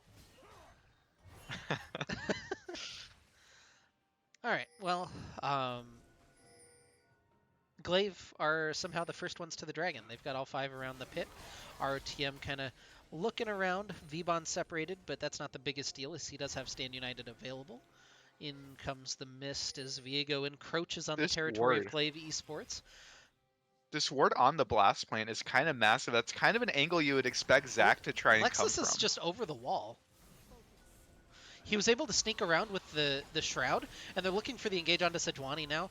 Not going to be able to do it. They force out the Miasma. True Shot Barrage coming back around, and now might be the time for ROTM to look forward without that Miasma available for like 20 seconds. But they're ceding control of the Dragon Pit for the time being. Miho and Kiba still hitting the Dragon down to 2,000 health. Boar looking for the engage, not quite able to find the Sejuani ult from the Silas, as now the fight going to break out finally. Wild Growth doing a good job as they're looking to disengage. Huge shield coming down onto Boar to save him as Lexus is able to secure the Dragon. They're kiting back away. Miho and Kiba, the front line right now, but it changes back. Totemax maybe looking for it. Miho not quite able to find that elastic slingshot, but does find the stretching strikes with the flash forward for the ultimate there. Lexus has found one. It's 2 kills for ROTM. Boar cleans up the Zac on the backside, Lexus and is Demon still falls as alive! well. Lexus is still alive somehow. It's a double kill. It's an ace for ROTM. I wish the directed camera would have showed that side of the fight. I don't care about the bloblets. Lexus went in 1 versus 4, bursted out the karma, and then somehow is able to survive long enough to be able to pick up a couple more kills on the backside. And RTM gets the ace, gets the dragon, and now looking at a 20-minute Baron. Yeah, no real contest available. Cerulean might be able to walk in and look for a Mantra Q, but I don't think that would even matter. And ROTM now firmly in control of game number 3. Yeah, no, that was just ridiculous. It looked like at the beginning of the fight it should go the way of Glaive. Lexus wasn't able to DPS. He was on the dragon, eventually ends up taking it down, but then uses an ult to try and kill Demon on the Sejuani and isn't able to find his purchase there. So, didn't have ultimate available. Was on cooldown, wasn't there to DPS at the beginning of the fight, but somehow still able to get into the backline and just put down so much pressure. What an insane fight there. Lexus has been having a hell of a game. Look at his inventory. Finished Sterix, has the Divine Thunder as well. He's a pretty strong boy. Yeah, and quietly Boar having himself a really nice game as well on the Sivir. It's hard to be as flashy on that champion, but 5-0-6 right now, has 2 completed items, 2.5 almost, and Well, he's very strong on that champion as well. we see Lexus bursting people out. I bet if we check the damage chart right now, Boar is definitely higher. He's just putting out so much damage in these fights. Just casually walking up, boomerang blading, and autoing everybody. Yeah, And look at Kiba. Kiba's at 0 HP oh my underneath. Oh god. my god! Just the ricochets off of the turret are almost enough to take down Kiba and Cerulean. Meanwhile, Demon gets spotted out by. Oh Oh my. my god, there's just so much happening. Kiba falls. Wing Nation now tracking down Demon. He'll get it with the Petrocite Burst, and ROTM can do no wrong seemingly here through the mid game. Miho is low underneath the tower. Lexus just trying to keep him interested so that he can't recall. And Wing should come in and pretty nicely clean him up. The Heartbreaker gonna connect and he'll heal right back up. Boar and Hulk take down the mid lane tower while they're taking down the top lane tower, and the map really falling apart now for Glaive. Yeah, and what a change from the first couple games is we're gonna see Wing Nation eventually get chased down here probably. Oh, actually makes it out. Yeah, Oh, Vbon. Oh, the flash forward from Totemax. That's a huge petrifying gaze. He gets 3 stuns. Boar is just scrapping away, gets the stand united. He's oh got my the god, he's double still kill. alive! He dies to the poison at the end of it, but what a Oh play by wow. Boar. What a nice, Vbon able to save him for just long enough with that stand united. He's Yeah, even that was kind of insane. look at what Vbon just put. He got a forbidden idol for the extra heal and shield power on his ultimate. Isn't that the play now? Aren't you supposed to go like redemption or something? I I couldn't tell you. I I know. think that's what Shen does now. Just for like the biggest shields. But no, the big difference I feel like in this game, Lexus has gotten a lead every single game so far. The big difference is in the bottom lane where Boar and Hulk have just had so much pressure, and even just in the 2v2 have just been absolutely destroying Kiba and Cerulean. Um, Yeah, and which after compared to the first couple games is just such a massive difference. no, Kiba after the first 2 games was well on his way to like MVP of the series, right? He had 2 massive games back to back, and then now kind of a stinker. 0-5, having a rough time getting his damage down. We'll see if he can bounce back. Maybe weave some Mystic shots in there in those key times. But for right now, Game 3, not his brightest moment. We'll see if he can bounce back though. But for now, Glaive walking directly into Alexis's area here. He's got the hallowed or the non-hallowed mist, excuse me, coming down.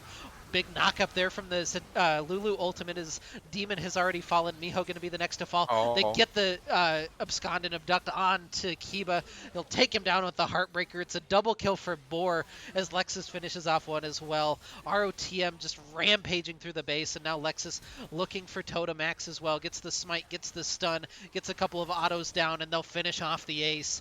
ROTM at 24 minutes with the ace, with the minions on the base, might be able to finish off this game. yeah, it's 10 seconds on Demon, 15 on anyone else, so they have a little bit of time here alone, just beating down on the turrets. They have a lot of damage. We'll see. Winged is clearing waves instead of hitting the turrets, so if they can't finish, blame Winged. Oh, Yeah, gets the Sejuani ultimate, just going to stun him back in his fountain. Might as well. Nexus oh under yeah. fire, Nexus falls. 2-1 for Return of the Middlesticks, and now we've seen... God, I don't know what that second explosion is that keeps happening. I don't love it, but Yeah, it was weird. that's the second game in a row. Anyway, it's 2-1 for Return of the Middlesticks. They're now on match point. We've seen just stomps in game 1, a stomp in game 3 on opposite sides. Game 2 was a mess. What will game 4 have in store? We'll find out here after the break. No, I agree, Borch. Sivir is a champion. I feel like that's exactly what I said when I was locked in. I said, Sivir, that's a champion. So, I mean, we agree. I hit the wrong button. There we go.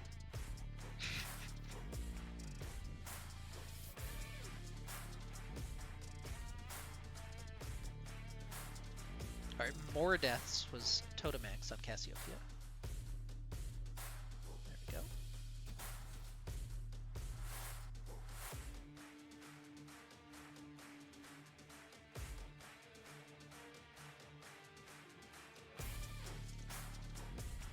I sent you the draft link. because they apparently already took care of that.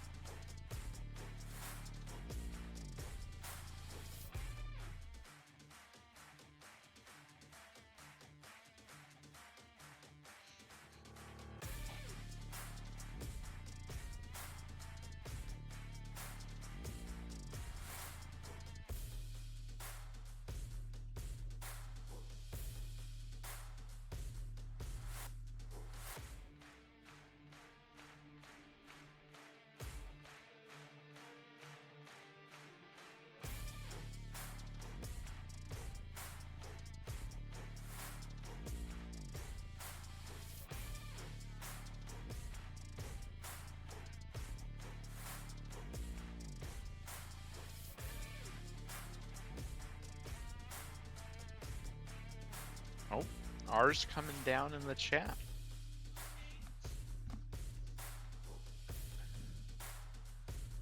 I thought we still had people in the little gamers room. Guess we're ready to go. Apparently no one important Yeah. is still in the little gamers room. Yeah, we can do the draft without them apparently. So welcome back for game number 4. We know we're drafting Vbon, right? You know, Yeah. He does. He can be in the little gamers room. Blitzing through the bans. Look at him go. Yeah, Viego is taken off the table is the big difference. And Rodham considering a Karma first pick. Ezreal Tristana's available. open. So is Tristana. Yeah, Tristana's been banned every game by Glaive, so. Yeah, I feel like they're willing to handshake Ezreal for Tristana. But you can only get one Karma, right? I mean, kind of. Isn't Seraphine kind of like Karma? And Lulu's kind of Karma. I think you could probably get like 3 Karmas if you think about it. Yeah? Yeah. Well, Oh, Tristana Nautilus. I think that's a really good adaptation from the side of Glaive. Cerulean looked a lot better on the Nautilus and an aggressive 80 carry to follow him up. I think it's a pretty scary bottom lane lock-in. yeah, that definitely seems like a good adaptation from Glaive. We'll see if they can make it work here in game 4. Yeah. Sivir's the champion, Is it? as we saw last game. Yeah, definitively. Do you think they flex the Karma, or do we see like a Lulu run back here? Or You're the analyst, not me. I think they're going to hover Leona. And they're going to lock it in, so I'm pretty sure that that's a Vbon Karma again. It could be Winged Karma, Could be Wing Karma. and it could be Lexus Karma. You can don't think W about tether camps now, can't you? Yeah, but I don't think that makes her a jungler. You know, it could though, if you really think about it. Okay. Oh, Jarvan, that's a champion that's probably in the jungle. Yeah. Jarvan the He fourth, do be, locked in. he do be tanky. He do be pretty strong in the early game. He do be able to team fight. So, you know, I think that's a good pick. I think it makes a lot of sense. And then the Xerath ban as well. We'll see if it's a Trundle ban here, or if they decide that Trundle Jarvan's a matchup that they're willing to take. Yeah, I think people have been expecting to see a little bit more Jarvan, given the, I guess, relative diminishment of power farming junglers, but haven't yet seen it, so it's kind of interesting to see it now, I guess, from Demon. But he's been playing those kind of low tempo junglers anyway, so. Well, especially in comp, champions like Sejuani, like Jarvan, even if they're not the most prominent, they're always, just a couple of picks away from being like, okay, yeah, we can play Jarvan, we can play Sejuani. They're never bad per se, so I think that makes a lot of sense here. Diana ban, who's open is Graves, and the Jarvan matchup for Graves is pretty okay. Do you worry that skew him a little bit too much AD? We saw from game number 1, being full AD doesn't matter. I mean, I don't know. Into Shen, it's probably not a great angle anymore, but I think that could be a good pick. And then you have Winged on just a mage. I think it could be okay. Yeah. But there's so many other options. He could pick Udyr. He could pick Udyr. Oh. Alright, Silas lock in for Wing, presumably. And there's the Graves that you wanted, and there it is. That's it for Lexus. Oh no, he didn't hear the rest of it about how once you lock in Shen, it's scary again. That's right, it's definitely a comfort pick for him. It got 2 AD this patch, which, is the only change that ever happens to Graves. Is, he goes from being the most OP jungler to the worst jungler in the game by just a change of 2 AD every 6 months, so... Wasn't it 3 last time? It's small amounts of AD, that's all I know. Because the way his auto attack interacts with his base AD, it's so dumb that every time they change it, it's noticeable.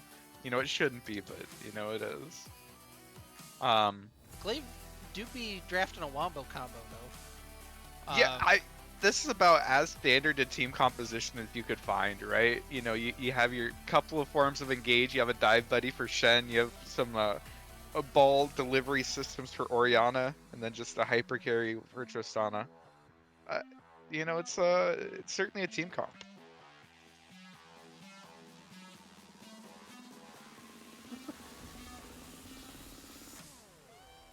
RTM though went back to the Karma Top, which I don't think Karma Top's a bad champion. Mm-hmm.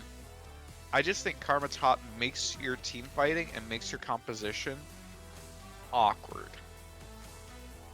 If that makes sense. Why do you say that? Anytime you're picking like a hyper ranged composition that relies on like Karma to like kite and I don't know, because you don't have I would say that either like but they picked consistent Leona damage or engage from your top laner. Yeah, but they picked Leona to kind of shore up the engage problem, right? Like the last comp we were having the issue because they didn't have another form of engage. They had Trundle as kind of their pseudo engage, right? But it's different this time with the Leona instead. Feels much more natural to me, at least. Like, sure you might just solo engage and die, but like, whatever, that happens to Leona sometimes. For sure. And the other issue that, normally Karma Top runs into is, as the game goes on, she doesn't want to be in a side lane against Shen. She wants to be grouped up, she wants to hang out with her team and just be shielding the homies. This game you have Silas. Silas, as long as he takes teleport, can sit in a side lane instead, but having 2 supports just makes like picking up side waves awkward, it makes setting up around objectives awkward. I don't know. I just think that it's a harder team comp to execute on. As opposed to Ornn, Yeah, for sure. I understand where you're coming from. I don't know. I feel like the Leona kind of addresses the problem that we were having with the team comp. It feels like a slightly better version of the team comp that they won with in game two. So I'm like It was I'm Alistar vibing with there, it. right? Oh, Like they his did have Alistar. Alistar. Never mind. Yeah, I Yeah. guess I'm running it. Leona has like longer range engage with ult, Yeah. but I don't know. All right. Your Oh. prediction for game four? Who's gonna have more assists? Is it Vbon on the Karma or Hulk on the Leona? Yeah. Yep. Um. Who could it be? Okay, so on one hand, Vbon is willing to give up his lane no matter what to help out the homies and show up to fight. Yeah. So that's a point in his direction. Yeah, and theoretically, Karma should have easier time gathering all of the assists than Leona does. You RE and you get every single assist possible. Yeah. Um, Leona though is the one that's going to be hitting the go. So it's going to be difficult for there to be engages and for there to be fights without Hulk there. So definitely prime candidacy for having a higher KP. Yeah, plus you would think like early game kills would happen more around bottom lane. I think it's an interesting dilemma. I don't know. Yeah. I would personally probably lean Hulk, but I see the argument for Vbon. I'll put some points on Hulk for you. How much you want to put down? I don't want to spend your points. I love I have as the streamer when you have your thing up, it just says you have infinite channel points, but you can't use them, so it doesn't matter. 55,000 points. How many would you like me to put down? Why do you have 55? Why don't you spend some of those? Because then I wouldn't be able to bet them. It, Because I don't play League anymore, so I can't get my games casted. you can't get the game. You can get a button. We have buttons for you. True. I should get more buttons. But shipping on that, is just True. I'd have to hire my wife to deliver them to. Oh my god. I know.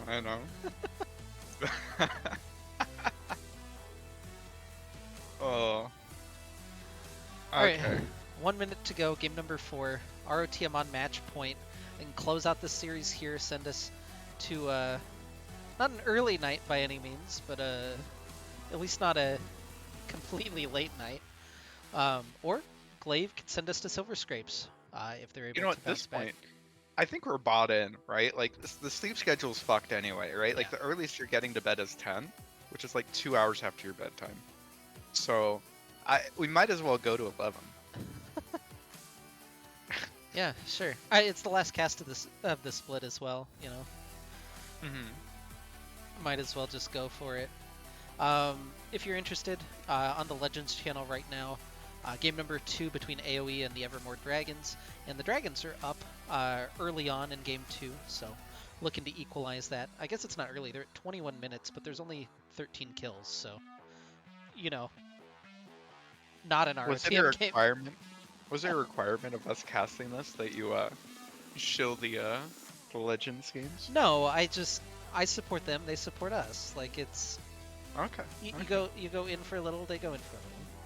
Okay. I was just wondering. I also like doing it. It makes like the whole thing feel more alive. If you like, I don't have the ability to put in like a live updating thing or like a bar on the bottom or anything like that. But that's what I would want to see if. Like, I wish that UML would have something like that. I thought one of the coolest things that Legends did was during their first round or the first couple of rounds last year, they had just their second channel was just a live updating bracket, which would just have the game wins tick up, so you could That'd be see really where all cool. of the series were at the same time. Yeah, it's just those little things, right? For Um, sure. I don't have the like technology wizardry. I've barely cobbled together this stream in a coherent fashion, so you know. Barely. I don't know, man. You figured out the gift sorcery. And I think that's pretty impressive. My stream doesn't have any gifts on it. No crow gifts, and frankly, I think it's worse for not having it. I don't know. I feel like I've done enough to make it look like passable, uh, but I would struggle to upgrade it in any meaningful way, I guess, is a good way to put it. Um, but yeah, The anyway, Silas skin. yeah, The front of that skin, is that just like, is there a cutout in his armor to just show his abs? yeah. Or does he have like a breastplate that is skin colored and also has abs like molded into it? Oh, that's a dilemma. I think that because of the trajectory for their male champion design, it's probably just a cutout in the middle of his But armor for what's some reason. so like what's the effectiveness of that? You're gonna have to break that one down for me. I So, don't. so you see, he puts so much work into his abs. They're like not just figuratively made of steel; they are literally made of steel. So he Okay. doesn't need any armor over the top of it. So I think there's also the distraction factor, Yeah, because you have your nipples sticking out and the 8 pack.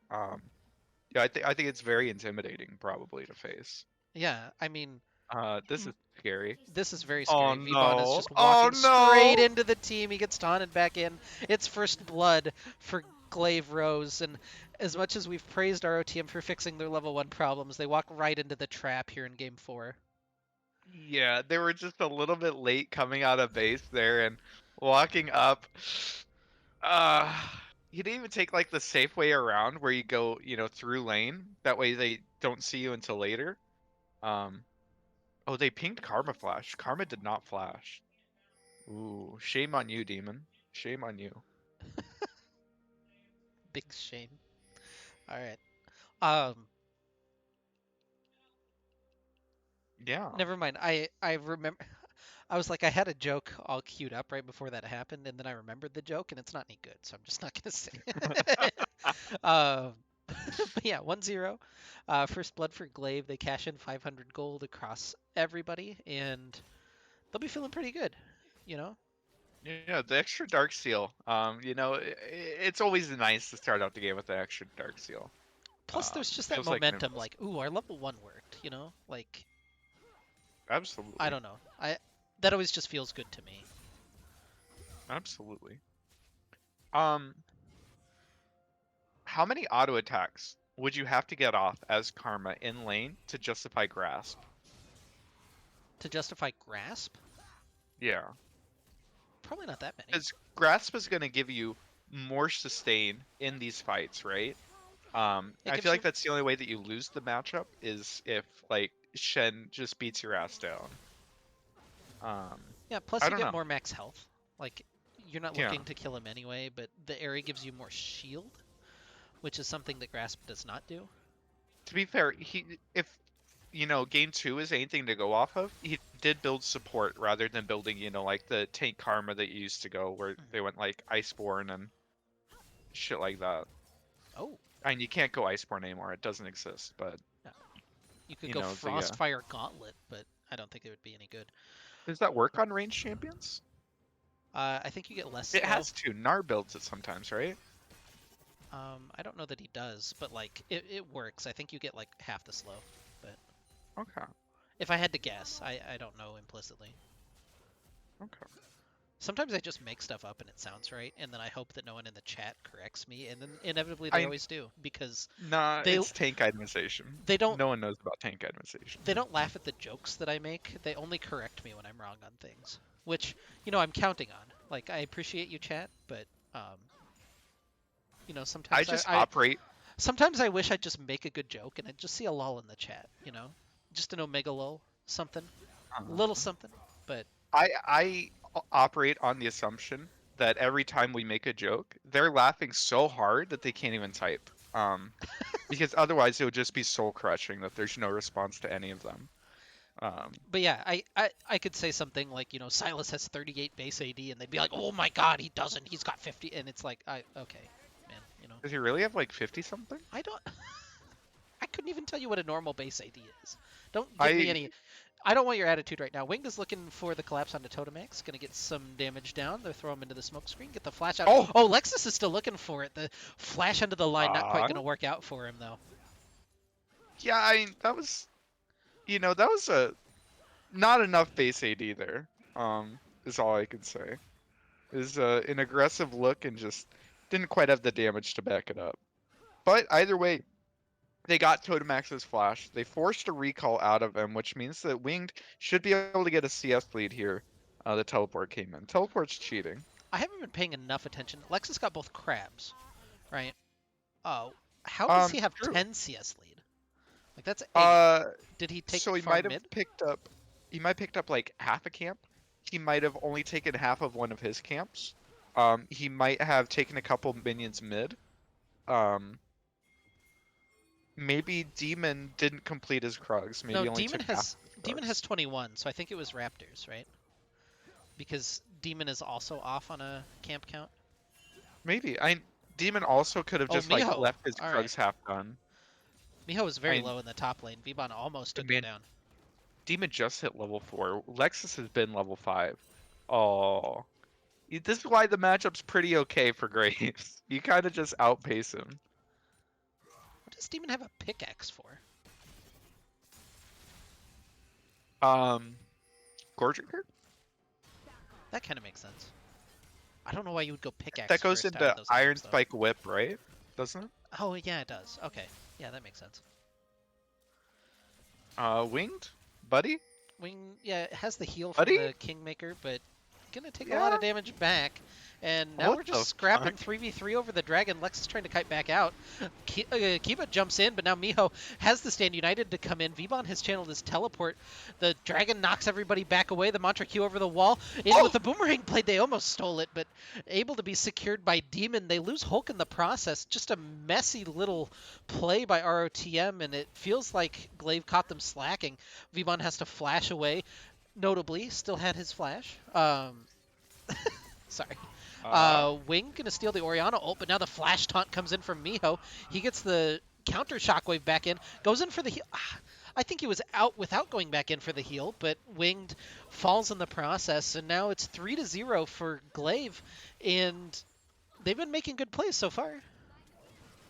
Yeah, definitely. That was pretty significant. The game was very even up until that point, but it looks like our team had started up the Dragon and they just instantly get collapsed on, and the Stand United is just too OP that even with Vbon teleporting in to respond, just isn't able to actually help out enough. And Glaive comes out on top. They get a Dragon, they get a bit of a gold lead, and that's kind of what you need to do, because the longer this game goes on in neutral, it feels like it favors ROTM just because Alexis is going to significantly outpace Demon in the matchup. It's just actually a doomed matchup for Jarvan. But I don't know.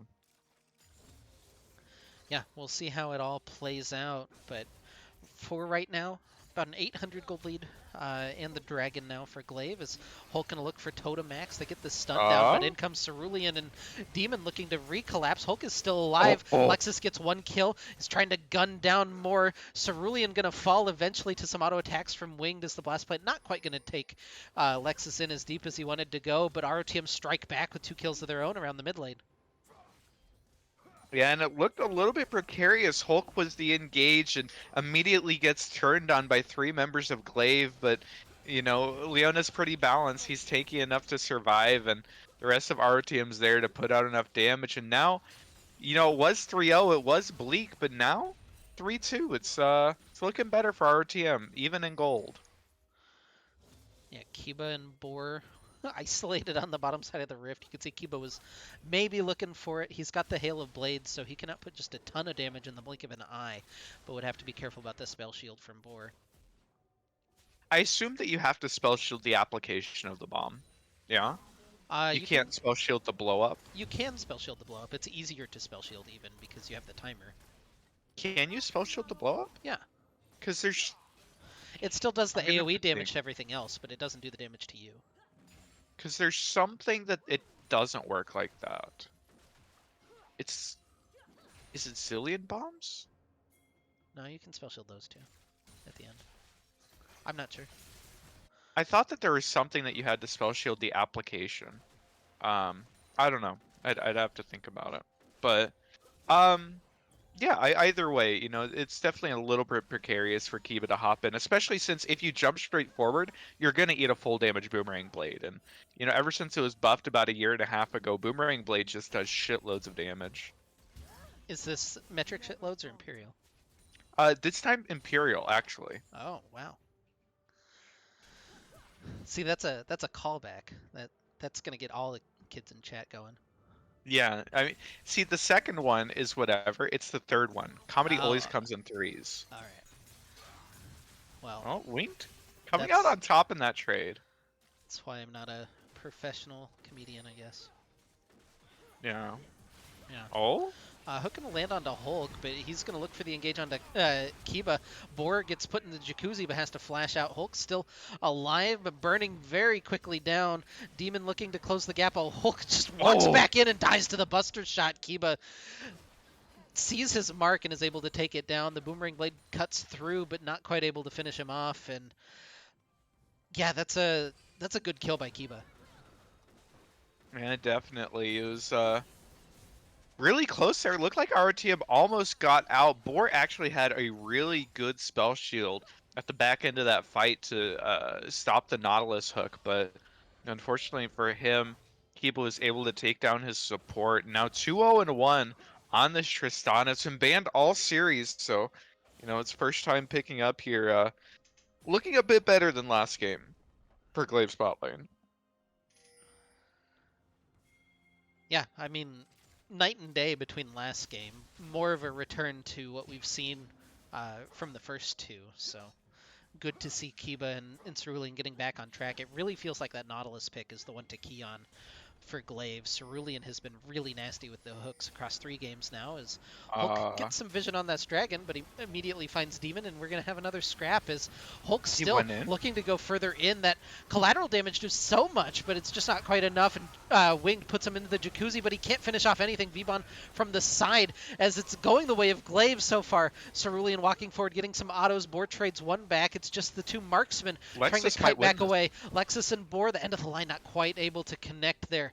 Miho is low, so is Demon, but they get the taunt onto Boar. They'll finish him off. Lexus Oh no, kiting back away, Spirit's but he Refuge. can't quite get it. And it's going to be that's not the ace quite because Hulk was able to respawn, but it's 5 kills going the way of Glaive and just a huge swing for them. Yeah, and our team, it looks like they were kiting it out properly. Lexus does so much damage, but as soon as he shows up, Hulk actually re-engaged, and after he dies, Winged ends up re-engaging as well, and it just felt like the team wasn't all on the same page. All these engages, but Lexus and Boar just were not able to follow up with damage, and our team ends up losing out on the fight. Hulk, buddy, you doing okay? Yeah, Uh, Hulk interrupt and recalls, but I don't know what the value of that is here at 12.5 minutes. Is Wing continuing to push in mid lane, maybe get a turret I'm, plate or 2 is the big goal? he's lucky that they didn't just fucking kill him. He didn't have backup. That was he definitely in solo queue he is very dead there. Glaive very much respecting the possibility of people in his back pocket, but yeah, that was a little bit scary. Sometimes you gotta bluff that you've got things in your pockets. Shout out to Bilbo Baggins. Yeah. Yeah. I mean, he didn't bluff. He really did have things in his pockets. True. Boar does not have a health bar anymore. No health bar in his pocket. Not in his pocket. I was about to say that, and then I realized how dumb that was. Vbon, though, with the Yeah. snipe with the Mantra Q to trade that one back. Knock up from Cerulean going to land, and he'll land the hooks. Totemax will auto him down, and another 2-for-1 going the way of Glaive. Yeah, and the ball delivery system there just kind of shown for the power that it has. Demon instantly goes in on the Jarvan, gets the ball down. Oh, Winked. So the Tristana ult, does it still have a 1.0 AP ratio? It Yeah, used to. yeah, it So I definitely mean, still does. it do be doing damage, but They just reduced the one on the the explosive shot, the I'm pretty E, sure. Yeah. yeah, it Which used to be is called something else, didn't it? no, it's always been explosive shot. It was I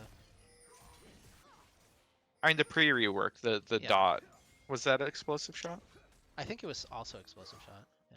I'll take your word for it. Um,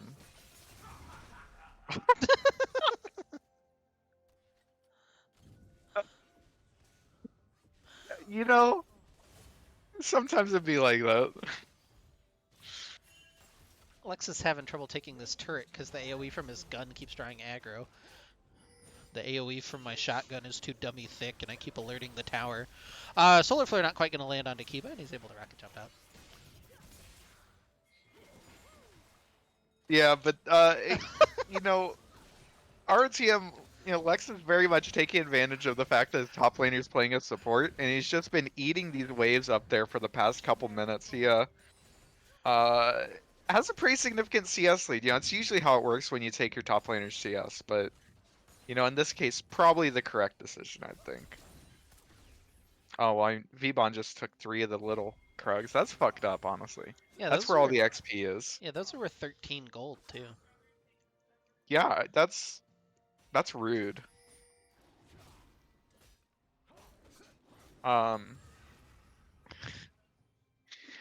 has the support item again, so he's stacking that up. Which another reason for Alexis to be taking his CS. Yeah, right? you know who else is stacking things up though is Totemax. He's got 10 stacks on his Medjais. Holy shit. He also has 351 stacks on his tier. Oh, 360 fully stacked Pog? So, if a fully stacked tier used to be a way to describe you being, sad about something, if the amount of stacks has gone down over the years, as Hulk is potentially going to get caught out or Winged is, does that mean that the total amount of sadness in the world has gone down? Yeah, Winged in the Jacuzzi though, trying to scrap back out. I don't have a serious answer for you right now, as Miho comes in with the Stand United, takes down Hulk, and Glaive pulls the trigger again on a positive play. Lexus and Vbon maybe looking to try to collapse here. Boar hanging around in the back pocket, has the On the Hunt available. Teleport away from Totemax as he's headed up to the top lane to try to split push that tower down while all of this is happening. Kiba takes about half of his health, but it doesn't look like anything more is really going to happen here. Well, Mantra Q. Yeah, but I like what Glaive is doing. They have the go button. Oh, they're Lexus still is looking coming for in this. from the Yeah, side. Lexus with the reflank on the side hits one auto, but then immediately gets jumped on. The flag and drag more than enough. Kiba very low, but he's gonna fall during this. Teleport coming in from Winged as he's gonna try to find his own re-engage. Hits the E back in, looking for Demon, finishes him off as Vbon or Boar is getting wailed away on in the backside. Winged in onto Kiba, can't quite finish him off. The flash away is just too much. More autos coming down, but Hulk can't close the gap, and Boar has no health left to fight with. Miho just auto attacks down Hulk, and ROTM funneling in one by one, and it's not working out for them. Yeah, they're consistently looking for these plays, trying to get an advantageous fight, and it's just really difficult because Glaive is doing a really good job of collapsing and forcing outnumbered team fights. So when RTM finally does show up and tries to turn it around, it's just very difficult to actually get in a position where they're able to fight profitably. Kiva's getting pretty low. Lexus not soon enough to be able to take advantage of it. But another thing is every single one of these team fights, Lexus on the Graves has kind of been cucked by the Spirit's Refuge a couple times. It's I feel like it had been mentioned in draft, but this Shen makes Graves, pretty sad. Makes his job that much harder. Yeah. Yeah. 17-6 in favor of Glaive Esports Rose. Pretty dominant lead here in game number 4. Looking a lot like game 1 right about now. Yeah, a whole lot of back and forth, but Glaive does have a pretty significant lead. Yeah, no deaths so far on Miho, Totemax, or Kiba. Big shutdowns available on all of them if ROTM can cash that in. That feels like kind of their way back into the game, but for now, wave clears in mid and, setting up the Baron for Glaive. Yeah, it looks like that Rift Herald's gonna end up going down. Yeah. Yeah. Weirdly enough, Demon ended up picking it up. All I can say is 100% win rate for the jungler who kills it and then doesn't pick it up. So Demon might have cursed his team's chances here with that play. Yep. Lexus is waiting in the wings here. So is Wing. They might be able to get onto Kiba. Oh, but they got the hook. They got Boar immediately. What a good pick by Glaive, the Jarvan Jacuzzi. A little too hot to handle his Wing, trying to fight away on the side, but that Spirit's Refuge again from Miho. Knockup going to land onto Vbon. They get the damage through, and Glaive Esports is dominating here in game number 4. Yeah, everything going their way with these engage tools. They're just doing such a good job committing to the fights and getting the burst down. Oh, they're just still pushing. The Rift Herald ends up dying, so no more pushing here. They're pretty low, though. Wing's still looking for it. Yeah, Lexus trying to find anything he can, but he Oh, can't finish off no. Demon, and they'll get away scot-free. They get a Nexus Tower. Baron spawning here in 5 seconds, but ROTM really can't threaten it right now, even on the uh, needed recall from Glaive. Yeah, they might be able to force something, but it's so difficult. They don't really have the damage to actually take it down. Wing Yeah. just looking for Totemax. Yeah, Wing looking for Totemax, but doesn't get the damage from the Q. Does get a nice shockwave back in onto him, and they'll finish him off. Oh, but that shutdown goes to Hulk. Lexus in trouble as he's kiting away from Kiba, but not able to find that kill. Winged is onto him. He does get the shutdown on the 80 carry, but teleport coming in now from Miho. Stun lands onto Cerulean, but in comes Demon as well, and it's 2 picks for ROTM, but, maybe not gold into the ideal pockets. Yeah, I mean, either way, picking up the shutdowns is pretty significant. Wing did end up picking up the massive Kiba shutdown, so quite a bit of money in his pocket. He's still a force in these fights to be reckoned with. The issue is it feels like every member of ROTM sort of gets shut down by this Shen. The shields have been massive for stopping any sort of picks at the beginning of fights, and then the taunts as well as the Spirit's Refuge just stop so much of the damage that ROTM otherwise would be putting out. It's making these team fights so difficult. Boar, I don't like that we're watching this. It makes me worried that something's going to happen. Yeah. What was it, Kaisa last week that ended up executing to the minions? Yeah, the super minion took her down in game 4. Yeah, and Glaive just starting up the Baron, and ROTM's not in a position. They aren't able to contest it. They don't have any globals, so it's going to be a free Baron going over to Glaive, flexing their lead right now. 7k in favor of them. 21-8 is the kills. They're pressuring the Soul as well. It's spawning here in under a minute. And Glaive firmly in the driver's seat here. If you're ROTM, you kind of just have to hope for a miracle team fight. It's so difficult to actually team fight, so maybe trying to force a pick, but even getting picks is difficult because of the Shen ultimate. It's very hard to see what a winning team fight looks like for ROTM at this point in the game. Yeah, it's a rough one. It feels like we're just sitting here waiting to head to game 5, although Kiba, a little risky there, but gonna get away scot-free, has the rocket jump. And now Glaive can continue wailing away on this bottom lane turret with relative ease. They'll take that one down. Their 8th turret of the game, out to almost a 10,000 gold lead at 22 minutes. And, Miho split pushing up on the top side. It's going to be really tough to wave clear for ROTM. Sivir, basically their only effective wave clear, and she can't walk up close enough to the minion wave to be able to start boomerang blading through. Big solar flare from Hulk to try to start things off as ROTM picking the fight on the doorsteps of their base. They need to win this one or it's game over. They've traded 1 for 1, but a huge shockwave there from Totemax. They'll take down everything. It's a double kill for Kiba. He jumps in onto Boar, but Boar equalizes that. Wing goes into stasis, but he just can't do anything. It's Boar versus the world as he's healing up on the fountain. GG's called in the chat, but we'll see if Boar even ventures out to try to do anything. Right now, Totemax is, just going to trade auto attacks with him and eventually finish him off on the fountain. So, game 4 goes to Glaive Esports Rose, and we'll head to Silver Scrapes in game 5 here in just a couple of minutes. A big stomp to match the one in game number 1, and, now Glaive up to a match point of their own. Yeah. Silver Scrapes, Pog? Pog. Sorry, my voice cracked. I'm going through puberty. Understandable. Have a nice day.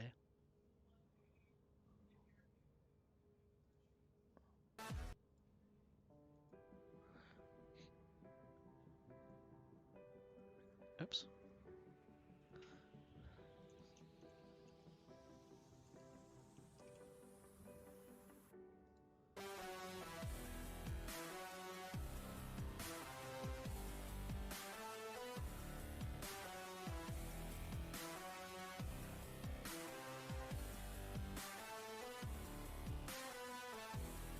On the Middlesticks Twitter, is that French? Yeah. It's a spicy meme. For sure. UML team is headed into game 3 right now, by the way, against Oven Pizza GG. Yeah. Yeah. Does that mean that they like got an oven pizza and just the buff from that is GG, like game over? Or I'm not 100% sure. They played Lilia solo lane. That's interesting. people were saying that with the changes she might be better top lane. This was mid lane against Firelight's Ziggs. That doesn't sound good. I'm gonna be honest.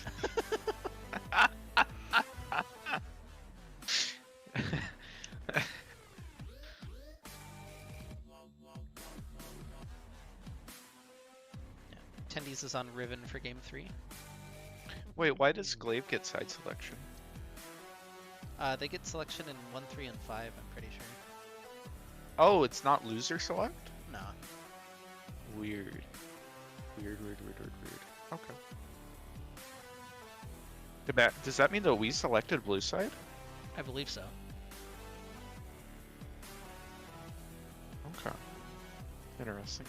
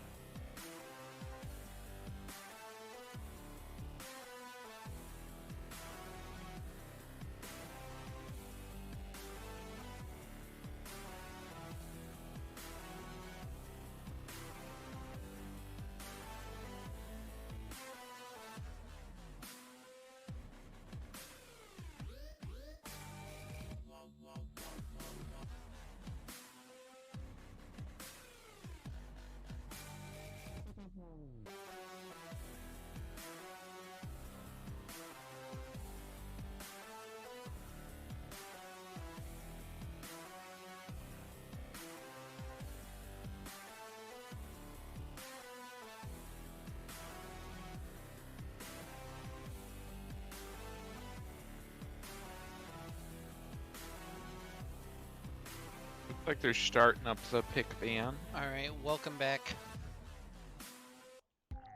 Game number 5. Oh, this is weird. This is not what I wanted. Sorry, go ahead. No, game number 5 between ROTM and Glaive. Trying to see who takes the series and moves on to the finals. So far, we're blitzing our way through the bans. Looks like it's going to be a repeat from last game. But this time around, the Tristana being the first pick from the side of ROTM instead of Karma. So Karma's going to be left open, but deciding that they want the aggressive bottom lane and Glaive quickly locking in the Shen Nautilus. I think these champions were very strong for them last game. I like those selections. I stumbled into the LEC Finals one, and it's all like 8-bit songs, and I don't... Yeah. I didn't like the first two I tried. Gotta match the tone for Game 5, you know? Okay. ROTM looking to lock in. Looks like they're going with the Ornn this time around, so putting Vbon back on a champion that he's had so much success with over the years. So, you know, going to comfort here in the decider. And then looks like they're looking for Hulk's Locket, and they're going with the Bard. So, you know, Champion's been pretty good on this season. Tristana Bard is a lane we've seen a lot from the RTM bottom lane, and one they've seen a lot of success with. So RTM just fully going on to comfort Yeah, and for for this game. and for game 5, that's what you want to see. You want to see, you know, potentially your last swing. Might as well get a champion you're comfortable with. Go out on a bang, and the Lucian Oh. from game number 1 for Glaive. Yeah, that's pretty scary. Kiba kind of had a massive game with the Lucian in game 1, so definitely definitely a scary bottom lane from the side of Glaive. A couple more bans coming through. Xerath gonna be the ban. Diana was the other ban last game from Glaive. We'll see if they go for that this time around. ROTM last time had banned Karthus and Kiana, so definitely potentials here. There's the Karthus. Not a whole lot of creativity with the bans, you know? Yeah. They're convinced of what they want to ban, and they're just banning it. I mean, you've had 4 games of litmus test basically for your bans. Like, if you're going wrong on them at this point, I don't know what to tell you. But there's the Diana. How do you feel about banning Irelia 5 games, considering the balance changes she just got? So, judging from Totemax's Zed, Yeah. a lot of people who play Zed also play Irelia. I don't know that I want Okay. to see it. Like, if I'm RTM, I don't think I want to see it. No, that's fair. Okay.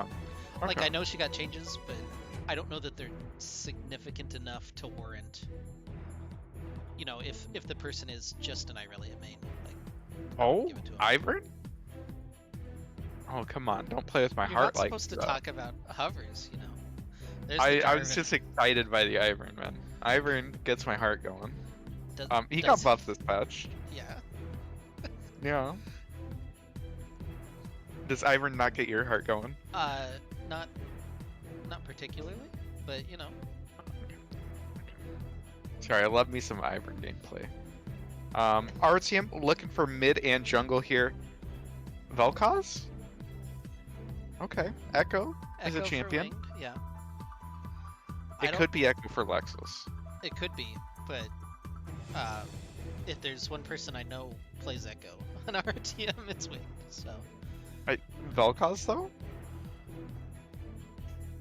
yeah, I would say Vel'Koz is a safer blind pick, but you know we're going comfort in game 5, so. Lexus? Oh, Oh, no, never mind. Wait, it is Lexus Echo. Holy shit. I can see the future. Yeah. Yeah, that's my gift. I can see 15 seconds into the future, and that's it.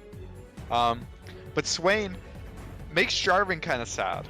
If you're ever just hard engaging onto a Swain, it's very difficult to actually end up killing anyone. Galio would be a selection. Okay, Silas. It's a little boring, but you know, I guess. Well, Silas makes a lot of sense. There's a lot of good ultimates to steal on the side of ROTM, so. Are there? Yeah, There's like Echo ult. the Swain ult is nuts. So's the Echo. Is Ornn is really good. If you're good at Bard, you can use the Bard one. Even Tristana's has got that AP ratio. Like, Okay. you don't have to be super picky in team fights. I'm pretty sure you can take any of them. Looks like You've sold me on it. I'm gonna take a trip to Little Gamers Room here, so we're gonna wait just a second before we get into the client. You must have predicted the Echo with all that LOR gameplay. That's exactly it, man. I've been getting those free predicts. Cause that's what he does, and he gives you Echo gives you free. You know what? Never mind. It's a bad joke. It's okay. No, I think it's a really good joke. I'm very. You know, proud you of it. didn't laugh though. So you know, it just. See, the only reason I didn't is because I knew the joke before you had started to explain it afterwards. Yeah. so, Yeah. Uh-huh. No, it's cool. It's cool. Jokes are only funny if you have to over-explain them. That's Are- what I found. Are they? Is that the rule? I think that they can be. I think that the first time you tell a joke, it can be funny. And then once you start explaining it, it becomes less funny, but then you continue and you like commit to the bit, and I think it comes back around to being funny again. It's like a sine wave, you know? Yeah, exactly like a sine wave, or more like a cosine wave, where it starts at 0? I don't remember which one goes up first, so whichever one goes up first. Well, we're still just waiting for them to get into Champ Select, so you know, it be like that sometimes. What are you feeling for? I guess Game 5 has to be just a straight up pick, right? Absolutely. Who won the last one? Oh, I won the last one. Hell yeah.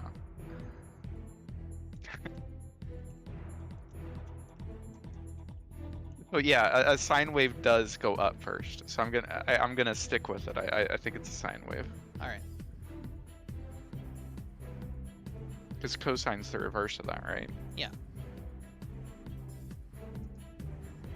I passed math once, a long time ago. Only once? That's the only amount of time that you have to pass it, right? You don't have to like keep repassing it. Well, but there's like different maths, right? Like, Well, true. you can't just pass math once. It's like a continuous process. When you put it like that, I guess I passed math like 14 times. Which is fewer than I should have, but All right, Game 5. Everything on the line for ROTM and Glaive Esports Rose. Trip to the finals in the balance. On the Legends Esports channel, they're headed into Champ Select for game number 3, as Evermore Dragons have evened up that series. So, if you're curious, you can go watch game 3 over there. But if you're, you know, a real man of culture, you'll stick around for game 5, and then we'll send you over there afterwards. So, I just looked at the stream. Glaive Esports' logo doesn't have a glaive in it. Are those not glaives around his neck? I don't think those are glaives. Isn't a glaive like a big two-handed thing? Am I wrong? Glaive. No, you're right. Yeah. Okay. Yeah. Those, you know, look more like, I don't know, are they like shurikens? Shurikens? Shurikens? Yeah. How do you pronounce it? Shuriken? Is that how you spell it? Shuriken. Yeah, true. Yeah. Those are those are called glaive shuriken. They're Really? both glaives. Interesting. Glaive shuriken. Okay. It kind of looks like a starfish. I just always get the impression that this man is Black Panther, but Yeah? yeah, he You does. think so? He looks kind of Black Panther-y. I'm not. Maybe it's just because Why? he's black and he's Why got do you like say that? he's black and he's got blades around his neck. Maybe that's the only things that I need. And doesn't Black Panther have like, they're like fangs around his neck, isn't it? Isn't it like teeth? Yeah. Look, I'm not saying it's a good all right. Well, we have a 3-minute spectator delay still before we get into game. Oh no. I thought that we had stalled long enough with random stuff. Or maybe we did. I hope that these are fireworks that our neighbors are shooting out. That's always a fun game to play, is, you know, gunshot or firework. But They could be shooting fireworks or they could be shooting each other. Which, at the end of the day, what's the difference? I mean, there is a difference, I suppose. just a minor one, yeah. Yeah. Team compositions. Yeah. Let's look at those.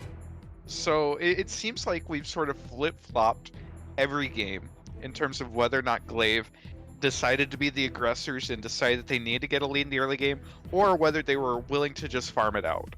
And with picks like Jarvan, like Sylas, like Lucian, it kind of feels like we're back in the, we want to get a lead in the early game. We want to be the aggressors. We want to try and be proactive. Whereas the side of RTM, there's a lot of scaling, whole lot of scaling. Yeah, they have a significant amount of scaling, even. Yeah. No. Do you feel like they have a lane that they can play around early on? Is that the Tristana Bard? Is that the Swain into the Silas? Like, is there a place where Lexus can go and put pressure early, or do you think that it's going to be more like game 1 and 2, where they're just kind of seeding pressure early on? So like the only lane of yours that wants to be aggressive is the spot lane. Because you have the Tristana, you have the Bard. The issue is it's against Lucian Nautilus, who are like as strong, if not stronger early. And then Jarvan's kind of stronger than Echo early. So it's very difficult because in a straight up fight, I don't know if you're winning.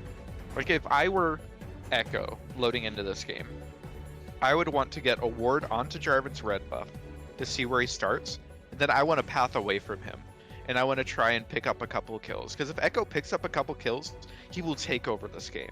Like there is nothing to stop him from taking over this game. The issue is he has to get there. Yeah, that'd be my approach, but I don't know. It's hard. It's hard. No, one thing's for sure, I don't want to see what happened at level 1 last game happen again. Just the way that even a single kill can kind of skew the way that the early game feels. You want a good clean fight for game number 5, regardless of who's going to come out on top, but you don't want anything to kind of skew it early on, right? Or you just go full coin flip and just run 5 men straight into their jungle. Yeah, that's a strat. We're tired of this series. Let's end it. Send it home. I mean, yeah, you could run 5 people straight up top lane and do the thing where you hug the wall going into their top side tri-brush, and try and kill Shen. And then if you kill Shen, Jarvan doesn't want to path towards Orange Shen, right? So he's never going to. He's always going to path away from Jarvan Shen. Or Orange Shen, rather. So if you can burn Shen's flash level 1, then you just go back up there and it's free real estate, right? It just kills all day. I mean, it's hard to actually kill him, but you could try to. Yeah. Yeah. Well, we'll find out what happens here. Definitively, we'll be able to tell who's stronger, Team 4 skin or Team 5 skin. Yeah, once and for all. Here it is.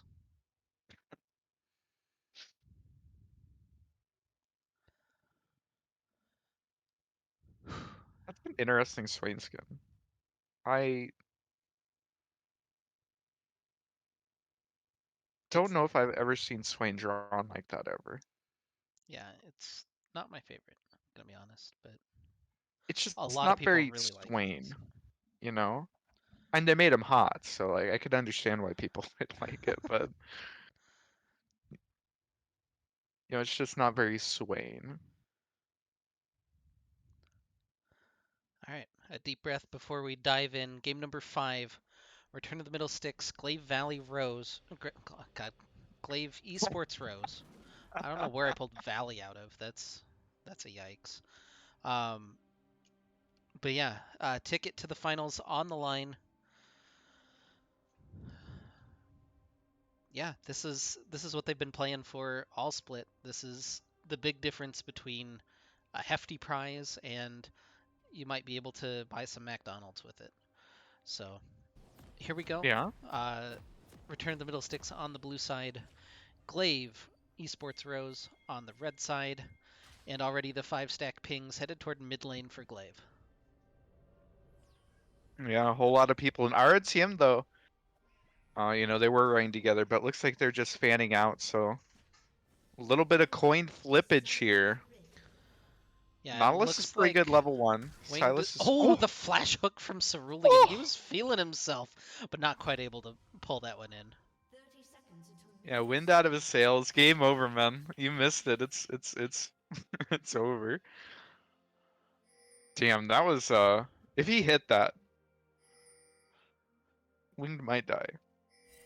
Yeah, Vbon still might die here at level 1. The taunt from Miho, and they have the rest of the collapse. Vbon flashes away, but it is first blood for Demon, and I don't know Uh, what they were doing on that reinvade. They're still looking for a little bit more. Demon and Totemax, they've forced Lexus to flash, really respecting the cooldown on the taunt from Miho. yeah, and our team already had a ward on Demon's red buff, but Vbon kind of greeted, stuck around, tried to get a deep one at the raids. He had went in late, and it was just not good there from the side of ROTM. Giving up a kill, giving up a couple of flashes for nothing isn't ideal. Um, Pros and cons though. They did find out where Demon is starting. Yeah, they They can 100% path know away that. from it. Yeah. I Our team also taking the safe way back to lane. You really like to see it. I mean, they knew Lucian and Nautilus were there, but it's still good play by them. All right, well, a 600 gold lead early on for Glaive. And the kill going on to Demon means that potentially he could snowball a little earlier, look for some spicier ganks earlier on in the game. Hasn't gone back to spend it yet, of course, but always a worry. And yeah, now with flashes not available on Lexus and Vbon, it's just that much harder here in the early game to make a play. Yeah, definitely. Though Lexus does have the favorable pathing, right? He doesn't have to deal with Demon in the early game. They're pathing away from each other. They won't see each other. This does mean that his bot lane is going to have to play safely. Boar and Hulk have to be aware that they are playing weak side for the next few minutes. Keep an eye on Demon. Look at that. He's skipping his blue buff and he's looking for a play mid, trying to take advantage of Wing Nation, trying to burn a flash. Yep. Oh, and Oh, does burn the flash on the flag and drag. Almost flashed back into the E. I almost wanted to see Demon go for like the flash flag. the EQ flash. Yeah, Yeah. because he would have 100% nailed Winged on it, and then I think they get the kill. But would have had to predict the correct direction that Winged was going to flash, so not the easiest ask, of course. The other thing, of course, is that if you EQ flash, you don't get any damage from it. So, this early in the game, it's kind of difficult to really secure a kill off of it. Because really it's just, you get the half-second knockup, which could have been enough, if Totemax then instantly flashes and chains his CC. But, it's just hard. Oh, but he's just wrapping back around. Lexus is waiting to counter gank it, though. This could be big.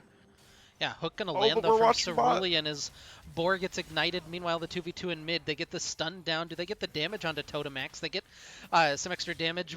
Lexus trying to get out with his passive move speed. Totemax is so low. The dash over the wall though with the phase dive. Winged is low and taken down by Totemax. The double stun lands. Lexus doesn't want to jump back in, but the Silas again coming up big with that kill. Yeah, definitely. And that's just a stronger 2v2.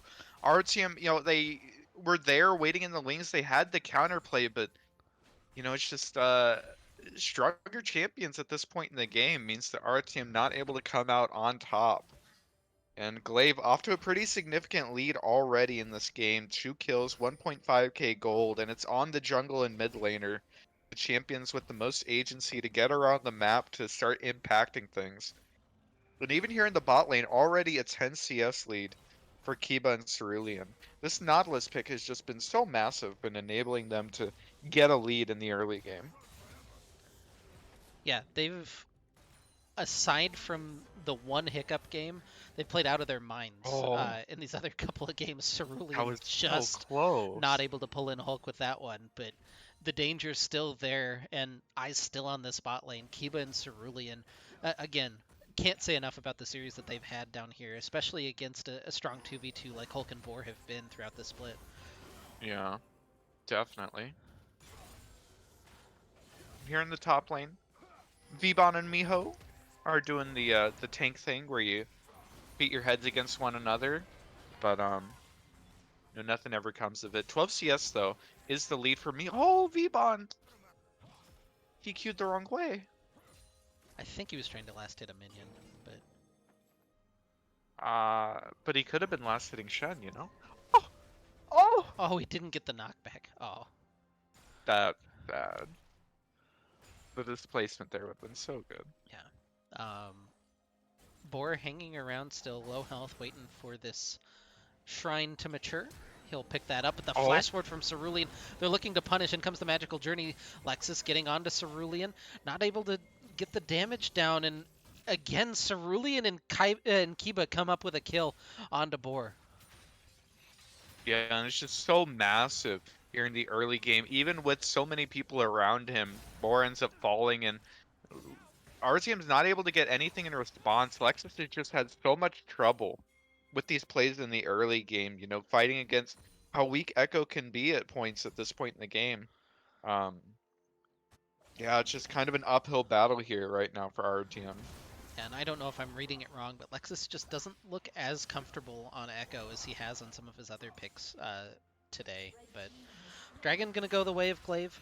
They're already out to about a 2,000 gold lead and starting to snowball a little bit out of control. But now level 6 is being hit across the board. Boar and Hulk are going to be the last two, unfortunately, for RTM. But um, maybe an opportunity to make a play once you get those ultimates. And Lexus hanging around, maybe looking for the wraparound, maybe looking for the red buff of Demon as I think this mid play could be good for Lexus. Like, this is kind of your best shot, I think, at killing somebody here in the early game.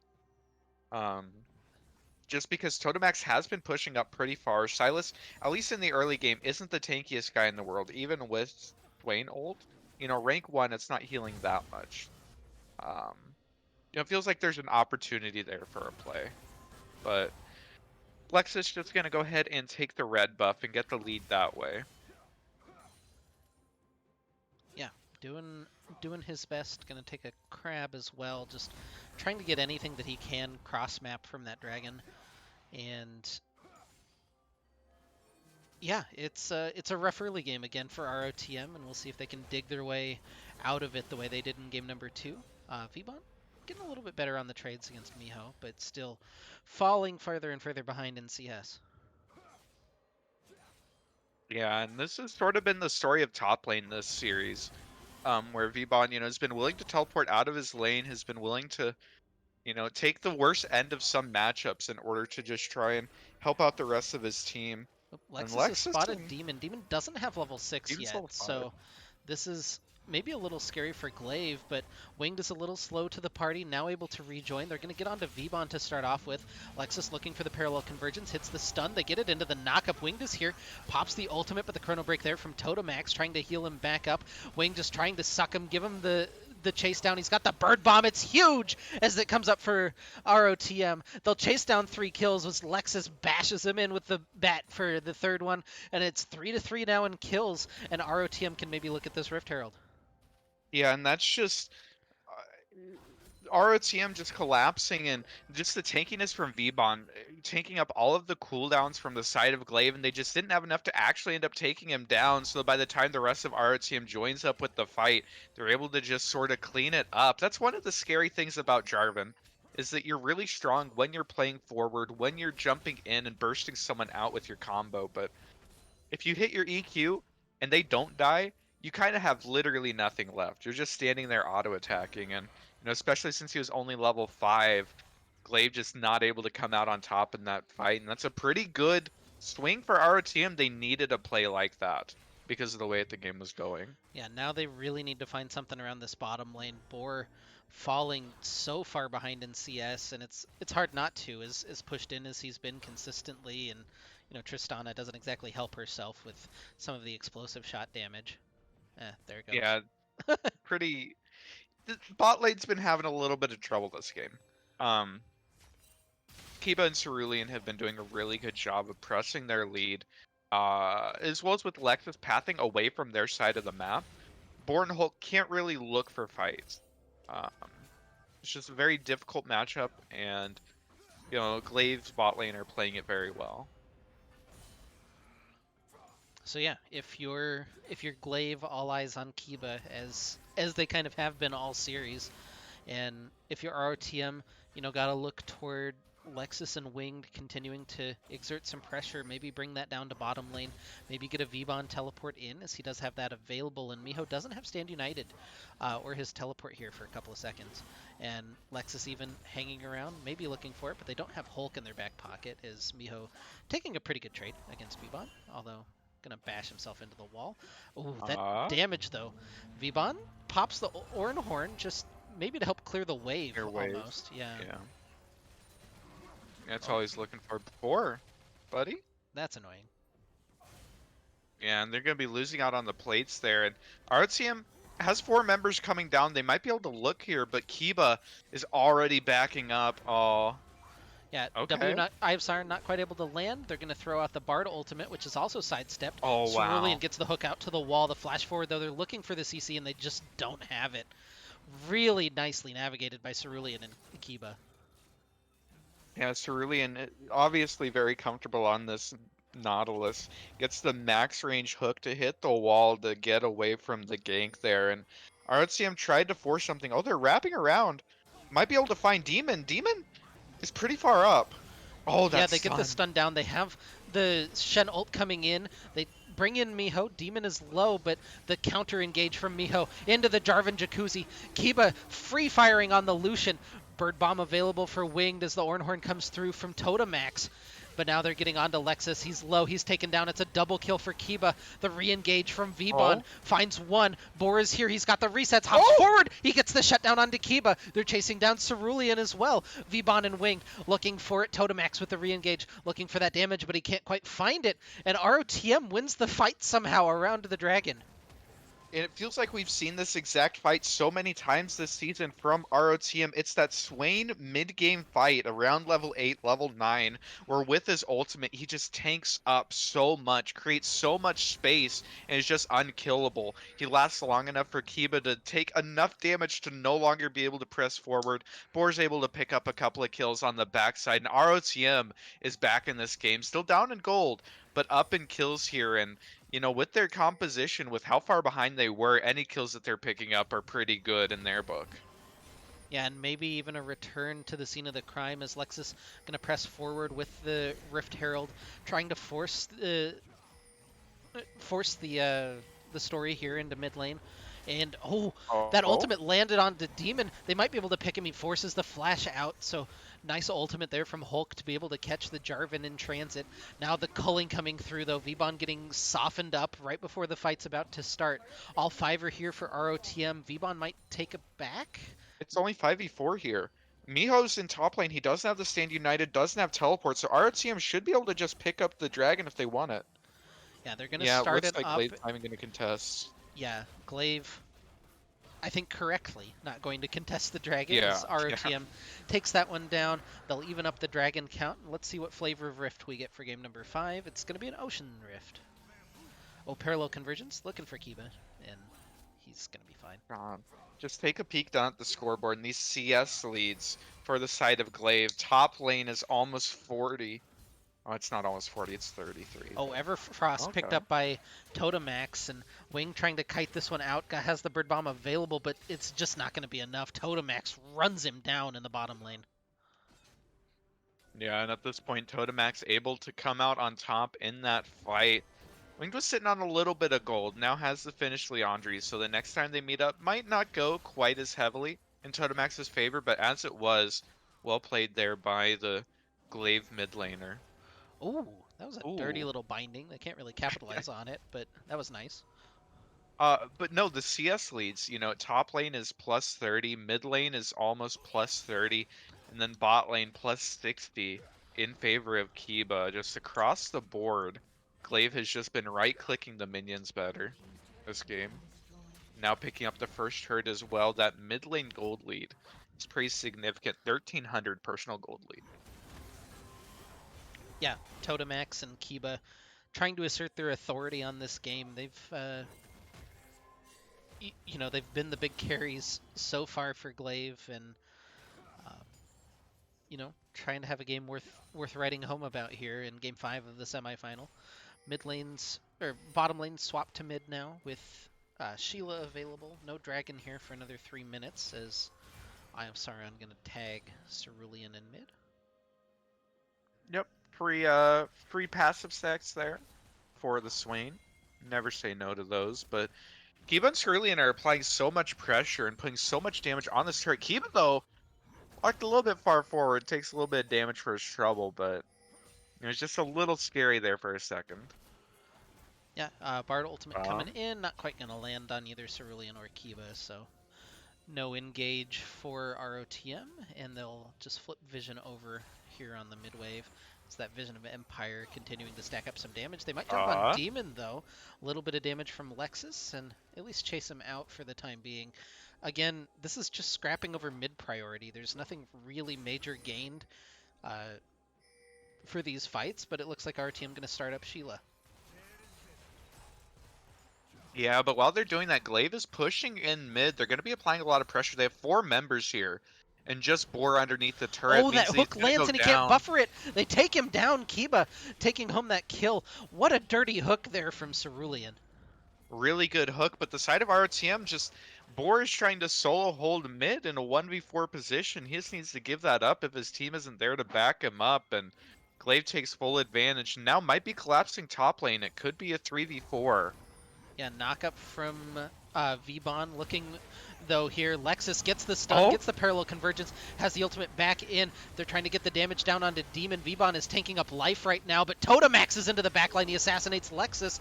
Some Bard ultimates come out. The matching Bard ultimates hit Miho and Totamax. Vbon just trying to scrap away on top of this turret. Winged is collapsing from the side. He's got the Demonic Ascension charged up, but Miho's going to be able to get out. Does he flash forward and look for this? What is Winged looking for? Totamax is low, but Boar doesn't quite finish him off. If he gets that reset, that might have been key. Totamax diving out. That Vision of Empire just chasing him a little bit forward. Where's the reset from Boar? Where's the reset from Hulk? He's in with the Magical Journey. The EQ actually knocks him up mid-Magical Journey, so he can't continue on, and Demon has been able to successfully escape. Did that Blast Cone see? I don't think it actually saw Totamax, and Vbon not quite able to get the tower. He'll knock down the mid tower in the process, but again, Glaive coming out just very small at incremental advantages on these fights. Yeah, I think was that just a 1-for-1 at the end of the day? Cerulean died and Lexus died. Did anyone else even die? That was a very long extended chase there, but either way, these fights are extremely close. But Glaive is coming out on top, and with the CS leads, looking at a 3k gold lead, as we're looking at this dragon spawning here in 20 seconds. Glaive is the ones who have priority. They're the ones in there first with the vision, so RCM has to push into them. They have to be the aggressors here if they want to contest it. It's only the second dragon for Glaive if they pick it up, so not the biggest field in the world. Hook with a binding, maybe trying to bait for Lexus, but Totamax has already spotted him out and throws the chains out to try to chase him off of the wave, and now Glaive has full control over the Dragon Pit, and it's going to be very difficult for RTM to get in there. They are grouped up as 5. They can press in with Vbon. Miho split right now, but has Stand United and Teleport available should he need them. And Vision of Empire just going to spot out Demon, and now RTM taking back control of the pit. They drop Rift Herald in mid lane, maybe to make Glaive make a play, but they look for the engage onto Hulk. The Ornhorn coming over the top gets a big knock up on the backside, but Miho is in with the Stand United.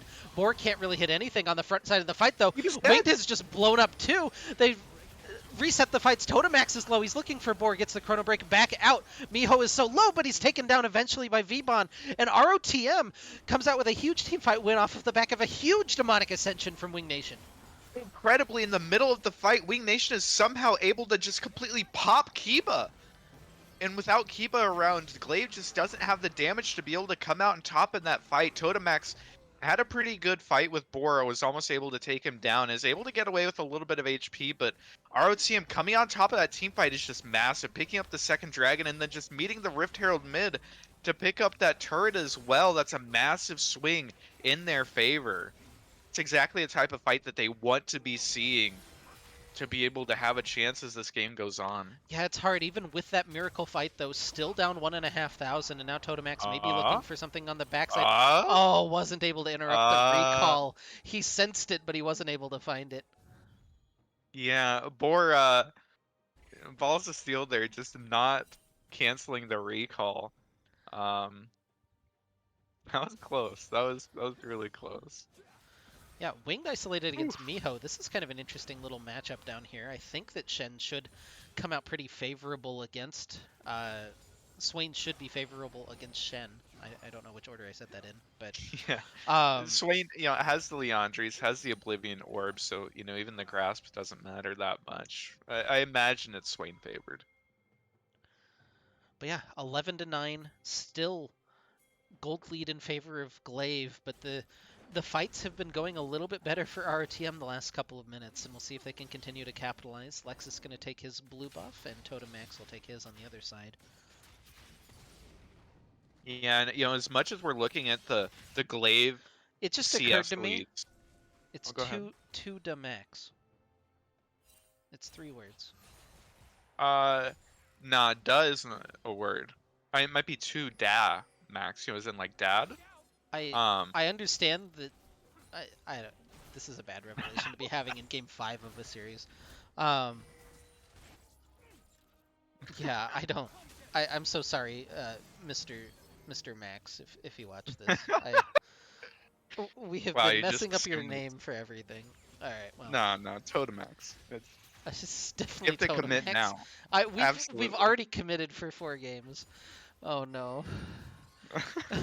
Oh, Winged in a lot of trouble though, as has to use his demonic ascension just to make sure that Max can't get on top of him. And you're laughing at me. Oh no. Oh, oh, Max is oh, in, looking for the solo bolo, and he's gonna find it onto Winged. Even has the demonic ascension just for a little bit of extra health gain on the backside. But the oh, Bard ult might seal his fate here. Boar is in. They're gonna use the oh! Stand United. He gets the turn. He gets so much healing. Miho is in. The binding from Hulk doesn't matter. It's just shrugged off. They take up the turret for forever. In the mid lane, they're looking for Lexus. They use the Nautilus ultimate just to knock him back. Teleport coming from They're Max as just they're gonna start the looking Baron. onto this Baron, and Glaive has found a huge fight off of the back of Max getting the solo bolo in the bottom lane. So Wing Nation does have teleport. He doesn't have the ultimate available, but ROTM might be able to look to contest this. Is 23 minutes into the game, and this doesn't go down the fastest. Oh? Oh, Max, though, just finds Lexus. They're trying to take down the Silas, but he's so tanky. He heals so much. Now he has the Chrono Break available, bops back, and then gets another heal onto Vbon. They can't even get through the Silas to get to the Baron. Now maybe looking for it, Boar walking in, but they can't do anything. It's smited away by Demon. And Glaive, off of the back of, again, just a solo kill in the bottom lane, able to rally that into a Baron at 23 minutes. Yeah, unfortunately, ROTM just doesn't have enough sources of Grievous, or at least didn't. And Totemax just taking full advantage of it. Silas in the mid game, if you don't have a ton of Grievous to apply to him, will just drain tank you forever. And, just perfectly on show there. Just a massive game here for the Silas. Look at him. He has the Magi stacking now, has a stopwatch even. So this next fight going to be even harder to take him down. And that's a pretty big swing here from Glaive. It was starting to, look like it was getting away from them just a little bit. Yeah, But picking up Vbon. those kills, picking up the Baron, pretty significant. Yeah, Vbon's finished up Chovy's chains for Max potentially, or Kiba would be a fine pick as well. And Why is it Chovy's chains? because Chovy's like a 1v9 player, and Uh-huh. the LCK cast was memeing about how you pick it up against Chovy and then you just beat Hanwha life. So Okay. they're Chovy's Okay. chains for sure. Gotcha. I follow now. Um, but yeah, level 13 hit for Vbon. He's gonna start popping in these ornaments, so it'll skew that gold lead a little bit once we start getting those through. He's got his Rhyme Forged cape already, and Kiba That's a lot of just damage. chewing through Oh, War. Lexus Lexus? goes in, hits the ultimate back out, but it's going to cost them Hulk for sure. He tries to use his ultimate to save himself, but Kiba already taking him down, and the Baron buff rolling through mid lane. Winged on this side, not able to find anything. Has the Demonic Ascension popped already, looking to stun them up. In comes the ultimate from Vbon. It's a huge knockup, but they just don't have anything to chain into it. Winged hits the bird bomb, but it's not quite enough damage, as now Boar looking for it, but in comes Max as he's huge. Vbon with the clap, he flashes forward and takes down Kiba. Max, though, is still healthy, still just wailing away on these fights. Lexus dashing in, gets the reset, gets one, already taking down Miho. And it looks like Demon and Max are going to be forced away. So RTM holds their base. They do lose their inhibitor, though, at 25 minutes. Oh Oh no, and no, Hulk. Max gets face checked into by Hulk. He's got the exhaust though. Does he have the dash? Does he have anything? He's got the stopwatch. He's going to get another big heal coming off of this. But the knockups are enough. It's a shutdown for Boar. And RTM maybe looking for this dragon as Lexus coming over the top. And yeah, Demon wasn't able to get it low enough. So dragon number 3 going the way of ROTM. Such a massive stand there in the base from Wing Nation and from Vbon. So much damage coming out from the bird bomb, and then Vbon getting a massive clap on the back end to be able to pick up a couple of kills and trade it back. And ROTM is able to save the base, is able to fend off the Baron. And Stallis came out for a few more minutes, as well as their third dragon, so they're pressuring the Ocean Soul here in just a couple minutes, and that's just such a massive swing.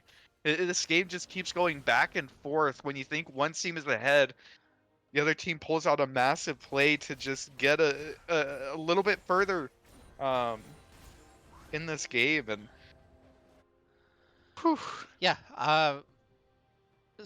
rest in peace to Max's Magi stacks, though, down from 12 now to 2 after that death.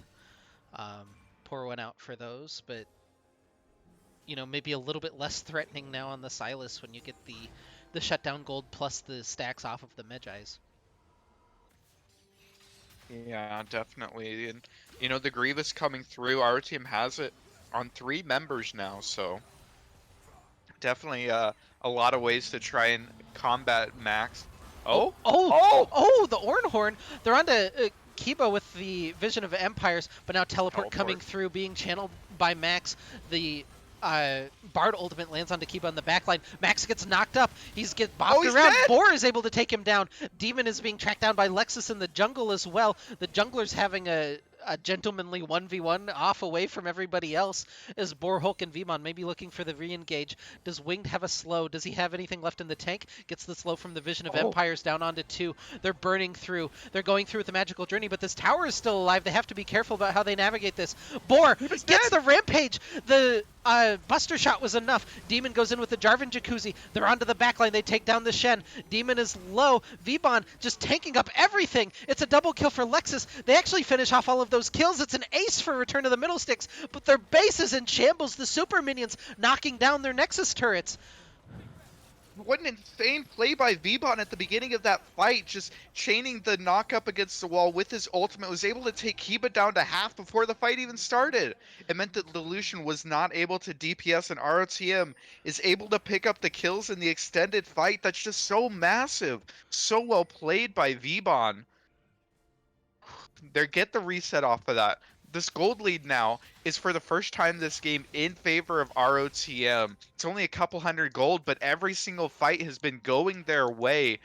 Baron is spawning here in about 20 seconds. Our team has had a chance to fix their base so they won't have the super streaming in and pressuring their Nexus, but God, it's just such a massive fight there from ROTM. Somehow coming back into this, despite being down so much, somehow able to find these kills onto Kiba, onto 2 to Max, who have just been having massive games, massive series.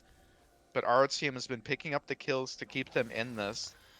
Yeah, now Baron is the big worry. Vbon hits level 15, hands out the upgraded Arrow Pack to Lexus in addition to that Wormfall and Sacrifice to Boar. And that gold lead says 200, but it's about 2,000 or 3,000 with those ornaments for ROTM right now. If you're just looking at pure effective That gold value. total, yeah. But now Winged and Max renewing again their mid lane scrap here in bottom lane. Winged starting to stack up some of that damage. Boar and Kiba! Boar gets the assassination! The 1v1 for Boar! ADC versus ADC. The Bard gonna land onto Cerulean. Lexus looking to chain that one into the stun. He gets the Spider. Oh, he doesn't get the Spider-Man to the wall. 2 picks for ROTM as Max now being chased off by Vbon. He's at about half health. Vbon not gonna be able to do anything else, but ROTM can look for the Baron. That's so massive. Kiba has just been such a monster this game. Takes the fight into Boar. The Shen ult isn't able to come in to save him. And somehow Boar's able to pick up the kill and get out. ROTM have stayed in this despite being down so much are now going to be able to pick up the bear, and their inhibitor is respawned, and they're collapsing on Demon as well. Yeah, they Or get the Demon's going to be slow, able to get the walk away. yeah, get the cosmic binding, get the vision of empires, but it won't be anything more than that. 27 seconds now on this ocean dragon potentially for ROTM. They have the Baron buff to help set up their waves to start off with. This is the big fight I think for Glaive. If they don't win this one, that should be the series. Binding from Hulk gonna land onto Max to start things out. He gets the root from the Everfrost, but it's it's so tense right now. This game feels on a knife's edge, and with the way that the inhibitor is exposed, a fight either way could be the game potentially here.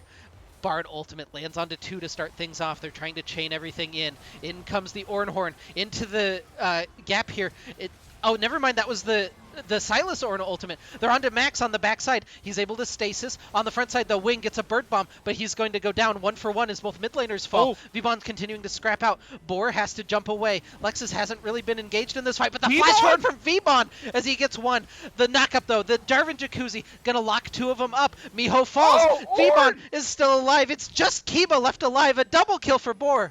Or for Vibon, excuse me. And the Dragon going the way of ROTM. Teleport into the mid lane. Is Vibon going to look for it? Are they going to be able to finish? It's just Kiba versus 4. It's 23 seconds on the Silas, the only damage carry coming up for a while. ROTM gets the Ocean Soul, so they're going to have some healing coming through. And that inhibitor's already going down.